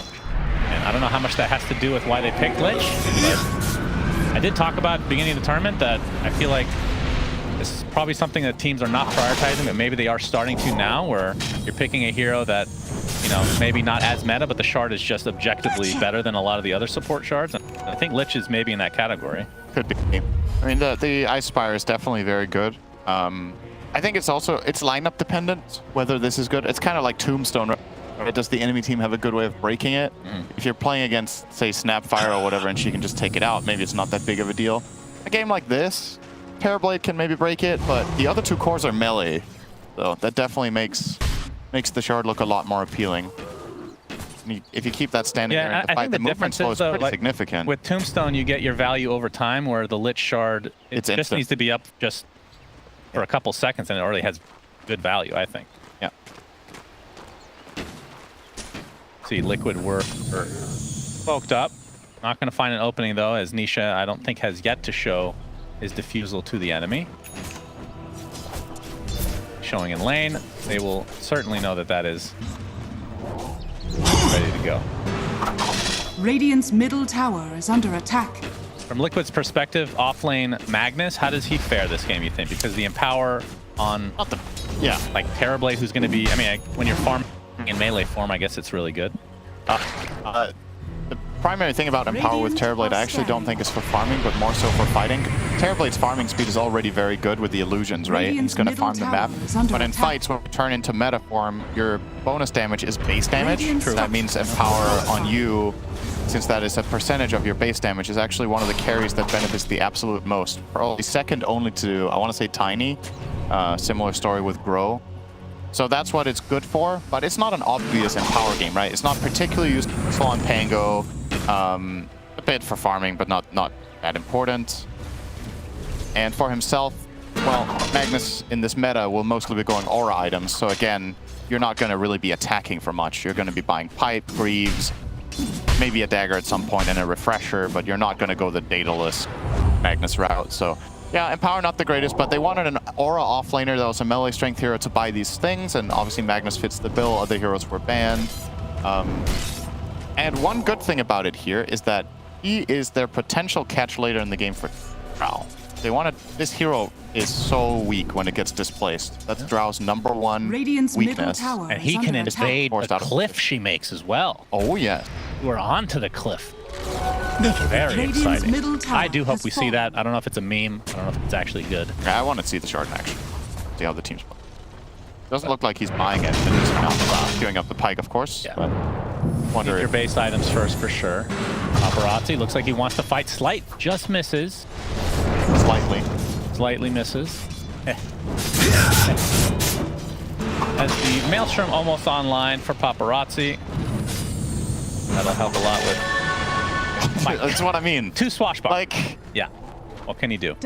It is so infuriating to play against this stuff. And Nisha almost has his Blink Dag and then is just going to go for the Aghanim Scepter after the fact, which will line up pretty nicely with his 15 talent. AT's setting up, waiting for teammates. Oh, okay. He got impatient and walked in alone, and Zai will skewer away. Power run coming up. Be an illusion here for Nisha. Not the greatest this game. I guess he can break Gust, which is kind of nice, and Chain. So, no, I take it back. It's a decent rune here. Obviously, needs to not get doomed. Kaka showing himself in the top lane again as the Lion. Swash is going to miss. They do spot him, though. Earth Spike. They have a way to cancel. No. Kaka lives. And he's only 500 away from Blink Dagger, so you're going to have that Blink Hex relatively shortly. He needs to be very careful in this game about positioning, because as is the case with Lion, this hero's stat growth is pretty bad from a defensive standpoint. So getting caught by Magnus, getting caught by a Pango combo, anything, you just die. But really, the dagger is probably the item of choice for that, so you can stand far behind the fight and just wait things to develop, and finally look for a good Blink Hex when it's time, get your burst out, ideally killing the Pango or counter-initiating a Magnus RP if he's skewering in, for example, for it. Does look like Zai will be buying dagger after this pipe. I really like this choice. I think going an additional aura now is going to slow down the playmaking potential that they kind of need out of his hero, to be honest. Yeah, it feels like a very, from both sides, kind of passive game so far. Pretty calm. see at what point they actually want to ramp things up. I don't know if Liquid are, if they could see the game state or not, if they're satisfied with what they've accomplished. Like, they've got a couple of towers, but they haven't really been crushing the lanes as much as you would maybe like. Like, the Doom is thriving, even though he's playing against ENG plus Terrorblade. The Lions game, definitely not the greatest, but he's still going to get a dagger in about a couple minutes. So. And what else does a Lion need? Radiant's bottom tower is under attack. Definitely wants the shard this game. I mean, that's a big part of the reason they picked the hero. Is to... It's a 50-50. Monitoring the Terrorblade, sure. We're 2 minutes away from knowing. That's right. Yeah. That's the good thing. Either, whichever one they get, it's good. But I do think if they could choose, they want the Lion one. Paparazzi gets an arcane rune as most of Xtreme are smoked right now. Scanning. Scan in the mid lane, of all places. Not going to find anybody, it looks like. So back to kind of passive gaming. And this is game 1 of best of 3 for the lower bracket. So loser of this series is just out of the tournament. Apparently from Liquid's perspective, that's a disaster. Mostly because they won't have a hotel anymore for all the people that are visiting, according to Blitz in that little content piece. There's the blink, like you said, for Zai. I talked to Pyrian Flax before this game. And shout out to Pyrian Flax, of course. He said he was going to personally cover the hotel rooms of the Liquid fans visiting in case they were knocked out. That's why we just want to give a quick shout out to him. Yeah. Really great guy, very philanthropic of him. Love that guy. Yeah, he's great. Yeah. So, despite having a Doom, still 1k down is Xtreme, but I feel like they're in still a pretty good position. As JT has the Crimson Guard, obviously he's had the Hanamitis for a while. The Blink is ready to go. Does not have the War Stomp yet, though. Still sticking with the Hurricane. Let's see if he ends up opting to take one of those Centaurs over at some point. I mean, that's another thing we can talk about is it's past the 15-minute mark, so you're going to get a level 2 version of whatever creep you do take. True. The War Stomp one, it only upgrades the damage as the Impale. Okay, and the Finger. Insania is just dead. We have a kill. Stack alert. Yep, okay, one stack. Number 1 for Kaka. 20 minutes. That's right. Well, speaking of 20 minutes... Oh, yeah. Tormentors, soon. Can Xtreme invade? Do either team want to invade the enemy side of the map? Or will they be resigned, similar to what the game has been like thus far, to just farm their side of the jungle, their side of the map?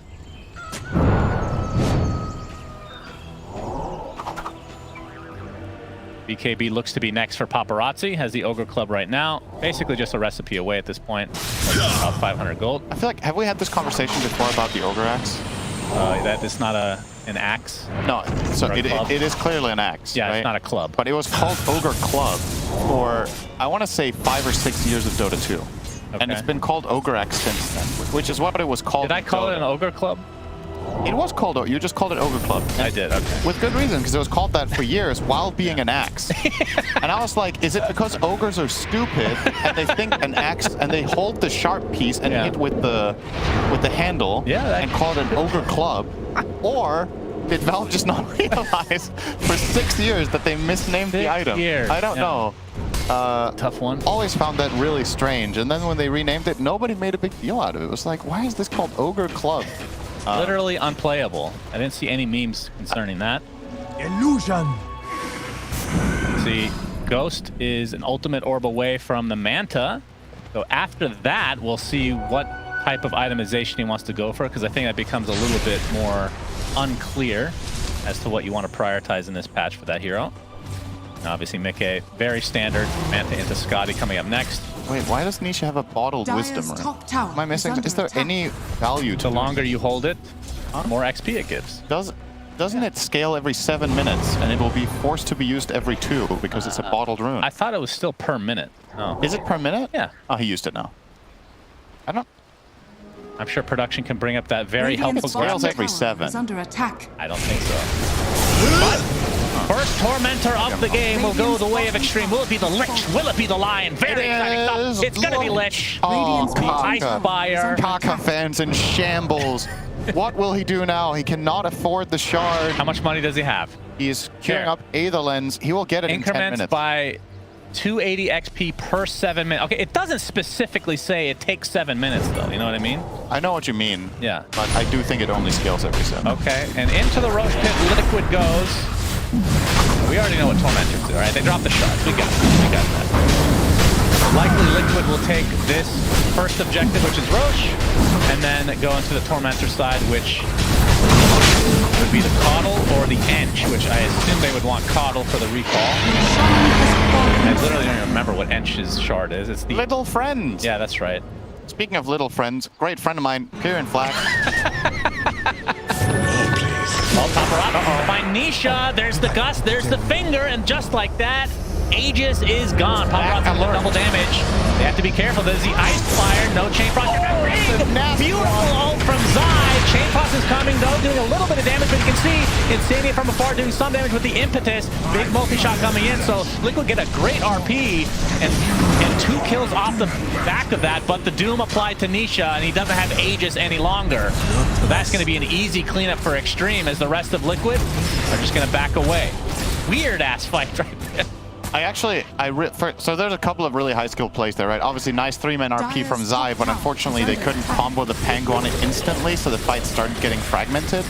And then what Nisha did afterwards was that he chased down the Drow. That's what we've talked about. This hero doesn't want heroes to be on top of it, so you're going to see, if it wasn't for this Hex on Nisha right here, these 3 heroes die instantly. What ends up happening now is Paparazzi will reset out. Ghost is playing, we talked about the positioning of Drow, playing really far off to the left. Nisha identifies this and chases him down, but in turn, JT knows this is going to be coming. He dooms the Pango as the roll is ending, and they finish him off with no connection available from Liquid there. So nicely done from both teams, really.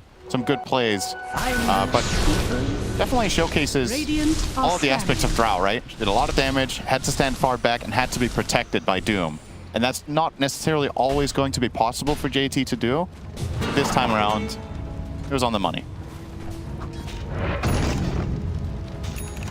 Drow is certainly protected. Now a bunch of items are starting to come from both sides. Scotty finally there for Mickey, who is having himself quite the game. Top net worth on his team, and about 1,000 ahead of the enemy Drow. And obviously, JT is leading the way as straight up smoke here from Xtreme again. They don't have Doom, but obviously Liquid also without the reverse polarity. Reverse polarity. They'll have it in 15 though. Paparazzi, they're gonna let the tier 1 go. He's pretty tanky, and he does have full coverage from his teammate. Yeah, little do they know, but Insania, he's gonna be the one to pop the smoke. Nisha comes in with the Rolling Thunder, doesn't have to worry about the Doom, as you said, and Paparazzi forced to BKB. As the Remnant away, DY is certainly dead. JT pops the BKB for himself as well, but a nice searing change into a multi-shot from Ghost, doing so much damage. Nisha's just dead. Double kill for Ghost. Mickey gets the beautiful Thunder, though, as Ghost will have to force staff away. Now Mickey trying to finish off the Drow, but the Gust is there from the tree line. And JT just holding his ground in this very tanky Doom. Kaka on the other side of the map, basically, low HP, and Mickey, Infernal Blade, no more Sunder to work with, so Xtreme Gaming get a very valuable kill. In fact, they kill only the cores on Liquid. Great fight. It was sick Chain Frost from DY. I feel like that it's actually only 1,000 damage, it says there, but I feel like all of the bounces were on the right targets at the right time. They killed off the Pango quickly, and they got down the Magnus as well before RP became a real threat in that fight, so... Is Kaka gonna die to a tomato? What's going on here? That's very relatable. Kaka versus tomato. Whenever we talk about tomatoes, you do make it sound like it's actually lethal for you. It is. It's so disgusting. There's the jump in JT using Doom, knowing that the rest of Liquid probably cannot come help. And he is correct. Insania a little bit late. Not that he could have done anything. Well, the panel was talking about that there's a good chance we get into this game state, and they favored Liquid late game. I don't know if I feel like it's that, if that's the case. Like, this Radiant lineup is no joke late game. You've got Doom, obviously one of the late game monsters. Drow has a tendency to do very well in late games if the enemy team doesn't have too much jump, and the only real catch Liquid have against the Drow feels to be the Magnus Axe, which I don't even know if he's going to buy the Horn Toss. Obviously now that that's the Scepter instead of the Shard. It has been buffed, but it's more expensive. Gonna be maybe a little bit tough. I've seen that you're able to value of the Drow pick. I've seen you be able to BKB during the Horn Toss itself still. While you're being tossed? Yeah. This patch? Yeah. That sounds like a bug. Horn Toss is a stun now. Yeah, I think it's like there's a moment of time that you can actually BKB. Maybe that was a bug and they fixed it. They hot fixed it, but I remember that was at the beginning of the tournament. I saw some happened to somebody. So I don't know if he even Dire's prioritized going for the item at all. Is under attack. 'Cause in that current state, it feels unusable. Same. Yep. Nisha does have Aghanim Scepter, not opting to go for the Lincolns yet, which that's the one thing that's gonna destroy him during the Rolling Thunder. Especially if you get Ags, it feels like a lot of your net worth goes out the window when you get doomed, because your whole build is about rolling around and shield crashing during the ult. But looks like he'll be going for the Shard first. Yeah. He did have Lincoln's queued up as a secondary item after Halberd. Let's see what he actually prioritizes. Is now an Octarine finish for JT. He is big, big boy. This hero's being banned in a lot of series for a reason. If not almost all series. I think it's like contest rate of Doom is absurdly high. It's got to be close to 100. Is under attack. Radiant's top tower is under attack. Ice Spire on the left from DY, really trying to get some coverage here. How much vision does that give? Dire's Is it actually? No, it's that's within the ring, it seems pretty. to me. That's good. It's like a pseudo ward, I guess. Yeah, that's nice. Thank you, Ops, for the red circle. Very good. The Liquid are able Classic to take the JJ. Wisdom Rune on that side and see if Xtreme can counteract. Liquid are still on, should still have access to that one for themselves, as the next Tormentor should be up relatively soon. And Ghost has the Shadow Blade, so going for the Silver Edge pretty shortly. And has not queued up a Shard at any point. Yeah, that's a lot of net worth on the side of Liquid just from the bounties, huh? That kid going high ground, he's gonna get initiated on though, and he's just dead. He blows up immediately. Insta-gibbed as Nisha forced to roll away. Wait, what? Okay, so this is obviously really easy from our point of view to be like, what the hell happened? But like, okay, let's see if they get out first. But I think they will. Maybe Nisha won't be so lucky. Actually, oh, he does have Blink. Does have TP. He has roll up. Oh, get out of here. So, like from our perspective, it's obvious with how the teams are moving. I'm just wondering how Mickey is perceiving that moment. His smoke broke in the river, so he knows the enemy team are there with at least some sort of heroes. Doesn't know who. And then he waits 5 seconds and just blindly walks up the high ground afterwards. So you're going to see here, the smoke had already broken 5 seconds prior. Yep. And his teammates aren't exactly in immediate proximity. A couple of them are close, like the Pango, but there's no instant RP follow-up protection. He gets jumped, and it's quite a critical error. It's a big kill. Xtreme now will invade, take some more map control here, push out the waves, and every Terrorblade death is a pretty big deal. Xtreme are starting to build a meaningful advantage. By the way, now that we're watching this, JT still has the Hurricane. So is this just better than, for him at least, than the Centaur Stomp? That's very cool to see. I think one of the really interesting things about the Hurricane is, first of all, it comes bundled with a 3 armor aura, which is obviously great against Terrorblade, but correct me if I'm wrong, this also breaks Lincolns, right? I mean, it's vector targeted, so I would think not. You target the enemy and drag them, right? So it is a single target spell. Is it? It should just break Lincolns, right? Is it? It's a vector targeted single target spell. Huh. Okay. I would think it breaks Lincolns. All right, I'm actually not 100% assume you're right. positive. I don't. Because if it does, the reason this is interesting is that, similar to the Centaur Stomp, you know, you can force enemies into a worse position in the fight, whether you stun them or pull them. Both things are offensive. But in anticipation of Lincolns, this is going to just often just flat out be better to have, right? If it does work that way. But yeah, that's cool. For now, I think the toughness aura is probably the X factor of this. And the tooltips aren't showing like how the levels at all. Like I can't tell if the Hurricane or the toughness aura go up with the levels of the creep. I assume the toughness aura should. We'll need some time to learn these by heart. I genuinely don't remember which that will never happen, let's be real. It could be TI 25 and we still won't know exactly how that works. This is a big moment here. Liquid are posted at the pit. Yep, Rolling Thunder being caught. Shot. Has to get it off. The RP onto basically nothing. Doom onto the Terrorblade. Zordy at half HP. Nisha with a good ult. That shield crash putting that axe to good work, but Mickey is just dead right off the bat. The trade is DY, so certainly not even for Liquid. As Paparazzi trying to finish off Zai on the corner of the map. And the rest of the focus is on Nisha, who gets close to the gate. JT with very little mana to speak of, but Nisha as well, finally brought down. Second core dead for Liquid. Coddle is next. Zai still chilling in the corner. Looks like Insania will get out, and Zai somehow as well, but on the doorstep of Roche. This should be Xtreme taking the axe. That would be nice. The Aegis and the cheese. So I think we're starting to see a bit of a limit. Okay, so I think he was trying for the blink. He was trying for the blink RP, but he got hit by a slide of fist, and his dagger got cancelled. So really good timing there from Paparazzi, and unfortunate for Zai, obviously. But we're starting to see a little bit of a problem with Liquid's overall strategy here. They don't have a low commitment way of starting the fight, right? They can't like poke and try to find some way, like slight chains, for example, will allow Xtreme Gaming to select the fight. They can blink Hex and force Steph out. They can go in with Doom.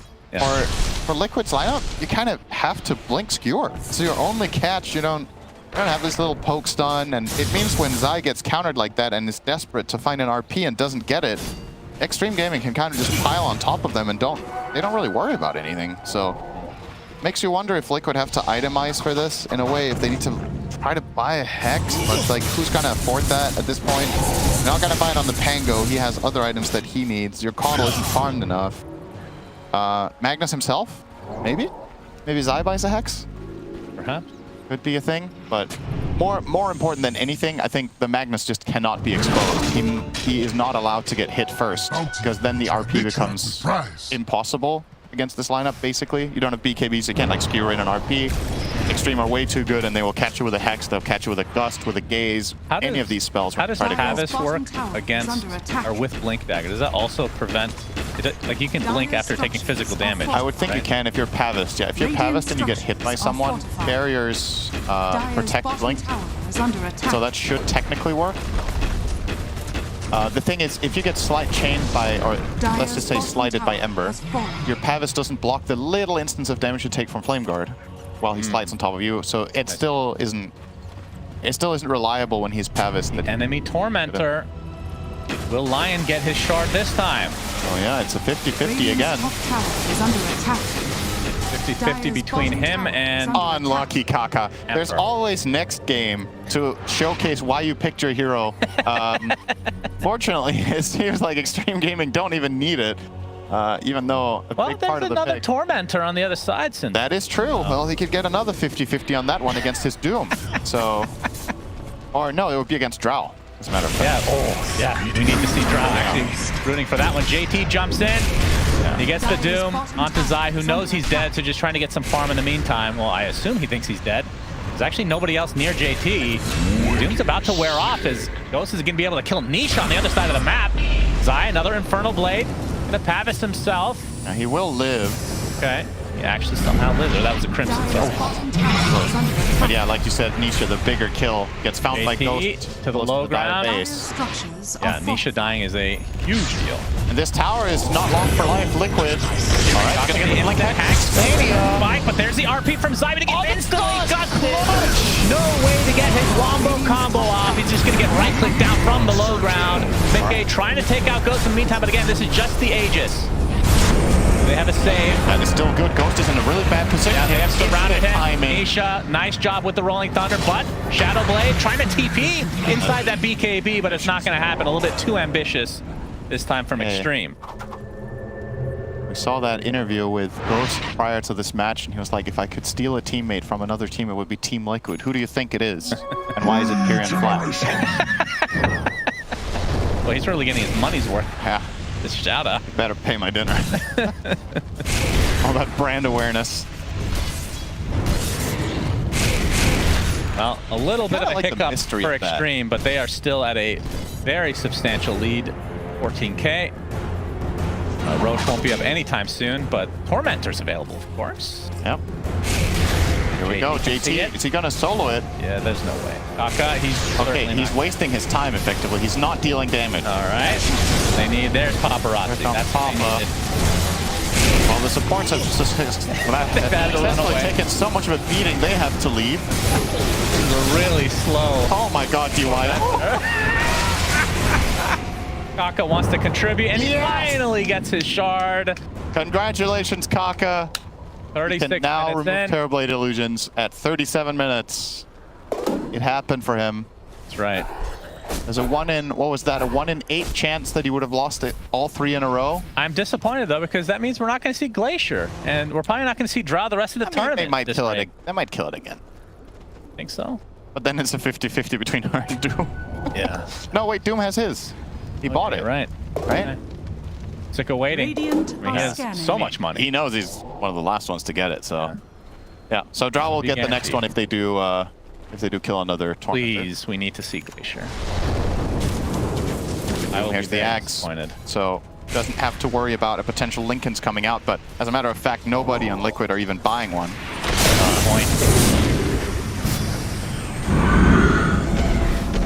How often, if ever, is it just like a very small percentage of the time that if you have the Ags on Doom that you still would Doom somebody instead of Dooming yourself? Or it's like the whole setup just for you? There has to be some it's something scenario. I've thought about myself as well. It's like, in some games, is it still worth buying the Ags if they're buying no Lincolns, right? Like, because usually you see Dooms buy this as a response item rather than as a straight setup. Because the thing is, if you Doom yourself and you blink in, if you get controlled by anything, the Doom might just go to waste, whereas if you just hit the target you really want to hit, you could even die after and still win the fight because you've got that key spell out. In this game, I think he's relatively protected. Like, he's obviously super rich, he's mega farmed, he has 4,000 health, 30 They're armor. coming, Cinderin. They are smoked up. The RP, it only hits on Doom, which they're not doing any damage to, basically. Finger onto Insania, not enough to get the kill yet. Still much shield on JT. Finally gets the self-Doom off, and Zai just getting taken out easily by Ghost. Nice Ice Fire placed as well. So far, it's a 1-for-1 off-lane for off-lane. Ghost very low on HP, might have to reposition completely, or perhaps even retreat. As Mickey able to force staff to safety. Paparazzi already popped his BKB, so just going to wait that out. The Lich is an easy right-click kill for Liquid as Zai bought back into the game. Paparazzi TPing out. I really thought that fight was going to go well for Xtreme, given that they solo RP'd the Doom, and he gets Frost Shield, he gets... everything. He gets Frost Shield. I think he got his Crimson off. He used BKB, he has a Trickster Cloak. It felt like they weren't going to be able to kill him, but actually just Liquid, through pure stubbornness, eventually killed the Doom by laying into him and dealing an effective, probably like 15,000 damage to finally pierce through all of that armor. And once the Doom falls, and he used Doom on himself, like Paparazzi skewered back in. They don't have the lockdown though. Either way, this is gonna be a lot of damage to this tower and potentially barracks. And Doom's not up for 30 seconds. And they'll force the glyph here. JT 20 seconds. When he respawns, he will not have Doom. They know this. Raka showing himself, and obviously he'll kill those illusions very easily now. It's a nice win for Liquid though. It was yeah, that cut into the lead quite a bit. And a great showcase of the problems for Drow, right? Again, this hero is very polarizing for a reason. The moment you start falling behind in a fight and enemies get on top of you, you're just not there anymore. You just had to turn tail and run and couldn't really stand and fight, whereas the Terrorblade was just popping BKB, standing still, and delivering the whole fight until it ended. So yeah, this is probably quite inspiring for Liquid, considering the fact that they Blink RP'd him, a Doom who got fully protected, and they still won the fight. Now they have a RP is straight up game plan for that fight. Yeah, ready again. Runs into the Wild Wing. They know that they know now. There's the RP. It's only onto Lion. He's going to get right-clicked down, but no, the Eon is actually blocked. It won't be that easy. Insania getting right-clicked by Paparazzi. That looks to be a kill. The Doom is still applied to Zai, who's running into teammates now, but getting chased by the double BKB Paparazzi and JT. That looks to be an eventual kill, but Mickey jumps in, gets the Sunder off onto Paparazzi. Nisha extremely low. Crimson Guard keeping him alive, but the right-clicks from Ghosts are too much to handle. 2 cores dead for Liquid. Is Mickey trying to hold his ground? Have to be careful. Insania. Looks like he's gonna walk away. Paparazzi now pursuing. The Searing Chains connects. Glimmer. It'll be an annoying kill. To the trees he goes, but they spot him. Do they have a cancel? The Sinister Gaze is there. Kiss the good dude, young. Alright, that RP is just not enough, right? Last fight, they RP'd the Doom solo, and they lay into him the whole time until he died. This time, they RP'd a solo Lion who had Aeon Disc, and he just got away. And they did kill him ultimately in that fight, but he got all his spells off. He bought a lot of time, and the trade-off was that the Pango in particular got really exposed on Liquid's side and got killed off. in a way, maybe Liquid should almost be happy that this didn't go even worse than this. They kept their Terrorblade alive. I think Zai was aiming for a double RP on the Doom and Lion, but just barely outranged by the Doom. And at that point, that fight already looked super awkward for him. So, yeah, didn't get what he was looking for.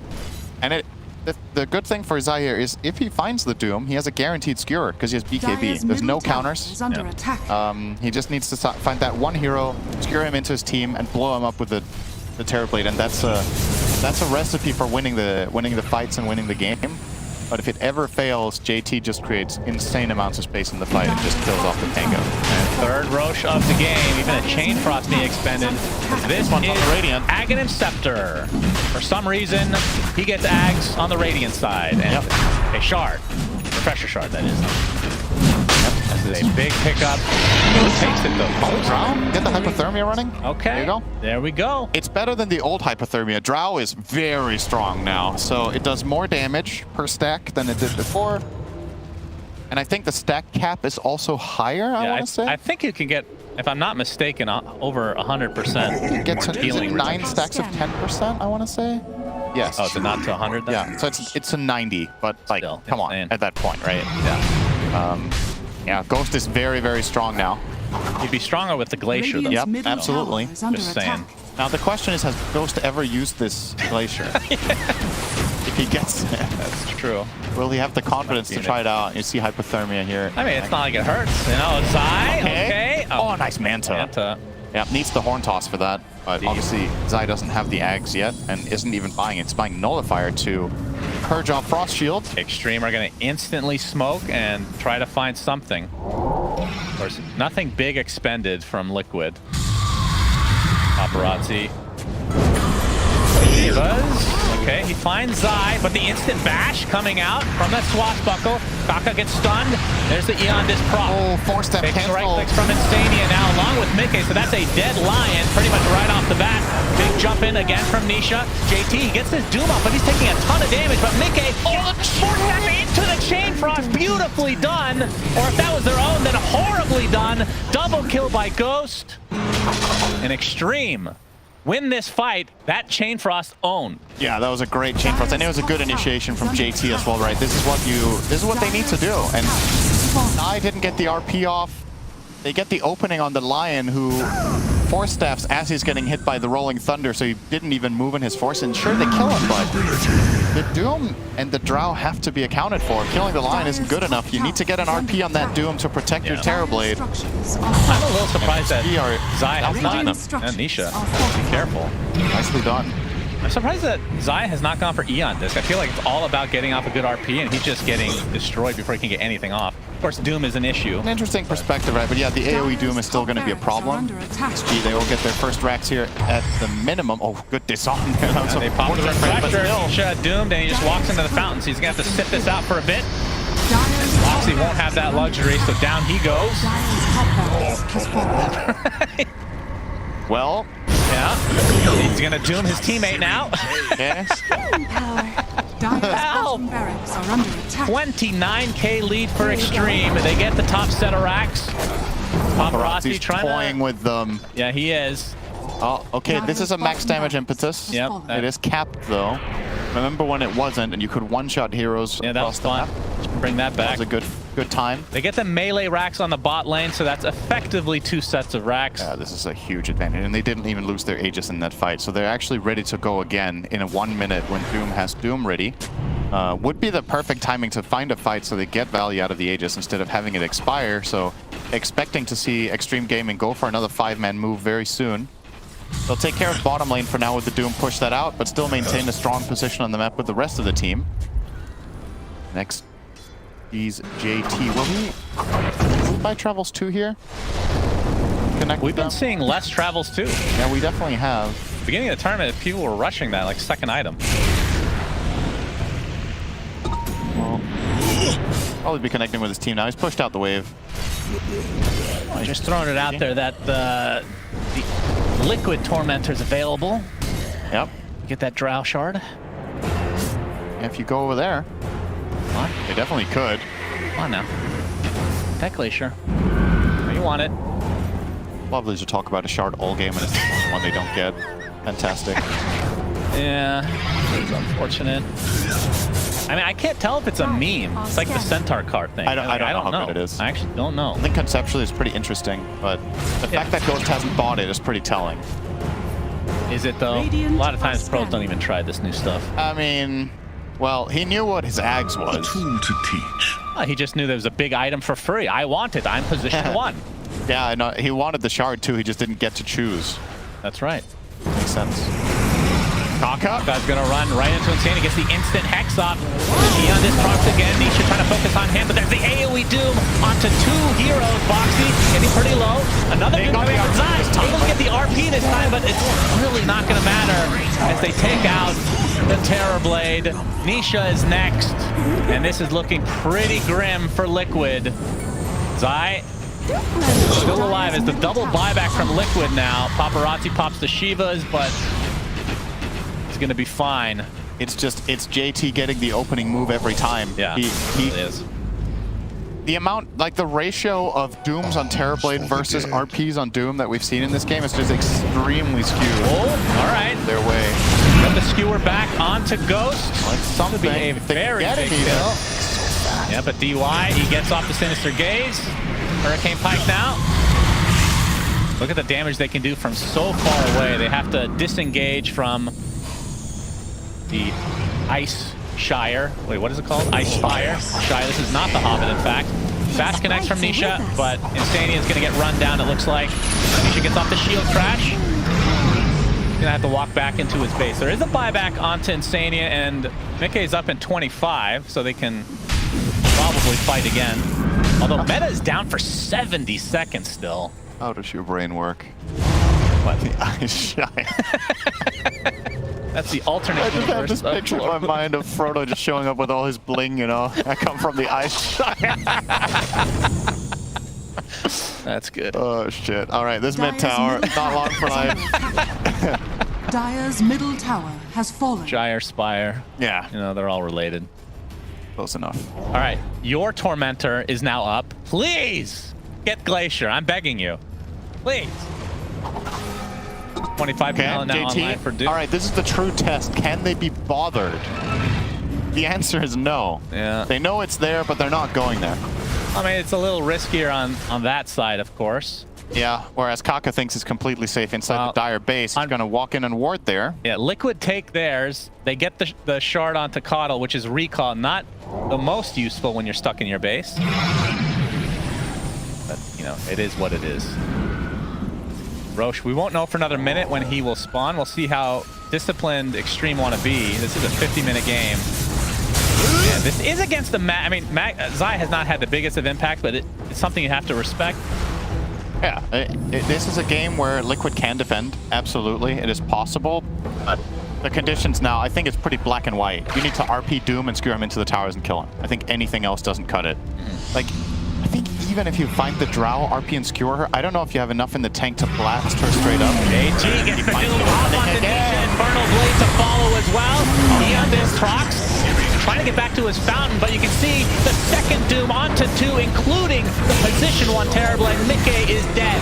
Zai with a nice skewer close to the fountain as the buybacks come in from Liquid, but the Ice Spire, the Shire, whatever the hell you want to call it, doing basically nothing as Lich dies. A triple buyback from Liquid means that they're going to technically defend, but this lead is approaching 50k. They need to get more out of this. Kaka gets the Hex off now. There's the right click from Ghost, and Nisha is dead. No buyback. Zai skewers back. Mickey in that meta form. Okay. They do kill the Drow finally. Kaka is next. Okay. But if it's doing quite a bit of work, is Kaka will buy back into the game. Does have his finger available. Well, I mean, now the lead is the same as when the push started, because both Kaka and DY bought back here. Yes, that is accurate. And I feel like those buybacks are actually kind of nonsensical, because when Drow isn't buying back, you're not taking the fight anyway. So a little bit of a heat of the moment kind of thing. Sure. Probably. Not the biggest of deals, I suppose. The big buybacks on Xtreme Gaming are going to be the Doom and the Drow. Those are the ones you really want to have in the pocket. This could be a big deal, because Roche is up in 7 seconds. Yep. And it is Radiant side right now. When does it turn nighttime? In 3 minutes. Pango and Drow has buyback, so Zai! Hex is there. JT trying to set up a kill. Paparazzi jumps in. Buyback onto Drow, so they want to finish this right here, right now. Sinister Gaze onto Mickey. and down goes the Terrorblade. No buyback.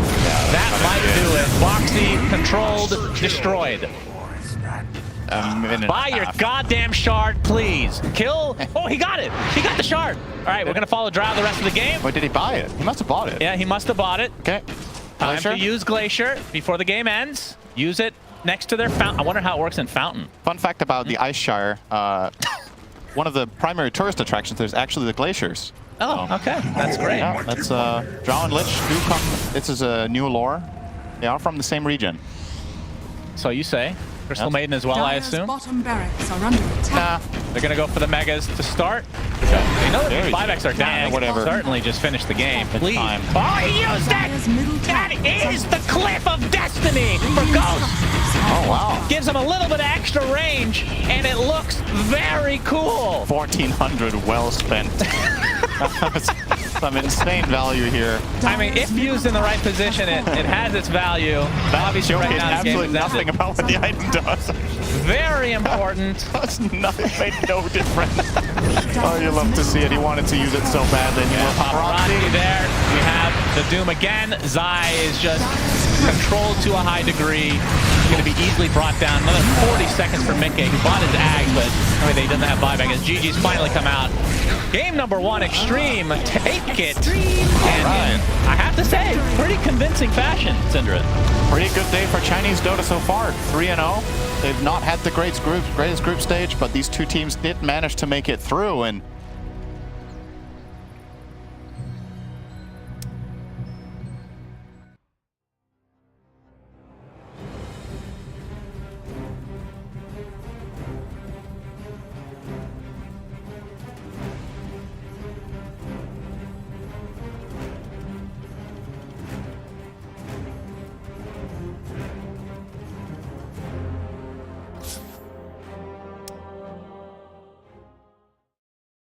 Cloud, if he's got these forks coming through, you know, if there's no... We'll come back to this as they get the dive on, and everything I was saying is now inconsequential because Cloud has gone down, so Kami has to move away from these multiple kisses. There is still that buyback for the Beastmaster though. Let's see. Let's get himself back into this. The dive onto the back lines, he's in the vortex as well. There's going to be a real nice dismember. The hooks come. Nice save. Though. He saves it. Cloud gets himself back into this now, and Kami is losing so much time. Kami's going to go down. They do get the kill onto Leppington there as well. So Mira with that freezing field, Mira will go down. Going down to the hooks. Yatsu still in that push roll. He's getting them back. They get the buyback out from the potent storm spirit. Everybody from the side of Hydra. They don't want to be giving this one up now as well, but they take down Leppington once again. That's the dieback on the disruptor. And Yatsu, what can he do? The hook. It's going to be blocked mid. Hook. This is the dieback on the Cloud. Cloud, can he get himself away from this one? He's still being harassed up by Collapse. One more right click. He goes down. That is going to be the Beastmaster dead for 115 seconds. And now the chase is on for the rest of the side of Hydra. This Aghanims on the Morphling is just making him impossible to deal with. First of all, they use the little shredder on the Budge to get rid of his armor. He has solid amounts of it, but it is just not enough. And then Yatoro just destroys it. And he knows that he can stand his ground because he cannot be stunned. He literally cannot be stunned. How do you stun water? Well, a lot of their damage, if not most of it, is on the Morphling. Oh, the glimpse comes back though. Inside the Static Storm Mirror, he has that Lotus going, and now if Zerker actually dives a little bit further, the Thunder comes out. The Podking, he's dove in, yeah. They're going to be able to get a kill onto the Storm Spirit. Can they take down the Punch? They're going to be able to catch up and cancel off the TP. He's going to be dead. The Storm Spirit though, he has brought back, and they've got no kinetic field, no Static Storm. And like you say, they're even going to be able to get a lockdown onto Cloud. Everybody on the side of Hydra, they just overextended, and we praised them in the first game for respecting the power of Team Spirit here, but Hydra might have just lost the heads a little bit, and the buybacks, they're going to be forced out, but I don't know if it's going to be enough to defend this base with the Pudge being down, with no Static Storm for the next 27 seconds. Spirit, what can they get from this? I didn't worry though, they're going to be able to get damage. They get two, they do! They take them down, the cookie comes out, the Yatoro, freezing field, they might lose Happy. Is this the dieback? They do the break the Lincoln Sphere though. Morphlin. Bilal wants to come right back into this fight because he have the boots of travel to do it. It might take him a little bit longer now. No boots of travel though, so he's going to have to use the blinks, you know, just do it by foot, it seems. Level 25 Storm with a beast stats of so much damage. They're going in for the Morphling. He doesn't have a buyback. No, he can't. Do they get the kill? He does. He goes down. Warwick has to go down though. It's gonna be him left alive. No, it's not. The creeps are pushing in. There's no buybacks available on the side of Hydra, and this is gonna be 4 heroes, even with the death of the Morphling. No way Warwick defends this. It's pretty much over. They don't have the glyph. The game is over. They gave it their best. Hydra, they made Team Spirit work for it. The team that is most likely gonna be at the top of Eastern Europe DPC Division 1.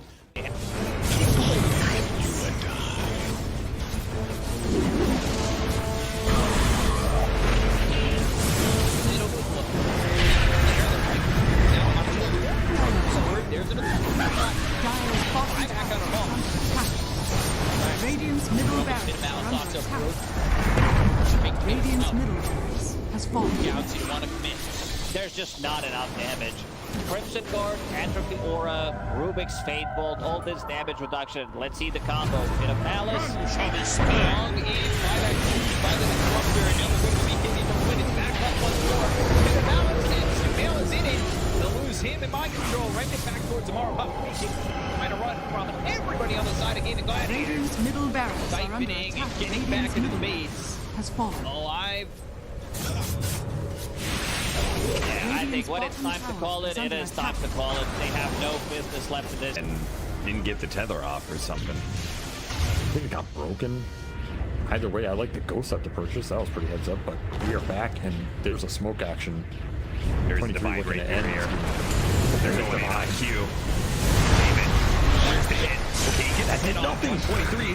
Knocked. What damage? He's dead. Oh my god. Nothing. Less than 10% of his health. I mean, I'm assuming that's just the game. That, yeah, 100%. There's no point in talking about the rest AU of it. picks it up. I thought it was the dive. Go away, you. Oh my god. Victory!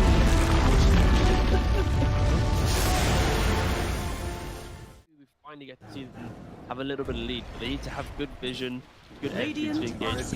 We're down up on high ground. Or Bobica, Red Panda, this would be huge. If you can find it, Static Storm before the Tombstone. Not bad. Stun from Lulu. He's thrown now. There. Starting to drop down. I love TK control for the moment. He does manage to get that one away. And the Supernova down. TK barely surviving. And it's going to be one down as White Album to dodge, to hide away. The heal's coming in. They hoping for a save, but the PKB is out, and they're going to jump onto him. He has to back away. We have lost White Album again, and now Mango in trouble. Q is going to drop. Aster, these fight so well, and they couldn't take down that Undying before the Tenacity. And remember, it's ages, so they didn't really care about giving away. Big Nation profits.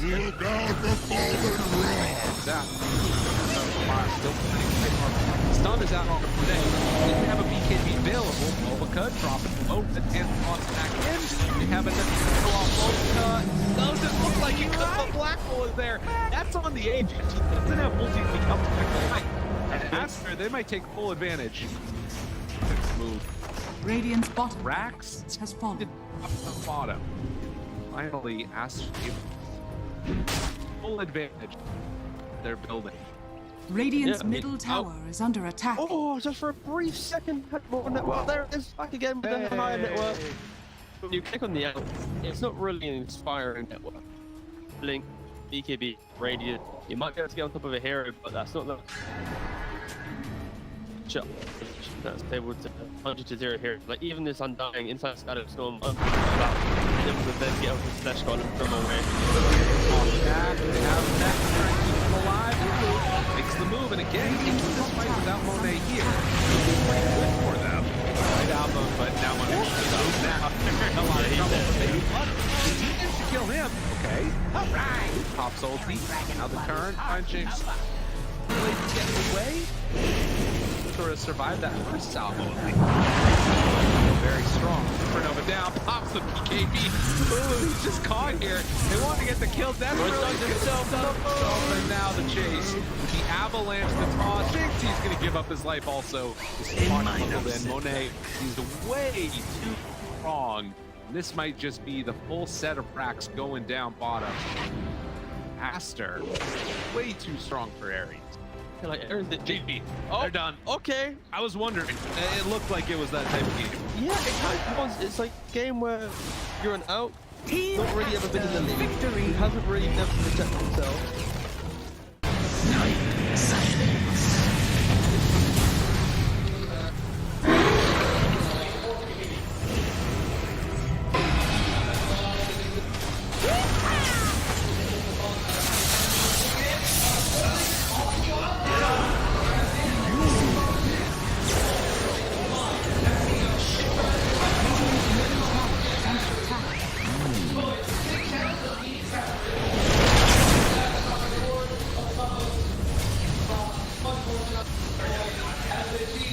Radiant structures are fortified. Radiant's middle tower is under attack. Radiant's middle tower has fallen.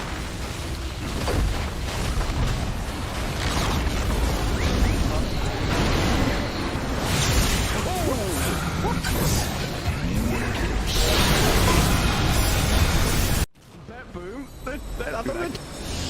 Everyone's just standing. How are they just standing right now? I can't help but fidget with my hero half the game. I'll be running around in circles. Yeah. Pirouetting on the spot, the song. Blinking from Pure. They see Yatoro, 3 lined up. Potentialized path play. They're trying to go in. Toronto Tokyo blown up by Collapse. Has to buy back. Yatoro gets off his BKB. Pure with another song. Sprints in. Who are they aiming for? Where is the target acquisition? They can't catch anybody. Collapse BKBs runs down south. Lol being chased out as well. Oh my god, 9-4. Hazy on disc refresher. Blinks to high ground. Gets away from danger for now. Pure, what's he up to? He's back to the high ground too. Mirror image out. Aegis claimed. Lol in the fire. Still surviving and blowing up GPK. Team Spirit nothing to do. Sprinting out their base. They don't catch Nightfall on the way out. He's blinked out of the range of Mirror. They're still hunting though, and he's going to find Toronto Tokyo. Who cares, Gem? I see Jakiro. Eon disc popped. And with his rapier damage is like short work and a twin-headed dragon. Unstoppable. Laurel the collapse waiting in the back line actually worked. He stormed out of the tree line and he just then started eviscerating the 2 supports with the help of Laurel. He completely jumped over. They dodged everything that Naga was trying to set and prep there. And Yatoro was also just firing the cannon from the top there. Did the combined damage of Collapse and Laurel together. He is a monster. Oh, Pure. Lol. Oh, God. Nightfall's going to get a bit of vision here with the Hawk. Imagine. Can they? Imagine. Will they? They have to do something kind of crazy. They're going to be losing their base pretty soon. Lash has buyback. Naga Beastmaster have to get back to base to defend. Drow Rangers up here. Tier 3 gone. Barracks to follow. There's no buyback of Collapse though. That's a big one. And Mira. Radiant structure. Look at all the wolves. Look at all the summons. It's vulnerable. Mira gets away from there. Help of the Glimmer Cave to jump in from Lol. Disruption self-save. Barracks taken out. Lol. Oh, tries to fight. Nightfall. He'll just pop, but he can't get any control of Lol. It's Lol. Puck is all over the place. Now they go into the GPK though. Aiming for the puck. They're going to find him at long last. They get him and the Rapier's on the floor. He messed up the phase shift. He canceled it. Oh no. Oh, you see that? I'm not crazy, right? I don't know. Yeah, he phase shift and accidentally ended it. There's an Axe Blessing recipe. There's a Rapier. There's all sorts of stuff everywhere. An Axe Blessing recipe. What's that there? Okay. Not sure what the story on that one is. Meanwhile, Save, I think he had a refresher shard, right? Because Laurel dove him, he disrupts himself, and he tries to kill him again after it Save just refreshes, and then uses it again. How did they not got the breaker? That was another DD. I don't think they care. You know what, Toronto Tokyo is going to take it, is he? Oh yes, the Jakiro with a Rapier. Coming to feed it back to them, guys.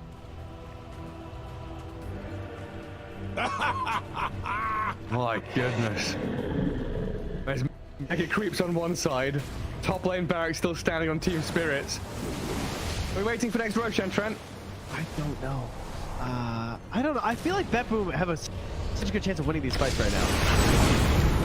They can't get like swarmed in the back line. They missed the stun on BK. He's trying to hold his ground, but look at my dodge. Oh my god, Yaturo shreds. Where'd he go? Daedalus hits, refreshes, blinks forward, kills off save as well. SD's gone, TP home. Get the hell out of here, BetBoom now. Lucky to get coil. Dude. Leshrac vanished. He looked okay until he didn't. Until he got hit for 1,350 damage from a single right click? Yeah. Oof. Yeah. Right until that. Ow. Luckily, Toronto Tokyo was not there to feed the rapier back, so that's good. And now Team Spirit running down lanes, coming for the Radiant base. Balls are still there to hold on to. This has got to be mentally debilitating for BetBoom. Mini 71 minutes. Team Spirit is wearing them down. The admins have been on, you know, they told them, nope, these guys. The longer this game goes, the harder things are. Well, it's like Moomiander was saying in that Seb documentary. You know, this isn't Dota you're playing. This is a slogfest. You're gonna wait it out and play 60-minute games, long ass ones. There's a long line. Let's get very far forward. He unders from Mira, but the Undying will fall inside the Radiant base. He'll as Mira gets off one last finger of death, and the turns will go through. They kill GPK. It's a direct with the ledge. Naga now in trouble. Song of the Siren trying to buy a bit of time, but Yatro moves forward, gets the damage in. Will is dead. Oh god. It all comes crumbling apart for BetBoom now. Wait, back. They're on to Mira. The kill off Nightfall save though, and lol. He opens up on them. 5 seconds Team remaining. Liquid's turn to ban. If you were paying attention to that drone footage, you may have seen an overhead shot of the Velodrome Arena. And Team Liquid are hoping to fill up a few close members of friends and family in that arena, and hopefully they'll be playing on the stage. Xtreme Gaming, though, they don't want that reality. They want to be there. They want to be representing China and continuing their trend of perhaps being the best team from that region. Now, if they're able to do it in a 2-0 and eliminate Liquid, it'd be a damn shame. I want this to go the full 3 games. I want to go the distance here. So let's get into our game number 2 draft and see maybe if Xtreme are going to continue going off the beaten path. 0 win rate heroes, showing that they can be successful. I think LAN got a few more tricks up his sleeve, perhaps. That is what you want to see, though. We were talking about how it felt like their previous drafts during groups were too much of a plug-and-play kind of thing. And for them to just bring out their own ideas and do it confidently was really impressive. Like, I was completely caught off guard with the result of last game. I wanted to throw a little factoid into the mix. Guess which hero Gaming Gladiators has 0 games against? Medusa. Coddle. Brow? 5 seconds Doom. remaining. Oh. They have either first picked or banned Doom on second pick every single game. We saw how terrifying that hero can be. Homie wasn't even using the Doom on himself. He was AoE dooming enemies with the pressure. I mean, they've identified the issue, and they've respect banned that Doom, and it really fits the way JT plays. Like I mentioned before, he often gets sacrificed by Kaka because he has a more roaming-oriented playstyle, but because his initial levels went so well, he was able to sit on that lane by himself and not get bullied out. But I do want to talk a little bit about how Liquid played that diffusal blade timing on the Pangolier. I think yes, it was definitely well played by XG, but it felt like Liquid couldn't make anything happen. They smoked out twice the second they got the diffusal on Pango with the Coddle, and they got nothing out of it. Yeah, they were. It looked like they were playing cat and mouse on the map, and the cat starved during that entire period as Liquid. Yeah, the game just froze. And with supports like Lion we were mentioning, like these heroes scale insanely well in the late game compared to something like an Enchantress. And Team Liquid, the change, like you said, Peter, they don't want to play against Doom either. I think Doom just simplifies the game too much for the team that plays it. And it also means that like at any point in the game, if it goes towards 40-50 minutes in, you're operating without at least 2 of your heroes. And I think for a team like Gaming Gladiators, they probably give teams credit where it's like, if they drag the game out long enough, this is probably our worst situation we could find ourselves in. For their Coddle combo, I would honestly prefer if Liquid moved away from the Pangolier, simply because XG have shown that if you can dodge the timing, then you can nullify the effectiveness of their mid-game power spike. So I would like to see them return to an Ember or any kind of Spirit to play with a Coddle as opposed to a Pango. Then why first phase the Monkey King as opposed to the Storm of the Ember? The Monkey King is really good, generally, in this patch because of the vision he provides, but also it's a hero that can lane against Underlord, right? So you have the potential flex to safe lane and also the availability to play him mid depending on if something like an Ember comes out. It's a good pick here. I wonder... I mean, I feel like the Monkey could be 2, 4, or 1. They've played it on all the roles. I wonder how much of it... Like, how much are they going to protect this Monkey King? Like, are they wanting to leave the option open for themselves regardless? An example, like something like Bat Rider makes core Monkey King almost impossible to play. Other heroes like Quap, Long Range Kite, Phoenix. It's nice against Underlord, but Monkey King has been suffering a bit this tournament, and I think that's simply because the map is so open that eventually the game does slow down, and it only takes like one Quelling Blade tree chop to suddenly kill this like full HP tanky core Monkey King. It's nice to see they're still in pretty good spirits, though. Yes. Imagine that. I mean, you're one game away from elimination. They might be fighting over who gets to play Monkey. Yeah, that could be it.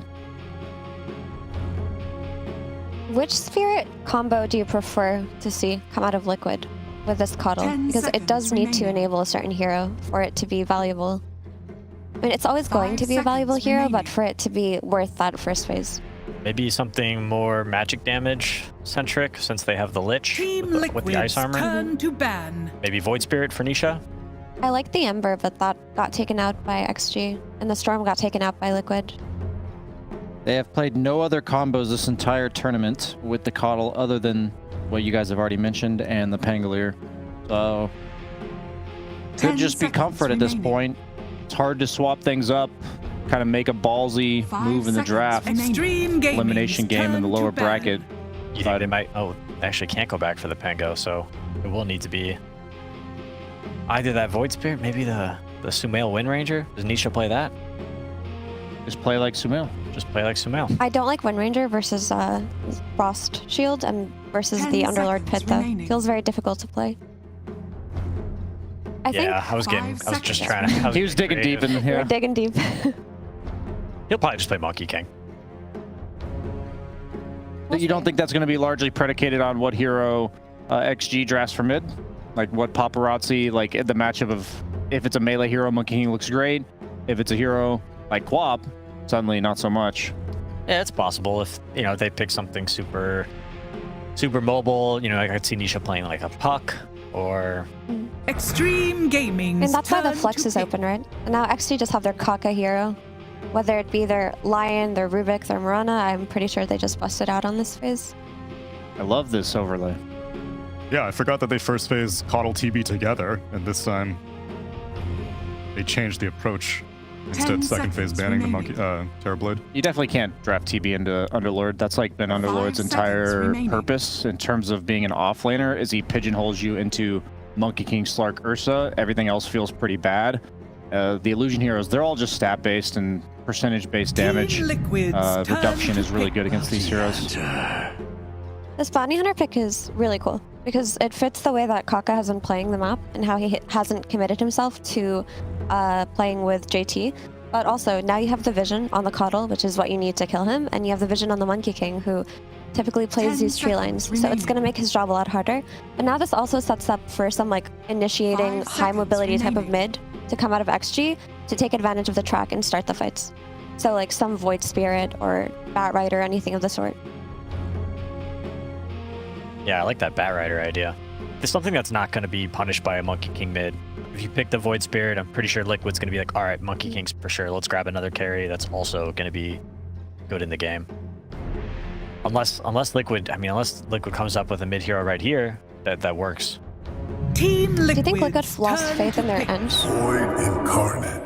They go Void Spirit themselves. I don't know if ENG is necessarily great against Bounty. I like Bounty Hunter, again, like counter roaming heroes like Enchantress. You also supply that extra 300-400 damage that it would take to kill the Enchantress if she does roam. So like if the mid laner 10 seconds remaining. Or if the Enchantress is getting scouted by the Bounty Hunter and the mid laner works their way over there, suddenly this Enchantress that usually free roams the map Extreme feeds. Gaming's turn to Ooh, the Insania Oracle comes out. Purge track, That also, like all of your spells. yeah. And that also makes the potential Batrider that looked good for XG look a little bit worse. Less magic damage coming out from Lich. Also removes the Frost Shield. They do need the Dispel.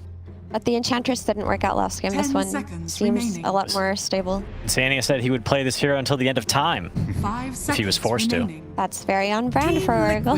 Turn So, to ban. here in his last chance, getting to play his favorite hero, hopefully he can have big impact. Picking the Oracle here, though, now removes quite a bit of the flex from the Monkey King. At this point, it's almost certainly going to be Nisha. Unless if Zai is going to play Call. No, it's going to be Mickey, you mean? Mickey, that's right, yeah. It'll be a safe lane. The Void Spirit Bloodseeker matchup, we learned about this yesterday. 5 seconds remaining. We saw the Void Spirit get picked into the Bloodseeker, and back when Void Spirit was an int hero, you'd usually see like Witchblade Kaya type builds, and during Rupture he would just die. But yesterday we saw a Echo Saber Sange Void Spirit who was not dying during Rupture because Astral Step isn't protected from Rupture like Ball Lightning and Remnant from Ember. So Void Spirit of all the spirits does suffer against Bloodseeker, but I don't think this matchup is nearly as bad, if bad at all, compared to what it used to be. That DK ban is so good because that's exactly what XG needed. They needed that strong, sturdy mid laner to have an instant stun for the spirit. And the thing about that Void Spirit yesterday, who wasn't dying to Bloodseeker, that Void Spirit was playing against 0 stuns. So there was no follow-up on the damage that was happening to him, and he was able to get out. So while the matchup did get better, so long as you have a means to catch this hero, he's still punishable by Seeker. And I imagine they're just gonna ban out any kind of stun remaining on the side of Liquid now. Paparazzi's other stunning mid was Tiny. They think that's high. I like that. I think they need an assassin type hero is what I would call it. Somebody to jump the back lines. Caudle and Oracle being the best 5 targets. seconds remaining. Whenever you're playing Oracle, you kind of have a big target on your back. Every fight they're going to want to start on you. Yeah, I thought that was a bit masochistic from Insania that he would want to play Oracle every game because these type of heroes, Oracle, Dazzle, Wyvern, like you're just screaming, "Go on me first!" I hate playing Oracle in pubs. Your teammates just bait you. Your teammates overextend, allow the enemy to wrap behind, and just burst you instantly. Where's my Oracle? But on paper, it's good because there's just so much to purge, right? Outside of dissuading the Batrider, which looked great. You can purge the track, you can purge the Frost Armor, you can purge the silence from Bloodseeker on any of the targets that do get silenced. You have healing as well. Most of Monkey King's bad matchups are, like you said, Batrider Quap, like heroes with purgeable kiting slows. So I think a lot of it has to do with good against what they already saw, and it covers like all the bases of securing, like since they have the response picks on Xtreme, we have to make sure this Monkey King is protected. What do you combo with?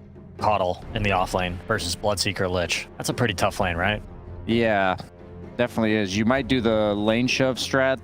That makes sense. Was it you talking about that yesterday? Or was that... Yeah, full. I'm sure it's not a. Team Liquid. Everyone talks about that. Yeah, you can just avoid laning for the most part. I'm just thinking about what hero would do that best. Brew is a cool ban. Liquid doesn't really have any team fight right now. Zai himself played Batrider if you think it's viable for Liquid. It will get run down by this Bloodseeker Lich relentlessly is the issue. What can kind of stand there and tank a Frost Blast plus Bloodright? Well, they took out 2 of the heroes that could. Surely there's one more. Surely. Extreme. I mean, you could just watch for the game. Necro! I think that hero gets punished too, to be honest. I'm honestly so down for Necro. Yeah, it's BSJ's favorite hero. This is the hero I said I would play. And you know, he's probably not going to do it now because it got nerfed. But the first game of Dream League on the new patch, Zai rushed Boots of Travel 2 on Necrophos and would just travel on top of his mid laner and Reapers people whenever it was available. And I thought that was, even if it's bad now because of the nerf, it was one of the funniest like conceptualizations of optimizing like an immobile hero like Necro. But what I like about Necro here is that even if they can burst him, he synergizes really well with Oracle because you make him take no magic damage with Oracle's Fate's Edict. Another thing about that is they buffed Fate's Edict so that it no longer disarms allies.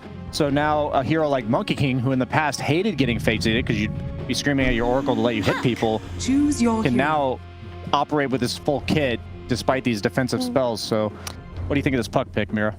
I like it. I think that this Necro pick was very clever in that it took away the Tiny from XG, which looked perfect for them. But the Puck does what you want it to do, right? It takes advantage of the track. It's a target that can jump. It gives you coil for the Void Spirit. But now, I don't think Puck is enough of an answer for the Necro. So both of the drafts look pretty well-rounded this time around, but the Oracle Necro synergy is something really scary when you don't have overwhelming amounts of magic damage coming out early on. A lot of pressure on Zai to perform here, you think? I think it's more so pressure on Paparazzi to do as much as he can on the side of XG, right? I feel like he can just farm and go late game. We saw was it Kiyos, depressed kid? What's that? I don't know how you say it. Kiyotaka kind of carried on Puck the other with Ramses playing that Slardar. I think if Puck gets that amount of farm, there's not really a lot of lockdown for him, so he could carry the game. The question is, do you guys think Necro will die to the Bloodseeker Lich Lane? That's exactly what I wanted to touch on. Is I'm concerned about Necro level 1 and 2, and I'm thinking that Kaka could easily just kind of camp that lane for the first couple waves, and maybe Zai becomes a bit of a liability. So I'm really looking for that early first 2 minutes. Like, how much does Xtreme look to punish this Necro? In tandem, how much does Mickey and Insania like counter punish the Underlord? And I think whichever one of the teams comes out on top could spell like a lot of who wins the game. Damage into pipe too. There's a lot of factors here to think about for sure. Many calculations are being run right now. Prepare and for earlier we saw Aster get a 2-0 against Spirit. Will we see continued Chinese superiority, or Liquid gonna fight back? Let's find out for game number 2 with Sunsfan and Cinderin. Thanks, Tsunami. Yeah, this is, I mean, unfamiliar territory for Liquid. They're against the ropes already. And it's not against Gaming Gladiators. And yeah, that used to be their kryptonite, but it seems everything's their kryptonite these days with this new patch. It's hard to decipher exactly what you want to do. Is Kaka already going to get caught out? Missing first blood this time. Bloodrite is there, but do they have enough to actually find it? There's the blood grenade, and the last right click from Boxy is enough. And DY looks like he might be next. Mickey picks that one up.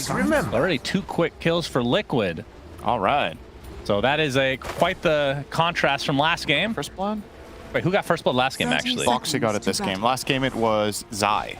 Oh. On the Magnet. That's right. So it's kind of the same then. So, yep, they got a little bit of a primary boost on the Caudal, but also a decent amount going the way of Mickey, which I honestly think is arguably, I mean, first blood's still the bigger kill, but the kill bounty on the Monkey King is going to set him off to a really good start against Underlord.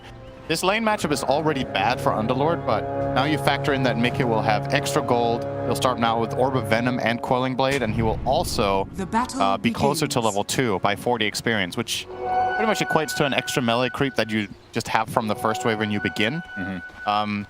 It might sound like small things, but sometimes these little differences can lead to insane advantages in lane. Like maybe you get level 2 at the perfect time because you got the first blood and it gives you second kill, and things can start rolling. Kaka will do whatever he can here to be very annoying to Mickey. Bounty Hunter obviously exceptionally strong at trading on level 1 against melee heroes, and Mickey just seems very uninterested in fighting back. Yep, especially considering his balanced strike, so can't really he doesn't reciprocate with the Jingu, but once he's level 2, that won't be as much of a thing. We get to see Void Spirit versus Puck mid. Kind of a older school matchup, I guess. How does this usually go in past patches? I feel like it's mostly been a wash, I want to say. The lane is pretty even. Void Spirit, against most heroes that aren't like true melee hero dominators, Void Spirit will just find farm, right? But at the same time, it's also hard to truly pressure the Puck by nature of it being a ranged hero, having 2 escapes, and I think you can even, depending on how well you throw out the Aether Remnants, you can obviously dodge them with Phase Shift if you do choose to skill that at some point, and then just have it hit a creep. Nisha so far, good harass there onto Paparazzi with the full spell combo to at least get something going his way. Now, what the panel talked about was the first thing that came to mind for me as well with this last pick Necro was, okay, what are they going to do to bully Zion lane? Because technically, if you bring Bounty Hunter over here and you play this as a tri-lane with the Bloodseeker, you can... Necro is a very susceptible hero on level 1. Oh boy, yeah, Bloodrite's there, and he's already going to die. Silence up, they want to give the kill to Ghost, and he gets it successfully. And Necro, the first couple levels can be kind of rough, honestly. Yep. Bounty Hunter is one of the S-tier heroes at doing this as well. So you just invis, you go through the gate, the enemy team never truly knows which lane you're in. Now the trade-off will clearly be that JT will not have a fun time either, because every time Bounty Hunter leaves bottom, Mickey as well as Insania can put a lot of pressure onto this Underlord who has to rush boots to stay afloat, so it will be a slower Vanguard for JT. has to get that move speed to handle Mickey's pressure. Mickey in turn will get his own boots flying out now to equalize. And just this change to the shadow walk that we've seen time and time again this patch, being able to stun right out of it, sets up a lot of stuff, which in this lane can lead to several kills. You saw him there. If Liquid are not careful. Kaka didn't fog, so they know he's here. Doesn't matter though. Bloodright's going to connect again. You can see even the shield doing a considerable amount of damage. I will live, but takes heavy punishment. This lane should change quite drastically when Caudle hits level 3, or sorry, Necro hits level 3. If he skills Shroud, he can just offset a lot of the pressure. He could also go 2 in the heal. As long as Blinding Light is up, I think they have protection. And they're really... Yeah, going on top of Zai again, and this one will lead to a kill. It just looked too easy for Xtreme. We'll see how Zai can bounce back. I mean, he got off to a pretty good start last game, but just wasn't able to find his footing as the Magnus. He definitely can't be surprised that this is happening. Yeah. I feel like this is a pretty expectable thing for Xtreme Gaming to do here, and it's obviously a calculated risk every time he walks forward. He knows he is at the mercy of the enemy team being 3 heroes here. All the trade-off, once again, like JT isn't doing too hot bottom either. Nice spot. Insania making his transition over as well. He's going to get Ross blasted. Illuminate comes out from Boxy, so doing some damage to DY, but Insania is... Okay, they get that one first, but Insania does die. Kaka, they don't have the vision. So, well worth it for Liquid there. I think it's really important for them to get Zai this kill and get him up to that level 3 now. Let's see, he will skill 2 in the Death Pulse for now, so I'm assuming Shroud will be coming out at level 4. Kaka, one more right click. Get him! Okay. That sentry. Very nicely done. And it's funny, that sentry was up earlier, and Insania pretended not to see him, and that ends up resulting in a kill here, so nice little mind games coming out. This is another lane where, or another hero in Necro that the Lotus flowers are extremely important on, at least I would imagine. So amazing once the Ghost Craft comes out. Gets added value. Okay. Pretty heavy damage, but gonna get those Jingu stacks up again. 1-1-2. I think he's probably gonna go 1-1-3 as well. Sure. Considering you're playing against a melee hero and a melee 4, this seems too good to pass up on getting more points into this. Still needs to show a bit of respect here. We'll get the phase boots. Very aggressive here. Against that Underlord wants to have the movement speed advantage so he can keep chasing him down. But with Bounty Hunter in the neighborhood, he doesn't want to truly contest the Underlord too much just yet. And what do you think of the Oracle pick? Obviously, this is destroying mid. I just realized. 34-12 versus the Paparazzi 25-0. Yeah, that's a lot of denies. Yeah, maybe my read on this lane is wrong. Maybe Nisha's just playing the better lane than Paparazzi here. I do feel like on a theoretical level, this lane doesn't go this one-sided at least. I think Nisha just one-upping Paparazzi here. You'll find the fast level 6 now. Start putting pressure on him with the Astral Steps. Yep, still will be pretty difficult to get that kill. I mean, one benefit you do have is the Aether Remnant out of phase shift without the blink. Yeah. Get that stun relatively reliably. Zai has to pop the Ghost Shroud. Protecting himself from getting stunned by Bounty Hunter. Obviously now that stun is on Shadow Walk, he knows for a fact that he's not going to be controlled up here by anything else than Gaze as long as his Shroud's running, so... 6-minute rune coming up. Walk it off. You can see Liquid trying to collapse a bit. Illusory Orb is used. Paparazzi might have to go to it, and that means the Illusion, which is on top, will go to Nisha eventually, but they're going to try to get the kill first on the Paparazzi. Fortune's End going to be dodged. Looks like he's going to be fine. Nisha will snag the rune. Eventually. Funny little moment. Nisha tried to deny the range creep, but Boxy came in the Pavis. So it didn't take any damage. But yeah, back to the Oracle. Since this is not a hero we see all too often this patch, do you think it is more of a comfort pick for Insania, or is there some reason that's very good this game? I can see the Necro obviously synergizing quite well into the later stage of the game. Nice try there. Boxy not quite enough. It's a mix. Oracle has some clear merit here. When they picked it, the heroes that they saw both Lich and Bounty Hunter. So obviously the... Lashing on the JT, Illuminate is there. Mickey gets credit for that last right click. Both the offensive and defensive and the Wisdom Rune end are really good here. You can purge off track, you can purge off the frost shield, and on top of that you have the Monkey King, who benefits massively from getting Oracle since he can heal during it with Jingo Mastery. And then you ended up last picking Necro. I don't know if it was premeditated at that point that picked Oracle. They were like, this could turn into a Necro game, or if it was kind of decided on a whim, but that's an added benefit to the pick on Zai here. I still feel like for the most part, Liquid will more than likely be reserving the Oracle for the Monkey King more so than the Necro. But we'll see how the fights develop. If Monkey King is strong enough to stand his own and not get in trouble, he won't need it. And at that point, it's an amazing luxury for Oracle to be able to Made the remnant. Stunned outright with Paparazzi out of the TP. Welcome back to lane, buddy. Indeed. Half HP already. But the thing about Oracle, I'm trying to remember all the changes. Obviously, we talked about this, the Fate's Edict, and BSJ brought it up.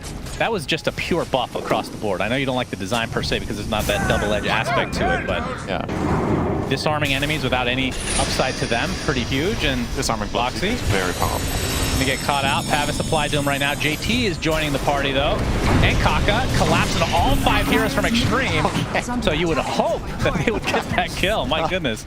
Well, he did have a killing spree, but how often do you see 5 heroes gank a 4 in the river minute 8? Yeah. Quite an uncommon sight here. JT's in trouble. Try to go on top of JT. Jingu stacks are up for Mickey, and Nisha gets the double damage, kills DY. JT's next.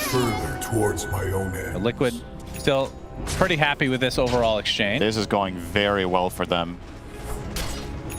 And I think with all the movement that's been happening around the map now, Zai, after a very rough start, has recovered way better than the Doom, or not the Doom, the Underlord. Zai is now level 6 with 3,000 net worth, whereas JT is level 4.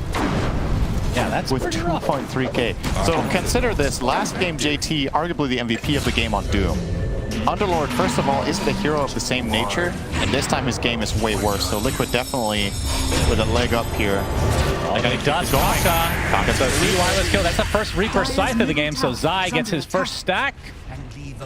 And I'm sure most Liquid fans hope that's the first of many as they try to stay alive at the Berlin Major. Nisha, another thing to keep in mind, obviously, we mentioned his early laning stage this game. Last game didn't really get an advantage against Paparazzi, but this time around Nisha is angry after game 1. You could see it on the player cams, a very animated person, very upset. Yeah, it shows a lot of emotion. Actually, he has become more animated, but in a positive way. I feel like we see a lot more Nisha smiles. Yeah. He's like a very positive dude, but obviously nobody on Liquid were happy with last game, and it's crunch time now. You know, it's time to deliver, and so far Nisha is rising to the occasion here. You can see the Fortune's End, as you talked about, dispelling the ice armor, or whatever the hell it's called these days. Raw shield. Paparazzi. Gonna dodge out Fortune's End, but Insania still gets the regen. That is a great steal. And now try to set this up, but the Remnant misses. Okay, that could have potentially been a kill if that could have. Actually. So, another thing I wanted to mention about this game from a drafting perspective is one of the things I criticized Liquid for last game was their lack of ability to take initiative without the Magnus. Because Pango is more of a follow-through hero a lot of the time, but not really a true initiator. This time around, Liquid have covered their bases because now their mid-hero is a Void Spirit. He will jump in first, he will make things happen, set his team up for that follow-through. And you also have a carry who can jump with the Monkey King. So I think the problem that Liquid ran into last game, they've correctly identified what was the issue with their strategy, and this time they've covered those bases, and you're seeing the immediate results here in how much Nisha has been able to set up for his team, as well as the Monkey King winning his lane. That's a good point. They're going to keep rolling with the punches here. Mid tower's gone. And you still get an off-laner that obviously not the biggest initiator, although the Shard could theoretically be used in that way, but an aura holder and whatnot. So, yeah, the fact that they have that playmaking and gap close. Yeah, I personally think this is a good Necro game, because the things that you're mainly worried about as Necro is overwhelming single target magic damage, or just flat out, you know, heroes that one-to-one counter you, like really strong individual silences, or Doom. Doom is one of the nightmare matchups, obviously.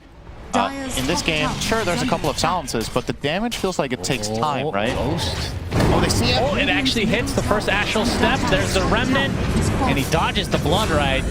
Nisha running circles around Ghost. Boxy gets credit for it, but still a successful gank from Liquid. And this is quite the different story. Game number 2. Return play here? Not really. Not with these two. Not enough damage in the tank between Puck and Bounty. Also keep in mind Licky.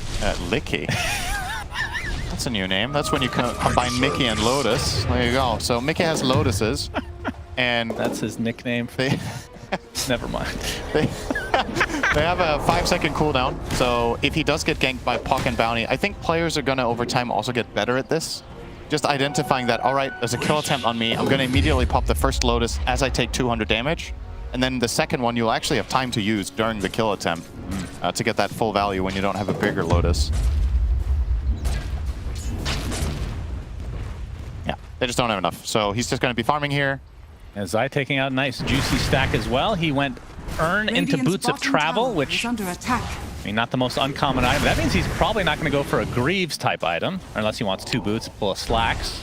You could do that. I feel like Pipe is still mad value on the Radiant Tea. Pipe, I would assume he's going for regardless. But they could buy it on they could buy that on Caudle if they wanted to go for a big Necro. Easy kill from Mickey.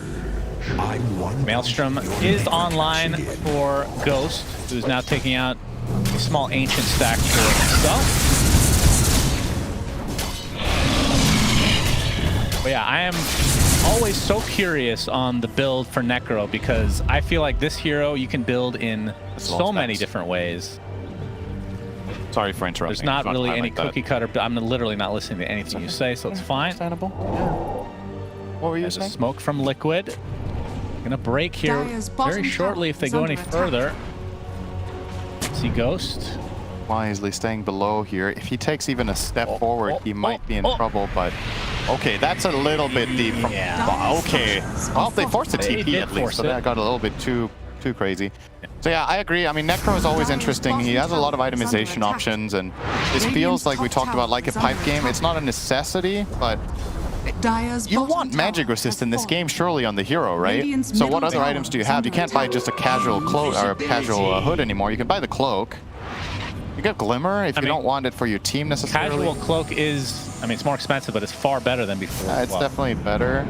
It's not really better value for gold, but it's a better slot if you have slot issues. So I do feel, I mean, he's going Spirit Vessel first, but I feel like some passive regen normally is what you would want, whether it be that pipe. Curious to see what he goes for. And the other thing I was mentioning was just showcased here by the observers that Caudle has stacked 7 cans. Obviously, one of the huge assets of this hero. I think Liquid had 2 or 3 times as many stacks in the jungle as Xtreme do. It's more gold. Yeah, step in, DY goes down, Ghost. He does get the Rupture onto Nisha. You can see Paparazzi coming to play as well. But you gotta be careful because there's a Reaper Scythe from the side via Zai. Very nicely done by Liquid. That's 2 stacks now for him. Dire's bottom tower. And yeah, Liquid really starting to roll away with this thing. 7K at 15 minutes is pretty significant. It feels like the makings of a stomp.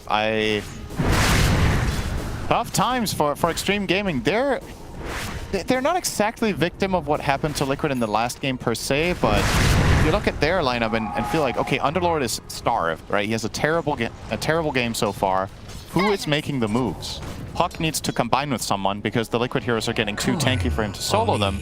So what options do you have? You have Bounty Lich. Bloodseeker needs to farm probably. Wants to continue to punish JT. He's had a rough start to this game. Aether Remnant connects. It's not getting any better by the looks of it. He gets off his pit, but there's too many heroes here from Liquid. Trying to give the kill to Nisha, but Insania, as per normal, take it. Kaka in the meantime, scouting out Zai. They can set something up on him. Now after Vessel. This could be rough for Zai. He's going to get ruptured. Insania is here. There's the Ghost Shroud to keep him alive a little bit longer, along with a Fate's Edict, so not taking any damage from that Chain Frost. He could just potentially turn this around now, but he doesn't have his sights quite yet. But Boundless Strike, so much mobility from the side of Liquid. Now Kaka takes a Purifying Flame's going to get leapt on and brought down to his knees as Liquid punishing every move from Xtreme. Insania was so ready for that too. He was covering him immediately. So Zai didn't really feel under pressure at any point during that exchange. They never needed to use the False Promise. Again, Xtreme Gaming now. Lack of tools to kill Necrophos, so he can play offensively as long as the Oracle is behind. It feels like even 5 of them might struggle to kill him, to be honest. Nisha with a nice attempt there, won't connect onto Paparazzi. Zai has Reaper Scythe, so all they need is 1 stun and a little bit of burst. Now, did Nisha's not going for the Dagon. We've been seeing that a lot on the Void Spirit, but opted for the Echo Saber and then Deso to be next. DY, that's an easy one. So much. Eventually. What's that?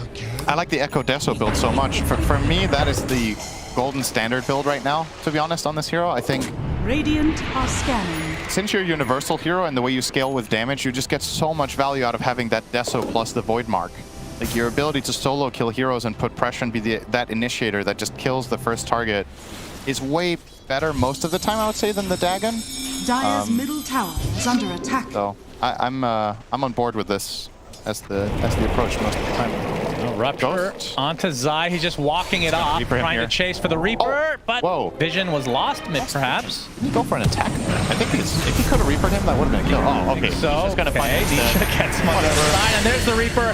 Thanks to that Fiend's Gate. They knew they were going to make a move simultaneously bottom, and he's good communication. Yeah. Liquid just firing on all cylinders. Nisha finds JT. Going back. Don't think this is a potential kill. Yeah, he doesn't have his Astral Steps up yet. He's only at half HP, though. Gets him out, and there's the blind to the other side. They do have enough indeed. Syndrome calls it incorrectly again. 11K lead for Liquid. That's some seriously selective memory. You didn't say it a single time last game, and now we're 20 minutes into this. You can't just say again when it's the first time of the day.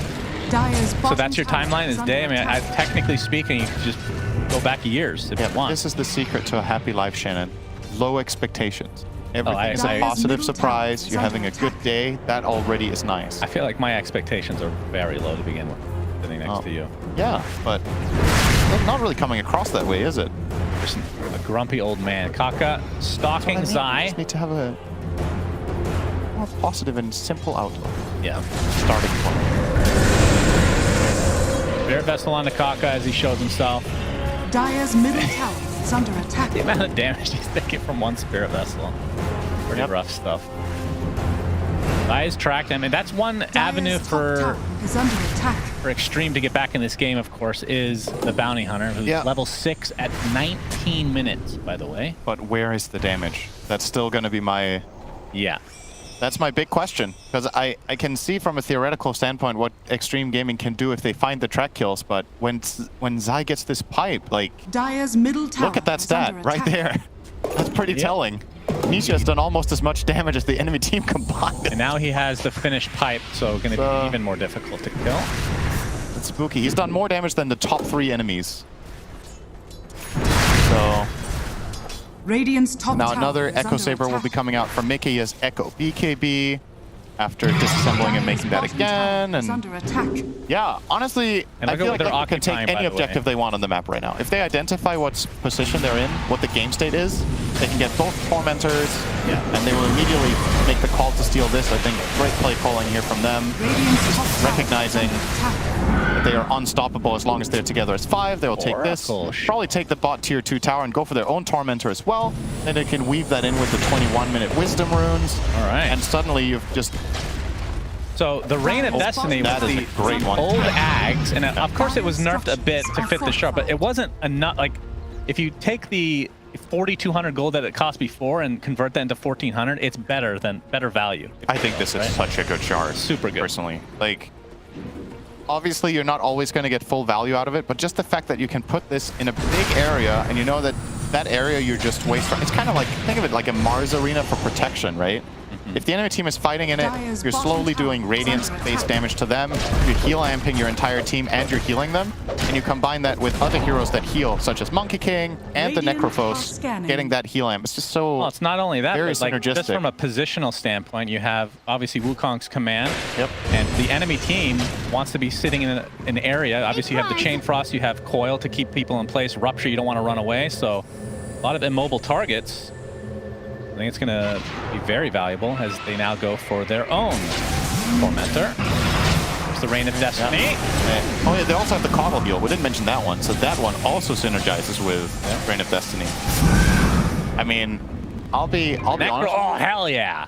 This feels like a game. Wait, he's top net worth. That means basically everybody else other than Void Spirit has a shard, right? Yeah, Coddle bought his own. Wow. No, wait, Coddle was rolling against him. Oh, it was Coddle and... Because the shard is 1,400. Yeah, but Necro's top net worth. Yeah, because he just got 1,400. Oh, I see. Yeah, it just adds. Yeah, so he was just in third a moment ago. Okay, thanks, Tormentor. You've made Zai top net worth. And this feels like a game where Liquid can take Roche and go high ground. I genuinely think they could look for a Rex push minute 25. They could even go without the Aegis if they want to. I still think Xtreme Gaming will be struggling to kill their front line. And both Mickey and Necro can probably just stand there and hit the tower.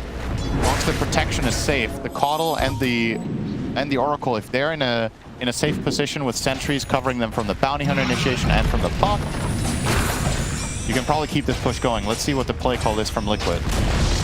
Dire's top tower. Putting that Desta to good use. Buildings just melt. Zai's going to get tracked, and of course, like we said, he got that shard, so Deathseeker now has been changed so you become so good, that spell. A Death Pulse. So you can use it as a pseudo Blink Dagger, if you will. I think it's my new favorite. It's cool. It's got to be one of our shared favorites of this patch. I think both of us love this shard. Love it. By design. It's really fun. I also love Centaur shard, or Ags, I guess, but I know that's garbage, right? But this one's actually good. Yeah. That's it's a cool concept, and it's good. That's a they big find concept. bounty. Oh, they're going to Besides, too. why not? Hey, see you later. Hey, he needs those stacks, you know? He's got, he's got 4 stacks now. That's 12 HP regen, 6 mana a second. Feels a little bit unnecessary if you were planning a high ground push here. I think you save that Reaper because, like, sure the stack is nice and all, but okay. Well, he knew that Nisha was going to pop his BKB for literally no reason, so they got to wait that out anyway. So Reaper Sight will be available. Boundless strike onto 2, and okay, gonna go for DY, who's just gonna TP out. All right, so a whole lot of nothing. Nisha's camera after he popped B. I did not. What was face of absolute? It's just. Did you have any reaction? Yeah, it was a funny reaction. Like, maybe I'm reading too much into it, but the way he was just like, oh, his eyes just told the story. Like, wow, what the hell am I doing? But there's a lot of margin for error right now for Liquid. Yes. Just crushing through the map. Very one-sided affair. Xtreme Gaming. Is there any sort of item that can solve this is what I'm thinking. Like, Puck, do you buy Megan here? He has Kaya. Well, I do feel like they need a little bit more burst to be able to get some track kills. That's what kills, it feels like, right? Like, you have to be able to kill somebody. And the only targets available to you are probably Oracle and Caudle. So first of all, you need to find them. Then you need to get the jump, and you need to kill them fast. Why? Will he be dying again? Yeah. Won't live this time.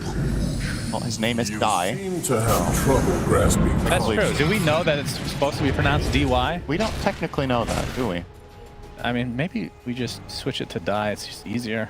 There's a CSGO player whose name is SDY, and it's just for some Die Young. Oh boy, Heel of Destiny has been placed for literally no reason, just because he wants to make sure it works. Paparazzi gets away with half HP. Very pretty spell. It is. It has a nice color scheme, I think. Aka has to be careful trying to leech some ancient XP. But this is a definite rough one for him and for Xtreme. They're going to smoke up. And like you said, they just need to get a I mean, they have 4 kills, and I don't believe any of them were tracked. These were probably in the laning stage, nothing else. Aka being found out, so no more track kills because he won't be able to get the spell off. But the coil. Okay, gets the coil shield up. Stay alive for now. Mickey pops the BKB along with the Wukong's command. DY getting the stun onto Insania. And Boxy, he's the one taking a lot of damage from Ghost. False Promise keeps Boxy alive for the time being.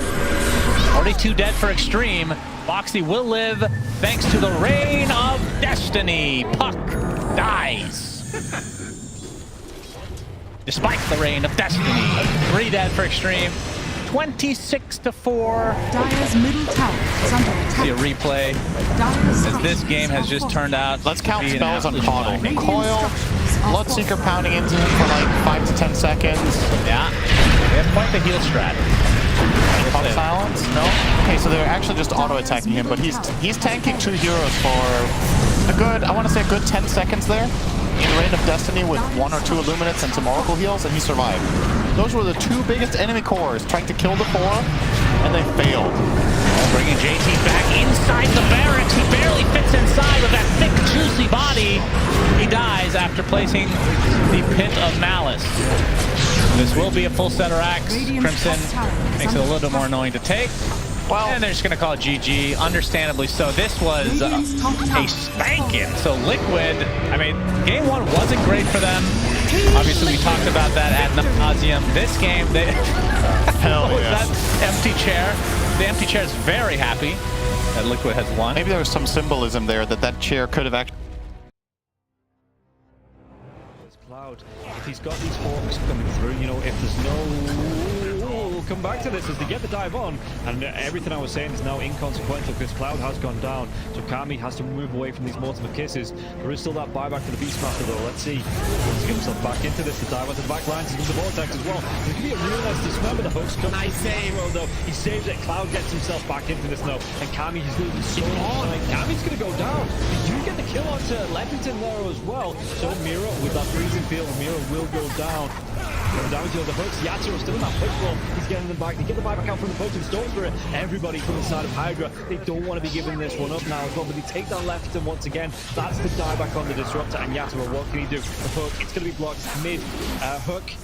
This is the dieback on the Cloud. Cloud, can he get himself away from this one? He's still being harassed up by Collapse. One more right click. He goes down. That is going to be the Beastmaster dead for 115 seconds. And now the chase is on for the rest of the side of Hydra. This Aghanims on the Morphling is just making him impossible to deal with. First of all, they use the little shredder on the Pudge to get rid of his armor. He has solid amounts of it, but it is just not enough. And then Yatoro just destroys him. And he knows that he can stand his ground because he cannot be stunned.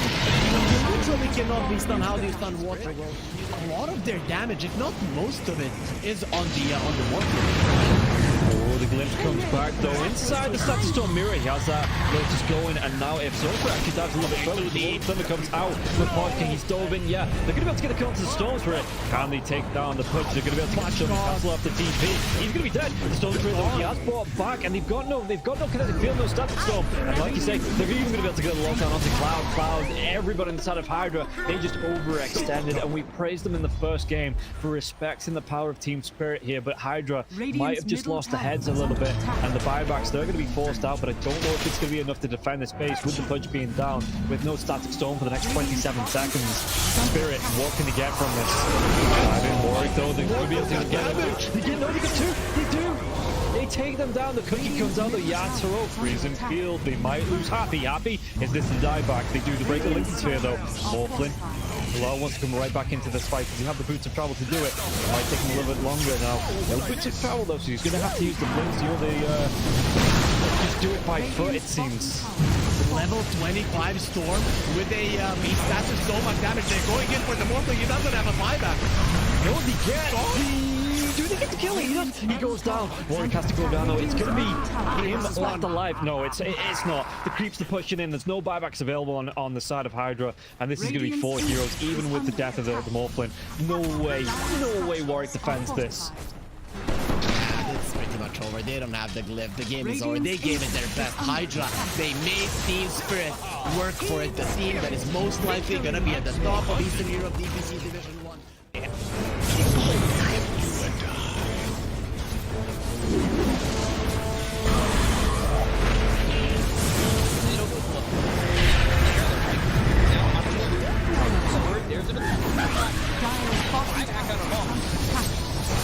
Radiant's middle barracks Radiant's middle barracks has fallen. There's just not enough damage. Crimson Guard, Atrophy Aura, Rubik's Fate Bolt, all this damage reduction. Let's see the combo. Bit of Malice. Strong in by that by the Disruptor, and now they're going to be hitting the win. It's back up once more. Bit of Malice, and Sumail is in it. They'll lose him in mind control. Right it back towards tomorrow. Trying to run from everybody on the side again. Go ahead. Radiant's middle barracks siphoning and getting back into the base. Has fallen. Alive. Yeah, I think when it's time to call it, it is time to call it. They have no business left in this. And didn't get the tether off or something. I think it got broken. Either way, I like the Ghost up to purchase. That was pretty heads up, but we are back and there's a smoke action. There's the divide right there. They're going in on Q. There's the hit. Can he get that hit off? 123. Knocked great damage. He's dead. Oh my god. Nothing. Less than 10% of his health. I mean, I'm assuming that's just the game. That, yeah, 100%. There's no point in talking about the AU picks it up. I got it, boys. It's denied yet. Go away, you. Oh my god. Victory!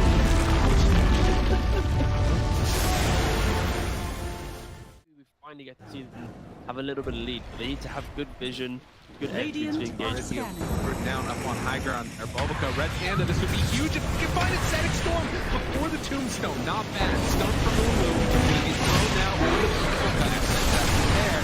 Starting to drop down. I love TK control for the moment. He does manage to get that one away. And the Supernova down. TK barely surviving. And it's going to be one down at his White Album. The dodge. To hide away. The heal's coming in. They hoping for a save, but the BKB is out, and they're going to jump onto him. He has to back away. We have lost White Album again, and now Mango in trouble. Who is going to drop? Aster, these fight so well, and they couldn't take down that Undying. And remember, it's ages, so they didn't really care about giving away. That's the ball. Big finish, profits.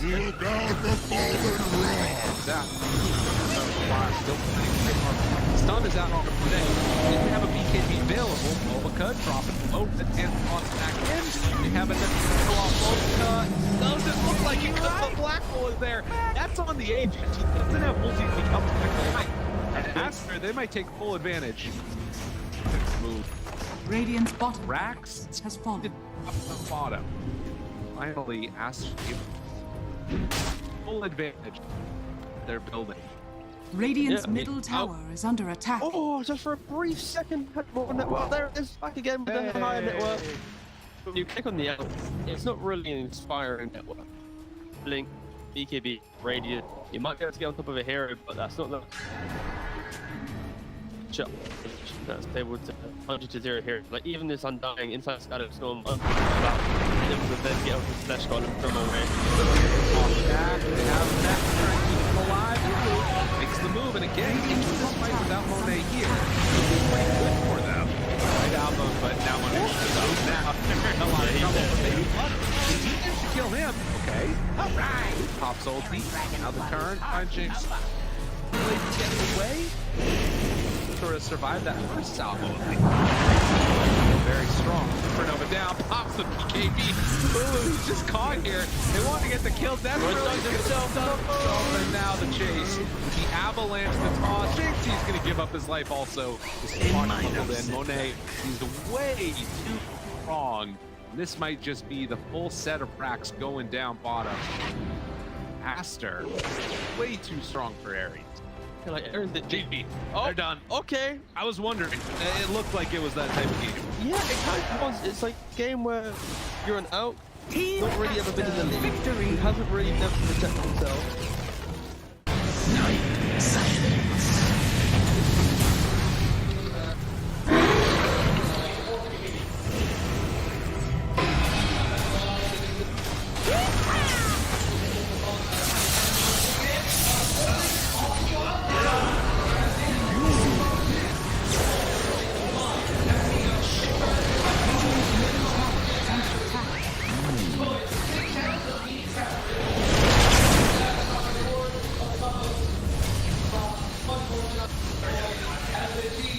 Radiant structures are fortified.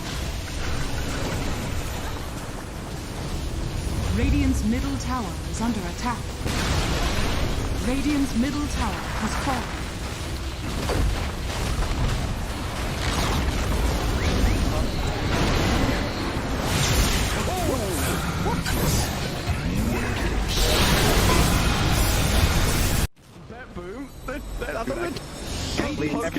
Standing. How are they just standing right now?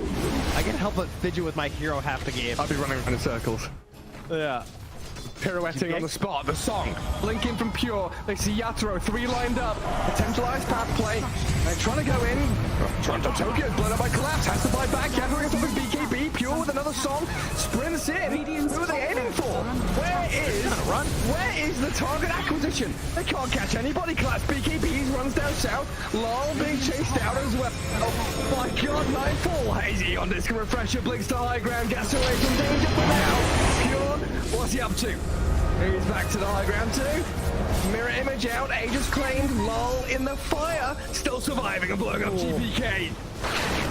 Team Spirit nothing to do. Sprinting out of their base. They don't catch Nightfall on the way out. He's blinked out of the range of Mira. They're still hunting though, and he's going to find Toronto Tokyo. Who cares, Gem? I see Jakiro. Eon Disc popped.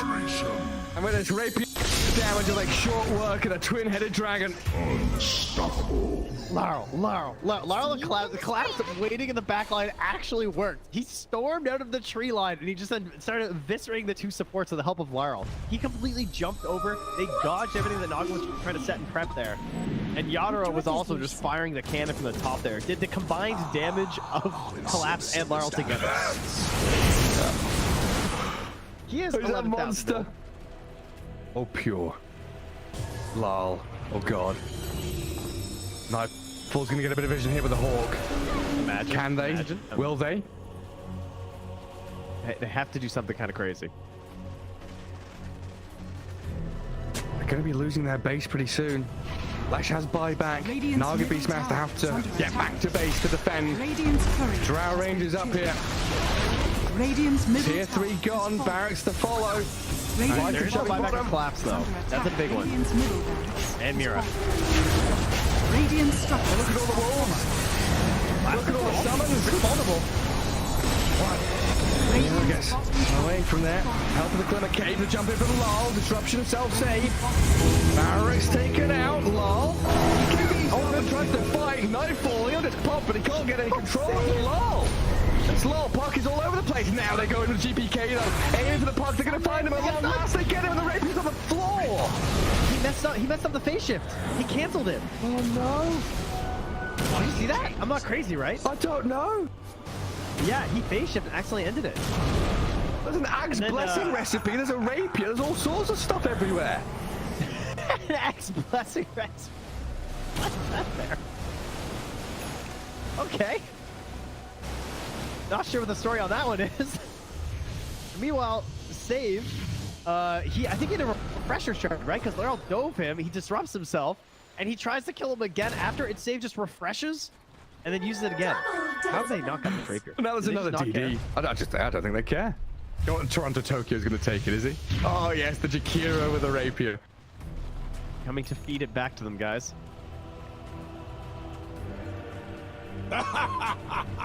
My goodness. There's Mega Creeps on one side. Top lane Barracks still standing on Team Spirits.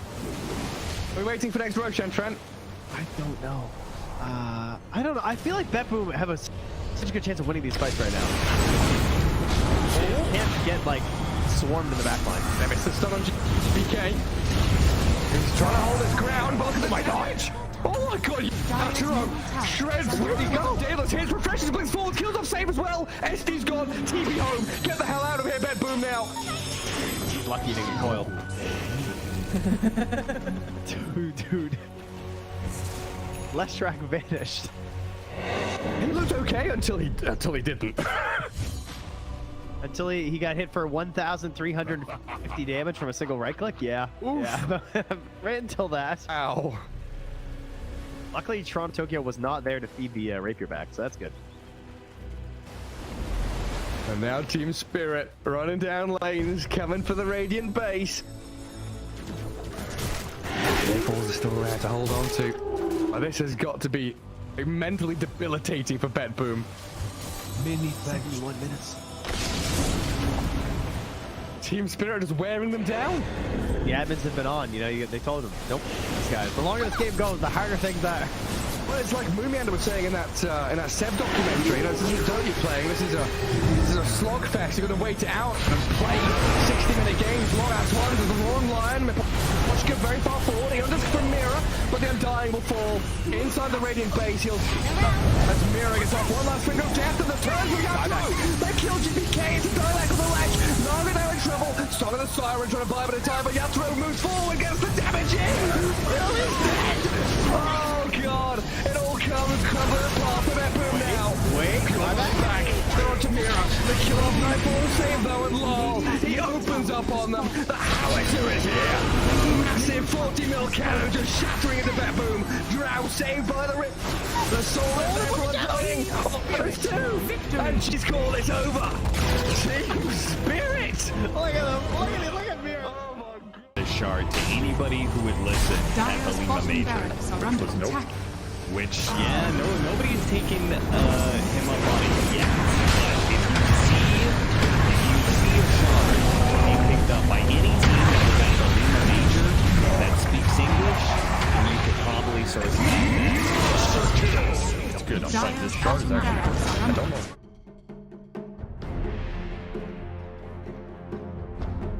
Xtreme Gaming's turn to ban. Team Liquid's turn to ban. Xtreme Gaming's turn to ban.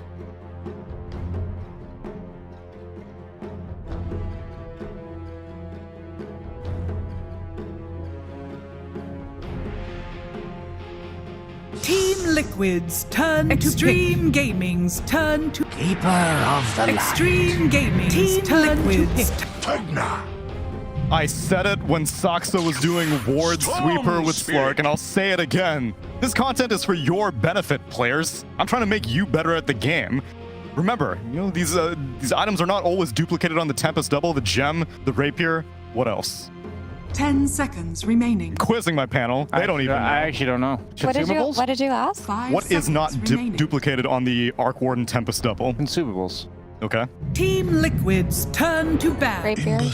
Yeah, he said Rapier, Gem, and I said consumables. I believe that is the entirety of the list. Okay. But that hero's not relevant. You know who is relevant? Coddle. Gets picked up again first by Team Liquid. Responded with a Pugnus Storm. And then closing out the phase with an Ember. Now this is an exciting first phase. Mid lane matchups already determined. Remaining. I'm very glad that they've moved away from the Pangolier. We saw a glaring flaw in it in game 1, which is if you have defensive supports and you just dodge those smokes, it puts it in a bad position in terms of scaling. But the same way the Void Spirit played a great game, the Ember can do the same thing, especially because you see the matchup versus a Storm. Everything looks fine and standard to me. I see no glaring problems with either side, but it's the second phase where they managed to mess it all up. I think a fascinating dynamic of this series so far is that Liquid has been first pick all 3 games. So I had asked Blitz behind the scenes because, this is lobby information. What they chose because they won the coin flip. So for the first game, they chose first pick, and then Xtreme took Radiant, which Radiant has over a 60% win rate so far. And Xtreme in the second game prioritized second pick. And Liquid then took Radiant, so they got first pick Radiant as opposed to first pick Dire in game 1. And then now we're first pick Radiant again on Liquid, and so far Radiant is 2-0 this series. So that could matter. It definitely does matter. Yeah, that's interesting. I would imagine XG want the second pick just so they could secure their lanes in a way that they didn't manage to in the last game, and they're not going to be in a position where they have to last pick Puck because everything else is banned out since the Storm was left for them in the first phase. Did you feel like the Puck was just like we need somebody because all of our... Well, they still had the DK, and you were hoping for a stunner, and you didn't really The DK was banned out, actually. Oh, yes, it was. Yeah. That's true. So I think Puck is a solid hero. The thing is, the matchup versus Void Spirit, alongside a lot of other heroes versus Void Spirit, changed with his change to becoming universal. He has more damage, and he itemizes differently than he did before, so a lot of the muscle memory that these players have against Void Spirit doesn't really apply to a lot of these matchups. And we've seen that happen versus Storm, we've seen it happen versus Puck. Void Spirit definitely benefited from the new patch, becoming a universal hero. Gaming's turn to ban. I like the Ember chains being refreshed by Coddle a lot if you can follow it up with something like a Mirana. I know most teams tend to opt for a strategy like that. How beneficial do you think it is for Liquid now to go for the Mirana instead of potentially their Enchantress? 10 seconds remaining. Yeah, it could work well. I think it's good follow-up for the Ember Spirit. Pugna, also a somewhat stationary hero. When he's life draining allies or enemies, could catch an arrow. Sania likes this hero, but don't you think he's going to want his Oracle? I thought he was going to play that until they got eliminated. Dude, I hope we get head-to-head signatures because we got Lion on the board. Yeah, I think Lion is way better against TB than it is against specifically Ember, and there it is, Mira. You got your Mirana, definitely a Liquid staple, one of the few teams that still prioritizes this team pretty highly compared to others in 7.33, and then they get that immediate stun setup. So now they have 2 lanes for, I believe, Boxy to play around, or could this be a 5-position Mirana? It looks like a 5-position Mirana to me, because when Aster ran this same combo of Coddle Ember Mirana, they just put it on Pichu. It doesn't necessarily matter where this Mirana goes, really. It's just for the follow-up damage. Once the Coddle Ember start to collapse around the lane, Mirana is the follow-up, right? I like the DK a lot. It's their solution to Storm Spirit. Would have been good for XG last game, and I also... I'm not a fan of the Lion hero, but Lion's Hex traditionally has always been the counter to these Embers, these Storms, these Voids, so I understand why Kaka asked for it here. ESJ, as a carry, you see Tide. What are you asking for? What am I asking for? No Slark. I feel like I'm much less concerned about my lane as I am about not needing help, because I think these supports just so badly want to play around DK and Ember. So my 2 options are to pick something like Sven or Wraith King that can retreat into the jungle pretty reliably pretty early on, and also sets up the stuns for later. And then the other alternative, if you want to draft more for the lane, my concern there is that Monkey King, Ursa, and Slark, they actually banned out Ursa themselves, already taken out of the pool the heroes that are traditionally bully away the Tide. You probably don't want to pick an Illusion hero because they have Lion and Pugna. So yeah, I'm definitely leaning towards like Sven Wraith King for their playstyle. Perhaps Luna, just because they really like their Luna DK in the Dream League, as well as the beginning of this tournament. When they pick DK, they would often pair it with a Luna, just for that extra nighttime timing, the 5 to 10 minutes, the global Luna aura. But I don't know if I really like it that much. They should go for something that kills this Tide, because this Tide is a very good pick against Liquid's draft right now, right? Because they're going to have this body with the auras frontlining so that it can tank the chains into arrow, so that it can tank the DK initiation. It'll just purge it off with the Kraken Shell. And so long as XG find that formation, don't lose their lanes, and group up around this Tide, they're going to be in a position to pick one of their ranged carries again if they want to on overall 10th here. What's your idea for killing the Tide? Because I was thinking the same thing, I just couldn't think of anything that does it. How to kill the Tide? Well, I mean, typically people used to pick Void, but there's not enough follow-up damage for Void on the side of Liquid right now to make it look good. But that was always the answer to Tide back in the day. How about Muerta? Maybe a Silver Edge Buyer, Muerta could work. Silver Edge Buyer sound good. I expected Xtreme to ban the Sven. Liquid's played that hero one too many times for that to sneak through. I think the Luna is a good secondary option. Just double range, just click the Tide. It's a lot about the tempo too. Like, the thing about Tide is, I think if they get this formation established, like Mira said, it's pretty hard for them to deal with. But I'd say Lion Pugna support's like kind of underwhelming the first 10 minutes. So if you can utilize that first nighttime to secure a pretty significant map lead, then that's like one way of countering the formation that Xtreme is threatening. That Drow ban was really solid, because that would have been the follow-up damage that XG needed after their Ravage, and it would have been that surprise last pick coming out of them. I mean, Muerta is also something XG could be looking at, now that Drow isn't in the pool. I think it's screaming that they want to pick Luna too, because those are both really bad carry matchups for Luna. Sounds pretty good. Juggernaut dead hero? Yeah, it also has like no synergy with Mirana, I think, like in lane. It's like, I think the only heroes that can make Jug work are like Lich CM maybe. And it's like a weak enough hero that you have to pair it with something that amps its lane. But it's not too crazy. Bristleback?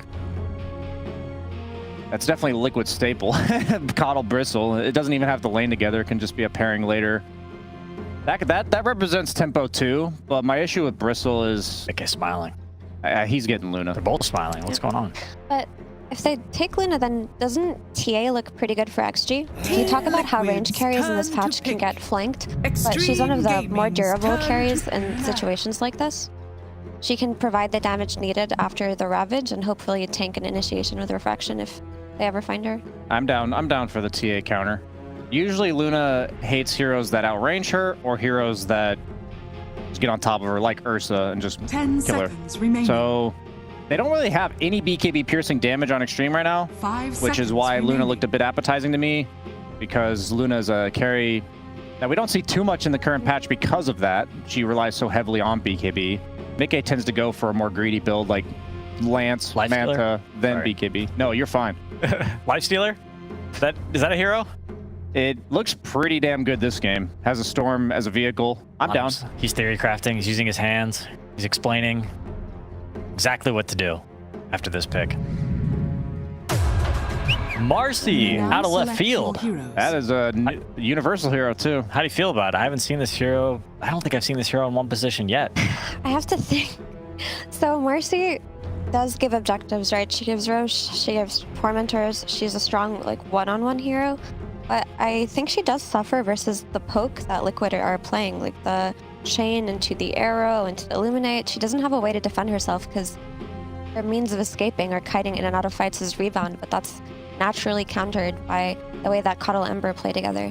It's curious. What's the item build, BSJ? On which one, Marcy? Yes. I'd imagine that the way Xtreme has to play is to get to their timing as soon as possible. So I don't think we're in store for like a Battle Fury or anything like that. I think we're going to see like Tread's BKB Basher, maybe FaZe BKB Basher with a Corrosion thrown in there. Like they nerfed Marcy stat gains like they did with a lot of universal heroes. She no longer has high agility gain and like she has lower strength gain. So these are things that matter more to me as a carry. They buffed up her utility skills as a response to that. So I thought she was going to be more of a support, if anything. I haven't seen this hero yet this patch, so I'm going to be like healthily skeptical, but like I think the game is going to be decided by 10 minutes because if XG is allowed to group like Mira said, I think it's impossible to navigate past this tide for Team Liquid. But if they get those like BKBs significantly early and just run at them before they have the pipe and the BKB on Marcy, then I'm going to take Liquid. I think that the idea behind this Marcy, I don't want to dismiss it like we did the Drow because it looked great. Maybe they thought that it would be a heavy kill threat with the tri-lane. If they start tri-lane with Lion, you could punish the DK a lot more in the early game than something like a TA. So maybe that's the idea behind it. And if they tri-lane, get it to a good start, she can hit her item timings. They have Roche, they have Tormentors, so I understand it. I just haven't seen it. So I tend to favor drafts like Liquids that we've seen before and look more natural. Well, Lanam pulled Drow Ranger out of his bag of tricks and he brought it to success. And now, if he gets this win, he's got a date with Aster. You lose, you're going home. It's time for game number 3 of Liquid versus Xtreme Gaming with Sunsfan and Cinderin. Thanks, Tsunami. Yeah, it all comes down to this. Best of 1 between these two teams to see who goes home, who continues on, and into the actual playoffs with a crowd, I do assume. If you guys show up, that is. Hopefully you do. Very awkward if you don't, in fact. Cinderin, we saw a Marcy. I think we cast one Marcy this tournament early on, and it was really bad.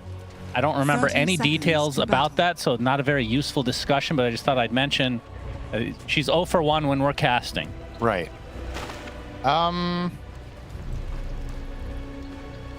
don't know. I'm a little bit uncertain about this game because I think Marcy is a very, from my perspective, a really polarizing hero. I feel like it's rare that we see an okay Marcy game, right? It's like very feast or famine. It either completely takes over and blows the game wide open, or it looks very underwhelming.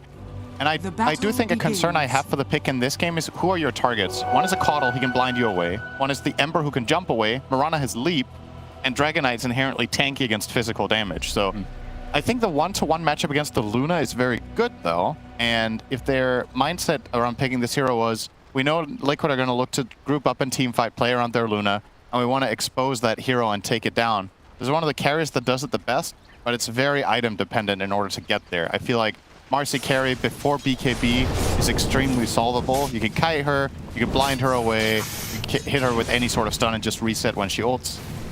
So from my perspective in this game, Xtreme probably want to slow things down a little bit and get to those key items first. Whereas Liquid's lineup can play a lot more explosively in the early portions of the game. Yeah, BSJ was talking about how he doesn't think the Battle Fury would be a good idea because it'd be a little bit too slow. I would agree with that. She is queuing it up. By she, I mean Ghost, of course, playing Marcy, which is a universal hero now. That's one of the big changes, of course, to the hero itself. As we're going to have a gank onto Zai. 3 members of Xtreme are here, but Foxy's there with the blinding light. Can you maybe go Fury here? Like, can you stall the game out long enough? Yeah, JT is not going to have a fun time. The moment they show 3 heroes top, Liquid will pounce on this opportunity bottom, and Kaka will TP down to respond. A little bit of a blood grenade there for some extra harass, but kill. Zai taking a blood grenade as well. Blinding light back into Zai, actually, as DY's taking most of the damage here from Boxy. No kills as of yet, though. I'm wondering if you go Battle Fury on Marcy if the rest of your team can stall. Because I feel like Storm Pugna has looked really strong in a lot of games this tournament, not so much in others. They can obviously play very effectively around the map. You keep draining mana into the Storm and making jumps, but Liquid's lineup is just really tight when it comes to Storm jumping heroes. Both the Ember and the Dragon Knight have direct counterplays as cores, and as we already covered, Caudle is pretty nimble, Mirana can leap, so even if Storm is one of the best heroes theoretically at catching them, he will need to go that extra little bit of distance that can buy the time for responses out of Liquid. The good news, though, is Paparazzi's absolutely destroying Nisha mid. This is an overwhelmingly one-sided mid affair right now. 15-8 against 7-0. Wow. Nisha has not been beaten this hard in lane, I want to say all tournament, in the first few waves. So this is the time to step up for Paparazzi and get it done, and he is delivering so far. Definitely a good start. Very impressive. Storm, one of those heroes where if he gets off to a good start, can truly snowball. Yeah, it is a good Storm lane, of course. So many times before. And yeah, just the real question is, how will this Marcy work out in this game? Because I don't think even before this patch, it's not that big of a sample size of position 1 Marcy being either successful or not successful. It just hasn't really been picked that much. Very greedy Lotus. Yeah, he went for the Lotus. He decreps himself, is getting surrounded. Dragon Tail is there. Ghost will have to help out a bit with a little baby dispose. Gets him far enough away from the line to not knock him back. But the moment I saw DY go over there for the Lotuses in a 2v1 situation, I was like, that is about as greedy as it gets. And he didn't get away with it, so... Oh wait, he did. He did retrieve the Lotus. I actually thought he canceled the channel. Okay, I mean, not too bad then, but very risky. I mean, you're basically trading roughly the same amount of HP from the Lotus, but you do get the mana as well, I suppose. To me! Nisha continue to get absolutely dumpstered. 11, making 12 denies for Paparazzi. And the Get some good punch Nisha up there has 0 denies, by the way. He's taking another right click. Will barely live on about 5 HP. Stone cold not using the fairy there. Yeah, calculated. And he's going to try to go for the water room. Paparazzi. And he gets Searing Chain. Nisha will get a much needed water rune. Yeah, it will be a trade though. If this top water rune was covered by his team, that would be really good news for Nisha to recover the lane, but Paparazzi will trade 1 for 1, and as a result, this lane will probably still continue going well for him. Has been killed. 500 flat out CS net worth lead in mid right now for Paparazzi. Yeah. We'll see once that first power rune spawns, we'll see who gets that, and if Paparazzi does, look for him to help out another lane, depending on what it is. Yeah, we haven't talked too much about the one on your screen right now, the Lion Tide. Not a particularly strong lane, especially not against double range with Luna Aura. So this is probably on paper best lane for Liquid in this game. I think they should just easily be winning this, and they are. Luna with a 28-12 against Tide's 13 for 0. So despite the mid lane not going well for Nisha, Liquid are still keeping the gold completely even because their 2 side lanes are performing well. And yeah, any Luna draft, you really want this hero to be off to a good start. This hero does not play well from behind individually. Zai be watching our first blood right now. Will die. Not have a grenade. I'll take that. Takes the bounty. If they had a blood grenade there, that's the first blood. Down in their inventories. Has Blood Grenade been as good or better than you were expecting, or worse, perhaps? I thought it was going to be a really influential item, and I feel like it has been.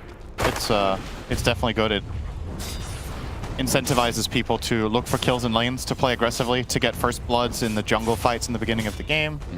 Definitely been delivering on that front. Oh, the drop in on Nisha. Boxy's here. Yeah, he gets Searing Chains, tries to dodge out the Illuminate, but it's not going to happen. Nisha will live again to the last right click. Despite that rotation coming in, Kaka gets taken out as well before he can deny himself to the Ancients. That is all of a sudden Liquid big with 2 quick kills. Not only did Paparazzi get level 6 and look for the Nisha kill, and Boxy was there as a bait, but you were losing this lane. Now you got the kill, which was also first blood, and you got it at a timing where you also got the 6-minute rune. And JT might go down here as well. Blood Grenade activated right after the Kraken shell, so it's not going to dispel anytime soon. One more right click will do it, and Insania gets credit for that one. And Liquid, 3-1 advantage early on. They do lose Zai, in the top lane. Well worth the map trades they found here. Nisha getting full recovery mid and a double damage rune is big news. He's still behind Storm, which is pretty rare when one mid hero first bloods the other, but just goes to show how far ahead Paparazzi was on net worth in that mid lane. But with this double damage rune in Nisha's bottle, could perhaps find... I mean, if we were looking at the net worth between them now, it was like, okay, Nisha lost by a bit, but relatively close. Exactly. As DY recovered the lane fully. The Wisdom Rune. Good and steal there. Taka gets the other one, so pretty big advantage early on for Xtreme to be able to get both of them. Yeah. TP out as well. A little bit of a blunder from Boxy there. He's just flat out too late, right? Like, this is a rune fight that he will win 10 out of 10 times because he has Blinding Light. He just needs to be there on the dot, and he will just blind away the puck and get the rune. But credit to DY for just going for it, right? Like, you have to take the chance. Hope that the enemy team makes that little bit of mistake or mistimes it, and if you're right, you get a big reward. If you're not, it's the risk reward is just good, right? Just go for it, and this time around he is successful. Paparazzi will be forced out of mid here, running very low on resources, so might just walk all the way back to base. And now that he's off the map, you need to be careful in the side lanes here for Liquid. Yeah, that's well, a lot of maybe damage. you don't. Starstorm. You just kill JT again. JT does have a shit ton of regen, health of regen, or actually Health turned of into regen. Did it again, didn't I? The old man. The Hedris was finally completed along with the Ring of Health, so will be an eventual pipe. And yeah, first item pipe, not that unusual, but Paparazzi's in the TP bottom. This would be a very big kill for Xtreme, focusing on Mickey, and saying it can only look on in disgust as his Luna will drop. And Nisha on the other side. Mirror move? Oh, well, not mirror move. This is in mid, actually. Will, as it looks, be trading. Y will fall, but again, just the support. We'll get the Nether Ward. That's never mind. No 20 gold for him. That would have swung the trade in your favor if he got the Nether Ward there. That's a clear win for Liquid now. Right. Very important. Paparazzi finally makes his way back to the mid lane. His tower was taken down to half health. As Foxy takes all the farm Nisha from could get hit here from Fog. Yeah. Taka coming in from the Fog. Gets the Earth Spike as well, but the Remnant is in time. Level 3 Flame Guard. Important. Nisha will just TP back and then Remnant to the mid lane again. Prize is mine. And that actually feels really good for the Emperor because you've now forced rotation, so the side lanes are open for either you or your teammates to make a move. You know that the Lion must have TP'd in there. Actually, he didn't. He ran. So maybe a little false feeling of safety on this move. Slight change. Oh, does hit. Do they have the damage to finish off Paparazzi? Yes. That's big. Of course, panel talked about it. We've seen this time and time again. The Marana arrow from Searing Chains or the Dragon Tail, which will eventually come. Very strong indeed. They're going to try to get a kill onto Zai. Blinding Light. Going to dissuade this. Such an early Moonlight Shadow. Minute 9:30. Those Marana rotations bearing fruit, giving Insania such a fast level 6 despite not finding a Wisdom Rune. He'll still have a 9-minute 6 here. A nice hero to get it on. The enemy team's going to have to start playing Dust or Sentries to find any kills. Take a Starstorm, Insania. Oh, okay, they actually get the Searing Chains on the Paparazzi. Regen Rune was taken by Paparazzi, though. So that could spell doom for Liquid. But Zai coming in with that Dragon Form. Remnant away for Nisha. Breathe Fire's there as well. Paparazzi does get hit by the Illuminate. But now you will live, and yeah, with the regen, we'll see if he wants to try to go back in, or if he'll just farm the jungle. Very, very close to being disastrous for Xtreme. Stupidly close to finding that Storm kill. And now instead, he's just gonna get fully regenerated, farm, and perhaps even make a rotation to top. We'll see. Ghost is farming pretty well on the Marcy here. Top net worth in the game, as a matter of fact. He's been untouched. He's 1-0-0, whereas the Luna did get killed once, as we said earlier. Speaking of kills, Nisha getting the job done there on the line in mid. Pretty early kill on the mid tower as well. Very early. Especially for an Ember Spirit. Not exactly a pushing monster. Can push the lanes. See the kills, yeah, big difference in the bounties 600 there. extra gold for kills. We'll put him top net worth. And suddenly, you just tune into this game now. Oh, Nisha did great in mid. 1100 or 1K ahead of the Storm. Yeah. Wow. Things can change in a matter of minutes when you're a good team rotating for your mid hero. Sure, there's something to learn there for your pub games, guys. Don't help mid. Okay. Taka.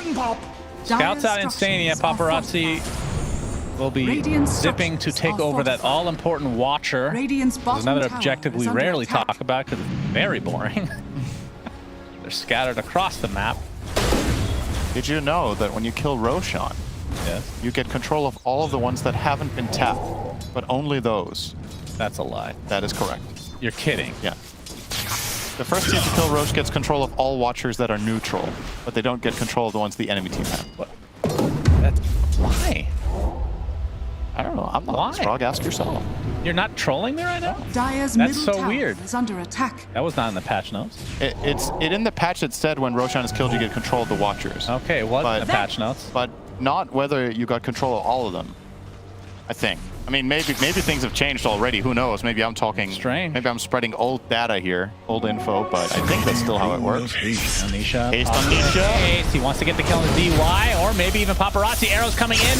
Will be sidestepped by DY. Nisha has to be careful. I mean, not the haste rune, but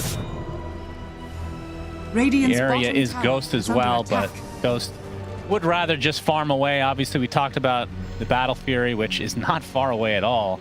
About to finish the broadsword, which means just a 450 gold recipe for the Battle Fury. Arrow hits in the mid lane. I don't think that's Instead of again by the Searing Chains, but not enough follow-up damage to actually net Liquid the kill.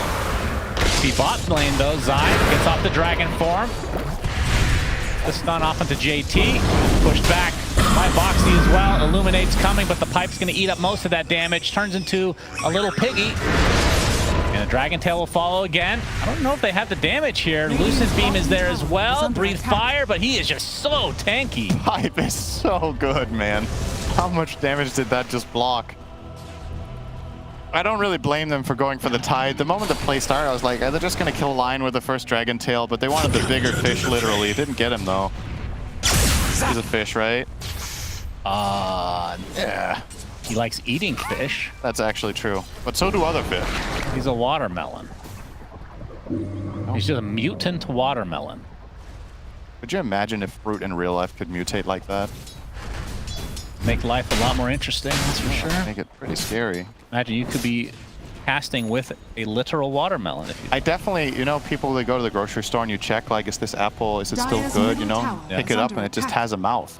And it just starts yelling at you. And then it casts Ravage in the supermarket. Yeah, it's pretty scary.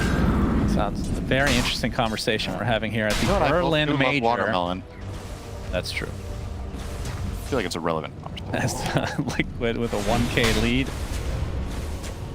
So, I mean, who would you rather be in this position based on like the pacing?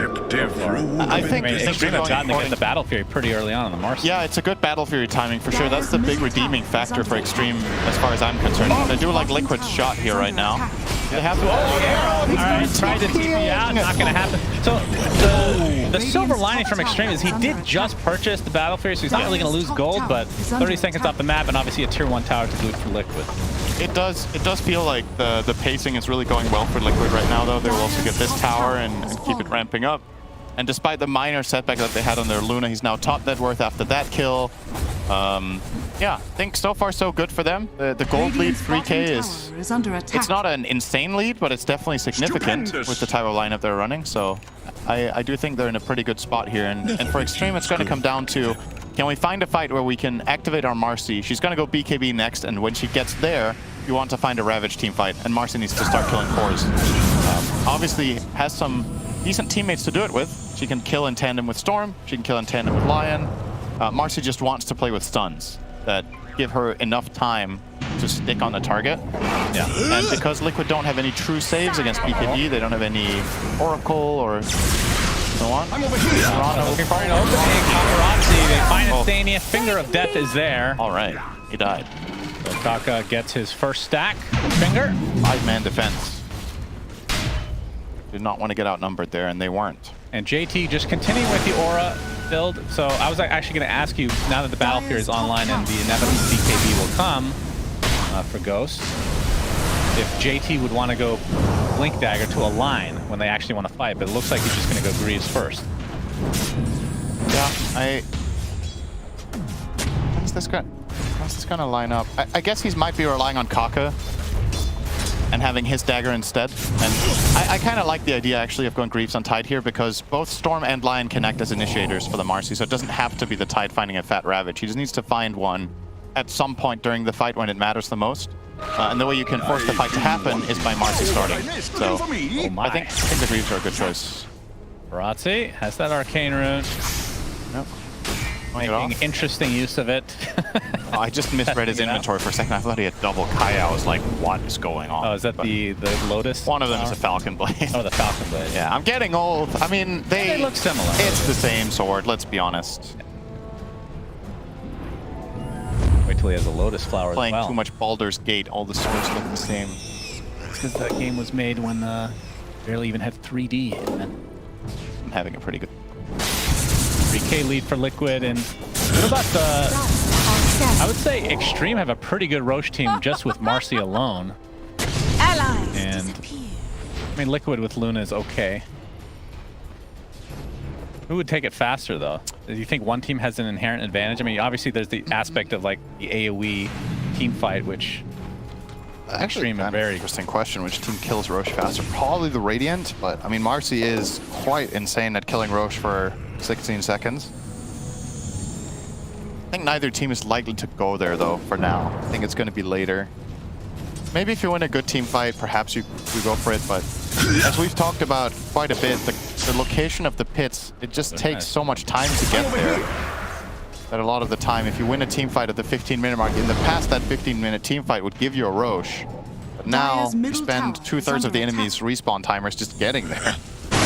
And JT's gonna run into Liquid. I don't think they want a piece of this watermelon. He's gonna continue on, brush off all that damage. They're trying to bait the Nisha Remnant in the mid lane, but he was not very interested in taking part in any action there. The game has slowed down a bit as we wait for the big items coming in. Okay, we'll get baited a bit. There's the fireball coming from the Dragon. A beautiful stun, though, coming out from Kaka. Do they have the damage to kill off Paparazzi? He zips away and will live. Off the shield rune as well. Very quick reaction there. Just to decrep heal onto the Storm and keeps him protected. Something interesting to keep in mind about Liquid's lineup actually is that you've seen a lot of teams in this tournament run the support Pugna, and I think what Liquid have successfully done in this game is they've picked 5 heroes that aren't countered by Decrepify, right? Like even if in that case it did save the Storm's life, but you imagine you have more heroes in the mix, they're not fully right-clicky. Even Luna has mixed damage, all of them. Ember has mixed damage, so it's not a guaranteed fail-safe when DY decreps people, and it makes it a lot harder to play the support Pugna. He's still going to perform his battery function for the Storm, of course, but yeah, definitely not as safe as it once was. But of course, without the downside of the Magic Amp in this patch that was removed from Decrepify on allies, yeah, so will definitely help. And I mean, we've mentioned this time and time again with the addition of the Tormentors, but Pugna, this is an interesting way to balance him because he's very powerful right now as a mana battery, as we've talked about. His shard is almost useless in most cases. it's so very, if you get very you're adding 1,400 net worth to a hero, that means, you know, back's going to be a little bit more expensive. Initiation, Zai, arrow coming in, not going to connect. JT looking for a Ravage, he's going to waddle in. Paparazzi's already at half health though. And Liquid, now that they see the big watermelon, will back away. Blinding Light is actually surprisingly good against Tide. It's not something I thought before the start of this game, but without the dagger, JT is just... It's so hard for him to get in position. He's just getting knocked back every time he walks in. It's obviously extremely telegraphed. Oh, Kaka gets the initiation this time onto Zai. There's the finger. He's just dead right off the bat. There's the Ravage to follow, but Mickey popping his newly picked up BKB. Nisha with that double damage. Oh my God! Delete both supports from the face of the earth. Zai buys back in the game. A beautiful steering chains onto 2, and Xtreme get punished hard. Holy, that looked like such a good jump. I mean, they combined the things we talked about, the burst of Marcy and Lion together, get that kill immediately, but the Ravage doesn't give them added benefits, and it is the Dragon Knight they kill, so the big core's still there. And Nisha just biding his time, dodging the Ravage with the Remnant, and then straight in, double kill on the Slight. And then the Eclipse as well. Everybody's getting low. Great 2-hero chains. Bit of a misstep there from Paparazzi getting caught, to be honest. He was just walking. and set himself up for a two-man chain next to his Tide, so maybe Liquid didn't have business getting that good of a trade.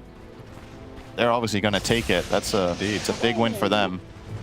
And now that the Tormentors are up, let's see if they... I mean, it looks like Xtreme are pinging out there, so I don't think we're going to be seeing any steals from each respective side. But back to the conversation. If they get it on Pugna, it actually is almost a detriment, right? Yeah, because you're adding net worth to a hero, and the shard may not even be useful at all. Get it on Kaka, though. Okay, that's a little bit better.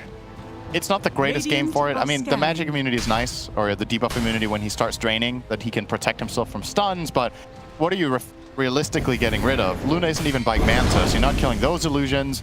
The fights are pretty explosive by nature.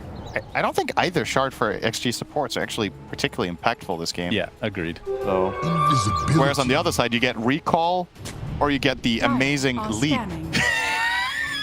I forgot about that one. Would you love the animation? So we hope Mirana gets that one. Speaking of leap, Mirana's dead here. Insania, yeah, that they turned it into a vector targeted.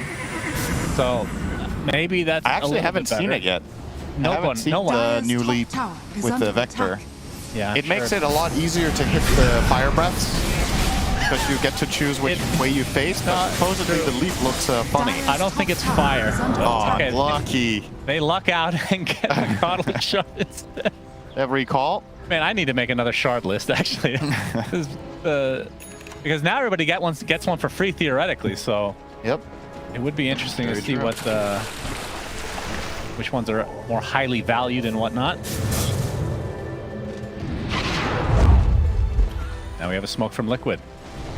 So if Tide is a watermelon and his taunt is belly flopping and then dropping watermelons, is it just like... Oh, Paparazzi! I'm sure what you're going to say is very important, but Paparazzi dies.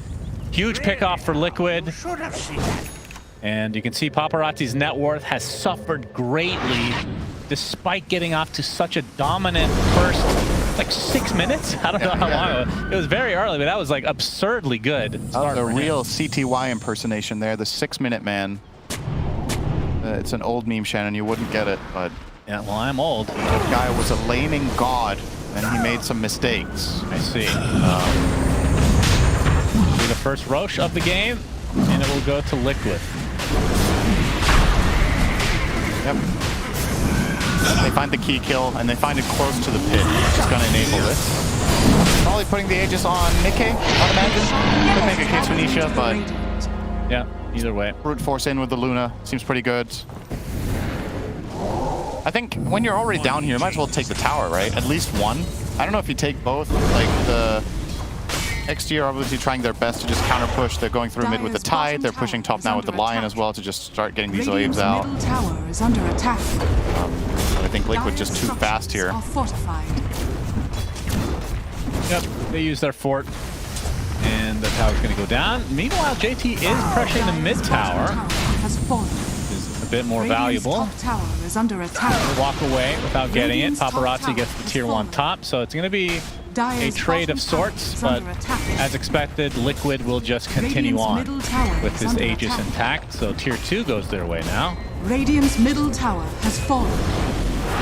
And that'll set them up for the next Tormentor in 5 minutes. Yep. Radiant's top tower. Oh, he has the best taunt in the game. Mickey does. The cat. That taunt. You can thank me for that one, by the way. Can I? Legitimately. Amazing. You're the gift that keeps on That taunt giving. was deleted from the game, and then I made a taunt tier list, and I said this was the best taunt ever, but they got rid of it, and then a month later they added it to Battle Pass.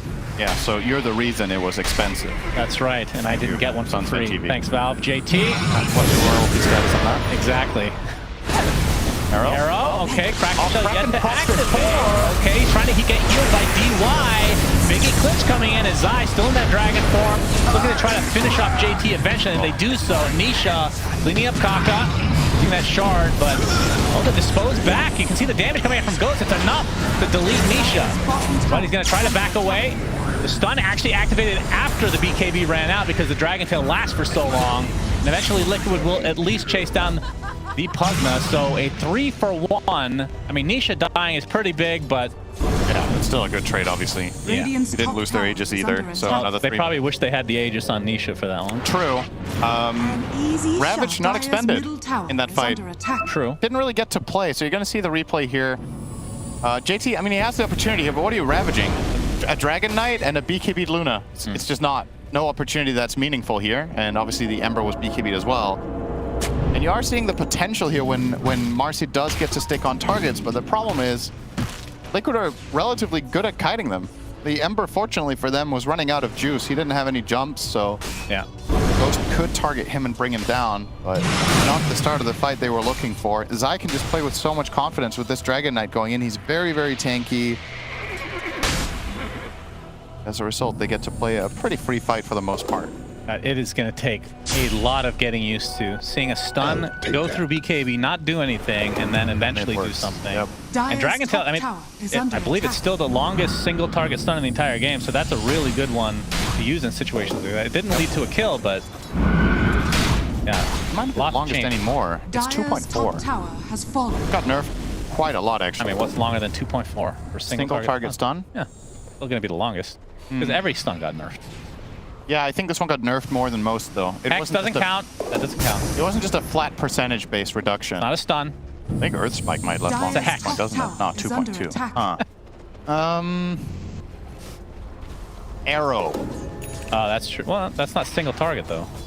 Do your arrows hit more than one? No, single target means you select one unit, and it will I'm really glad you're explaining this to me. I didn't know that's how it works. Apparently not. You're asking stupid ass questions. Arrow misses. Some D-ward action from Xtreme. Baiting you is actually one of my favorite you did bait me hobbies. here, but there's the Hex. What a BKB pop from Nisha. I'm going to try to turn this around to Paparazzi, who's already at half health. Attempting to walk this off. It's very little mana, but... Yeah, he has also lost a lot of health, so DY can actually drain him mana right there. Just to get through the entire hit point pool first. Yeah, that's true. Recall from Boxy. They're trying to set up a play up here up top, and this might be really unexpected for XG. They might not have thought too much about this shard right now. They are moving pretty tightly as a group, though, so might not work out. They're not going to find anything. Entirety of Xtreme kind of walking together on this invisible string. Liquid continuing to farm the map. 7K lead for them right now. And Aegis. Well, it's about to expire in 12 seconds, so not getting the best of value. Obviously, just having it allows you to take these towers, which they did. That means no second life anymore, at least for the time being. So 3 minutes until we find out when the next Roach will spawn. Ember strength. 4 smoked from Xtreme. Yep. Yeah, JT dropped his neutral down there. Now has the Ogre Seal Totem instead. Lion. Taka looking for the Blink Hex opportunity. They're going to go onto the Coddle instead. But look at the damage coming out. That's so much onto Paparazzi. Finally pops the BKB. Has to kind of sidestep this. Coddle buys back in the game. And Zai getting bashed into oblivion by Ghost, who pops the Unleash. But now he's going to have to try to get away. No, goes back in with the rebound. Mickey, remember, does not have the Aegis anymore. Life Drain's not going to finish him off. Instead, they get the Ghost, the stun onto him. And will drop him to his knees. And with that, I think Xtreme have to try to get the hell out of here. JT, they're actually going to TP out, so Xtreme, they lose one, and it's an important one. Honestly, this is a really good outcome for Xtreme. I thought that was going to go way worse. They ravage, and all they kill is a Coddle, and they found no additional kills. They used the BKB of Marcy to do some serious damage to Dragon Knight and Luna, but killed neither of them, but they managed to hard disengage after. That could have gone so much worse. Even Paparazzi could have died on the jump. Like, that was scary. He got slide chained, he got stunned, but I think that the secondary stun couldn't connect in time, and he got to reset with the Ravage. But all in all, not a big win for Xtreme either, just avoiding disaster, more so than anything. Yeah, and we can see the discrepancy between the position ones, and the question remains, and I'm not saying this is, you know, over by any means, but what is the point of Marcy? There's tons of other carries in the game, and still a small sample size of position 1 games that I've seen on this patch with her, but... And she does have some of this best single target damage of any carry. She does have probably the best, right? Do you think that they're trying to bank on these Ravages? I mean, that's They're basically definitely Hex, Earth Spike, Ravage. They're picking her as an assassination carry. That's my read here. It's like, okay, we're gonna stun someone, and you are going to deal the damage and kill that one guy. And we're gonna jump from guy to guy to guy, and then we have Ravage as protection for team fights. So they want to connect the Storm. They want to connect the line. The problem is, when they do find these moves in, Liquid have just been really good at repositioning. They have 2 Force Staffs, they have a Solar Crest, they have Glimmer, so they're really itemizing to protect themselves against a Marcy jump. And if the BKBs are popped on the cores, these cores are mobile. She's not going to be able to get them down fully. JT, he's in a lot of trouble. They found the Overseal Coma and the Pipe, so might live as a result, but now exposes the rest of Xtreme Gaming to this burst damage from Liquid. They lose their Lion, they lose their Pugna. You can see DY does buy back into the game. Eclipse was activated. And you see that we're actually around the Tormentor thinking he was going to spawn, so not timing it correctly. See if Liquid can try to take advantage of... Well, I mean, Ravage wasn't used, so nothing huge expended. Marcy's ult, relatively low cooldown. DY's buyback is not insignificant, though. It's a clean kill target now that Liquid have that has major teamfight impact. Getting DY out of the fight means no saving. It means Storm has his 1 mana bar. They're going to take the Tormentor Syndrome. Will it drop for DY? Will his net worth increase by 1,400 to the detriment of Xtreme Gaming? Or will it go to somebody else? Let's find out, everybody. Very important development here. And it's the Storm Spirit Shard, so again, dodging bullets is Xtreme. So, do you know the Pugna Shard? When you drain into it and it refracts onto all heroes, does it also refract onto illusions? I don't. Because that would make it pretty cool against specific heroes, right? If you could just life drain your ward and destroy illusions.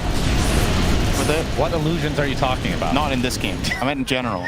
I'm making a case for Pugna Shard having more uses than you think. I'm not saying it's useless. I'm saying it's so situational that getting it for free and increasing your net worth on average will be worse for your team. I legitimately think that. As we have a potential fight brewing here. Roche has spawned. JT getting gone on, but the Zip under the Storm Spirit. Paparazzi's in a lot of trouble. Do they have the damage? They do. That's through the BKB. Storm dead for 45 seconds. Nisha able to remnant away. JT finally with the Ravage Ghost. He's already low to start this fight. Rebounds away. And will live as a result of this. They do get the Luna. Pretty damn big kill. Along with Rana. Nisha has to be a bit careful. They do clean up the offlaner. Kaka getting gone on by Zai. Xtreme got a decent fight out of that somehow. Paparazzi didn't pop his BKB on the jump in. He got chain stunned and then he popped BKB on like 10% and died before he could turn and jump. And they still don't get annihilated. They found the kill on the Luna because of Marcy. I think DY will die back here though, so that's pretty bad. But he's again, similarly to the previous fight, I feel like Xtreme Gaming, that could have gone so much worse given how that started. Just not a clean engage whatsoever, very forced.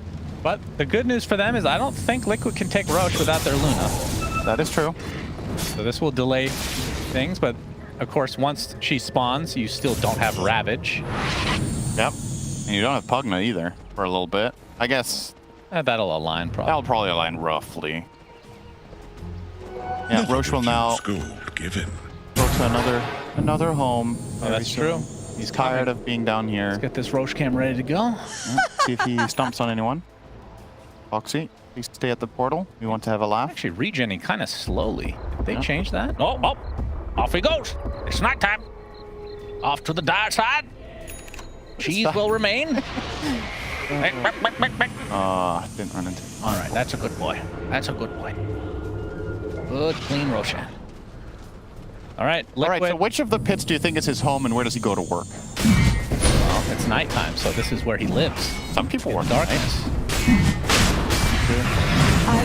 That's Ice Frog someday. Smoke up from Xtreme, but look at where they are. They're going towards the gate, or do they think Roche is actually in the corner still? You gotta go with he works at day and sleeps at night, because when you kill him at day the third time, he has tags, and that is more valuable. But after a day of work, he goes to the dire pit and he spends it, and then all he has left is a shard. Yeah, sure. Whatever your heart desires, Syndrome. It's really important to me. Yeah, apparently. By the way, suggestion. I don't like the idea that one side gives something objectively better. I think The Refresher Shard should stay on the Dire side, and on the Radiant side, instead of Aghanim Scepter, you get temporary Aghanim Scepter. Old neutral tier 3 item. Exactly. I think that. What was that called again? Tome of Aghanim, I think? Sure, let's go with that. Aghanim's Tome? As Xtreme Gaming is huddled around the Well of Secrets. Arrow fishing. Zai gets in that dragon form. Radiant Already force out the fortification. Aegis, as you can see, was picked up by Mickey. Nisha this time with the cheese. But still sporting a pretty healthy lead. But as we talked about, as this game started, this is a literal best of one now for who stays in the major. So I expect both teams to take it super safe. Yep. Play as disciplined as possible. So Mickey is closing in on a Silver Edge. I wonder what the play call here is for Liquid. They're like, okay, this Tide is frontlining a lot. We're going to just Silver Edge hit him, Dragon Tail stun him, and blast him. I suppose that's the play call here. Yeah, it should work. If they get a Silver Edge hit, they can Dragon Tail into full arrow. The only save that XG have is Decrepify. They have a 4-step from Lion to try to reposition him, but if Lion isn't close by, that should just lead to a straight-up Tide kill. And that surprise factor could end up just winning the game if he doesn't have buyback gold. And a lot of the times we see teams in this game state not have it. Currently, Tide actually does, as a matter of fact, not have it, but wonder if they're going to find him. It would be the perfect pick for Liquid if they do find a Tide kill. I think you're going to show off the Silver Edge now, though. So. Not be a surprise. Xtreme should know it's coming. Stay off the map so much. And Zai, I don't know if he's going to try to hold on to any buyback gold. No, he will not. It will be a fully fledged Aghanim Scepter. So Black Dragon activated. 38-minute Wisdom lead? Yes. That is minutes ago. Forgot. There it is, Black Dragon. Zai. Oh, he's going to go deep. He gets the Dragon Tail onto Kaka, who just dead right off the bat. 45 seconds though. Does have his buyback available. Ravage comes through, and the Black Dragon has been vanquished. He had a gem too, didn't he? Maybe. I think he broke the gem. They still want to fight. Arrow. Oh, good arrow. DY. You can see Nisha wants to finish him off, but they'll get the Tide Hunter. Then the Silver Edge doing absolute work. And even with the buyback, the Zai bait, they thought the push was over, but the arrow from Insania makes them go for that Tide kill. So they get a buyback out of Kaka, and now they get JT on the ground. Now that the tower's down, the Glaive's going ham. Wait, JT ravaged before he died? I didn't even see it. Yeah, he ravaged. I didn't notice. I'm getting really old, aren't I? Huh? It happens to the best of us. The camera was looking at the other kill, that's why. They were on the Pugna. It's Interact for Liquid. They're not going to stop now, despite not having Zai for another minute. And again, Tide can buy back, but without Ravage, yep. How much can he do? They're going to play it safe, though. Yeah, they get a full lane, and they're going to take care of the waves now. Fair enough. Big win for Liquid. Indeed. And they still have their Tormentor. Very important to see that very soon. As we see here, the Ravage not on camera. That's how they killed the dragon. Production's like, you fucking moron. You know, it's kind of funny because it was the reason they killed the Dragon Knight to begin with. I forgot they used it on the DK kill and not afterwards. I totally saw it. We're both getting very old. We'll be in our retirement home soon enough, just casting Dota. Or just talking to ourselves, either one. It's tough to keep track of everything. Okay. Now, there's a lot of pretty colors in the game now. All right, Mickey wants to continue high ground. They have Zai back, and his dragon form is available. And again, the Aegis, it's 40 seconds away from expiring, so you think they want to definitely try and push this. Lucian's doing quite a bit. Tower's dead, and they have to be careful. There it is again, the break! And they're going to be able to kill Tide Hunter again. JT, no, pops the pipe, getting healed. Zipping by Paparazzi. Trying to focus on the Luna, but again, the Aegis still intact. Somehow, the Tide Hunter lives. But without the Ravage, I don't think they can fight. 15 seconds away. So that's going to be 2 sets of racks. And Liquid going to try to go for the trifecta. Dragon Tail onto DY. JT just walking in, getting loose and beat. Cannot blink for the life of him. And there's Ghost popping the Unleash. And you can see Nullifier applied to Mickey, but he just goes invisible. And now he's going to walk it off. Ghost Dragon Tails there. There's the heals coming to DY. Instantly canceled. Finally, the Ravage comes through, and that is online. But Paparazzi has to zip back away. Nisha doing so much damage on the back line. 3 dead already for Xtreme Gaming, including their position 1 Marcy. Kaka, the only Lion player on the face of the planet on the pro level, has died again. And that's going to be GG. Liquid take it 2-1. Very entertaining game, though. Much to the joy of the entire country of people coming in to watch them. Would have been a shame. Yeah, that's true. 40 They would have been 40 plus people are very happy that they have a hotel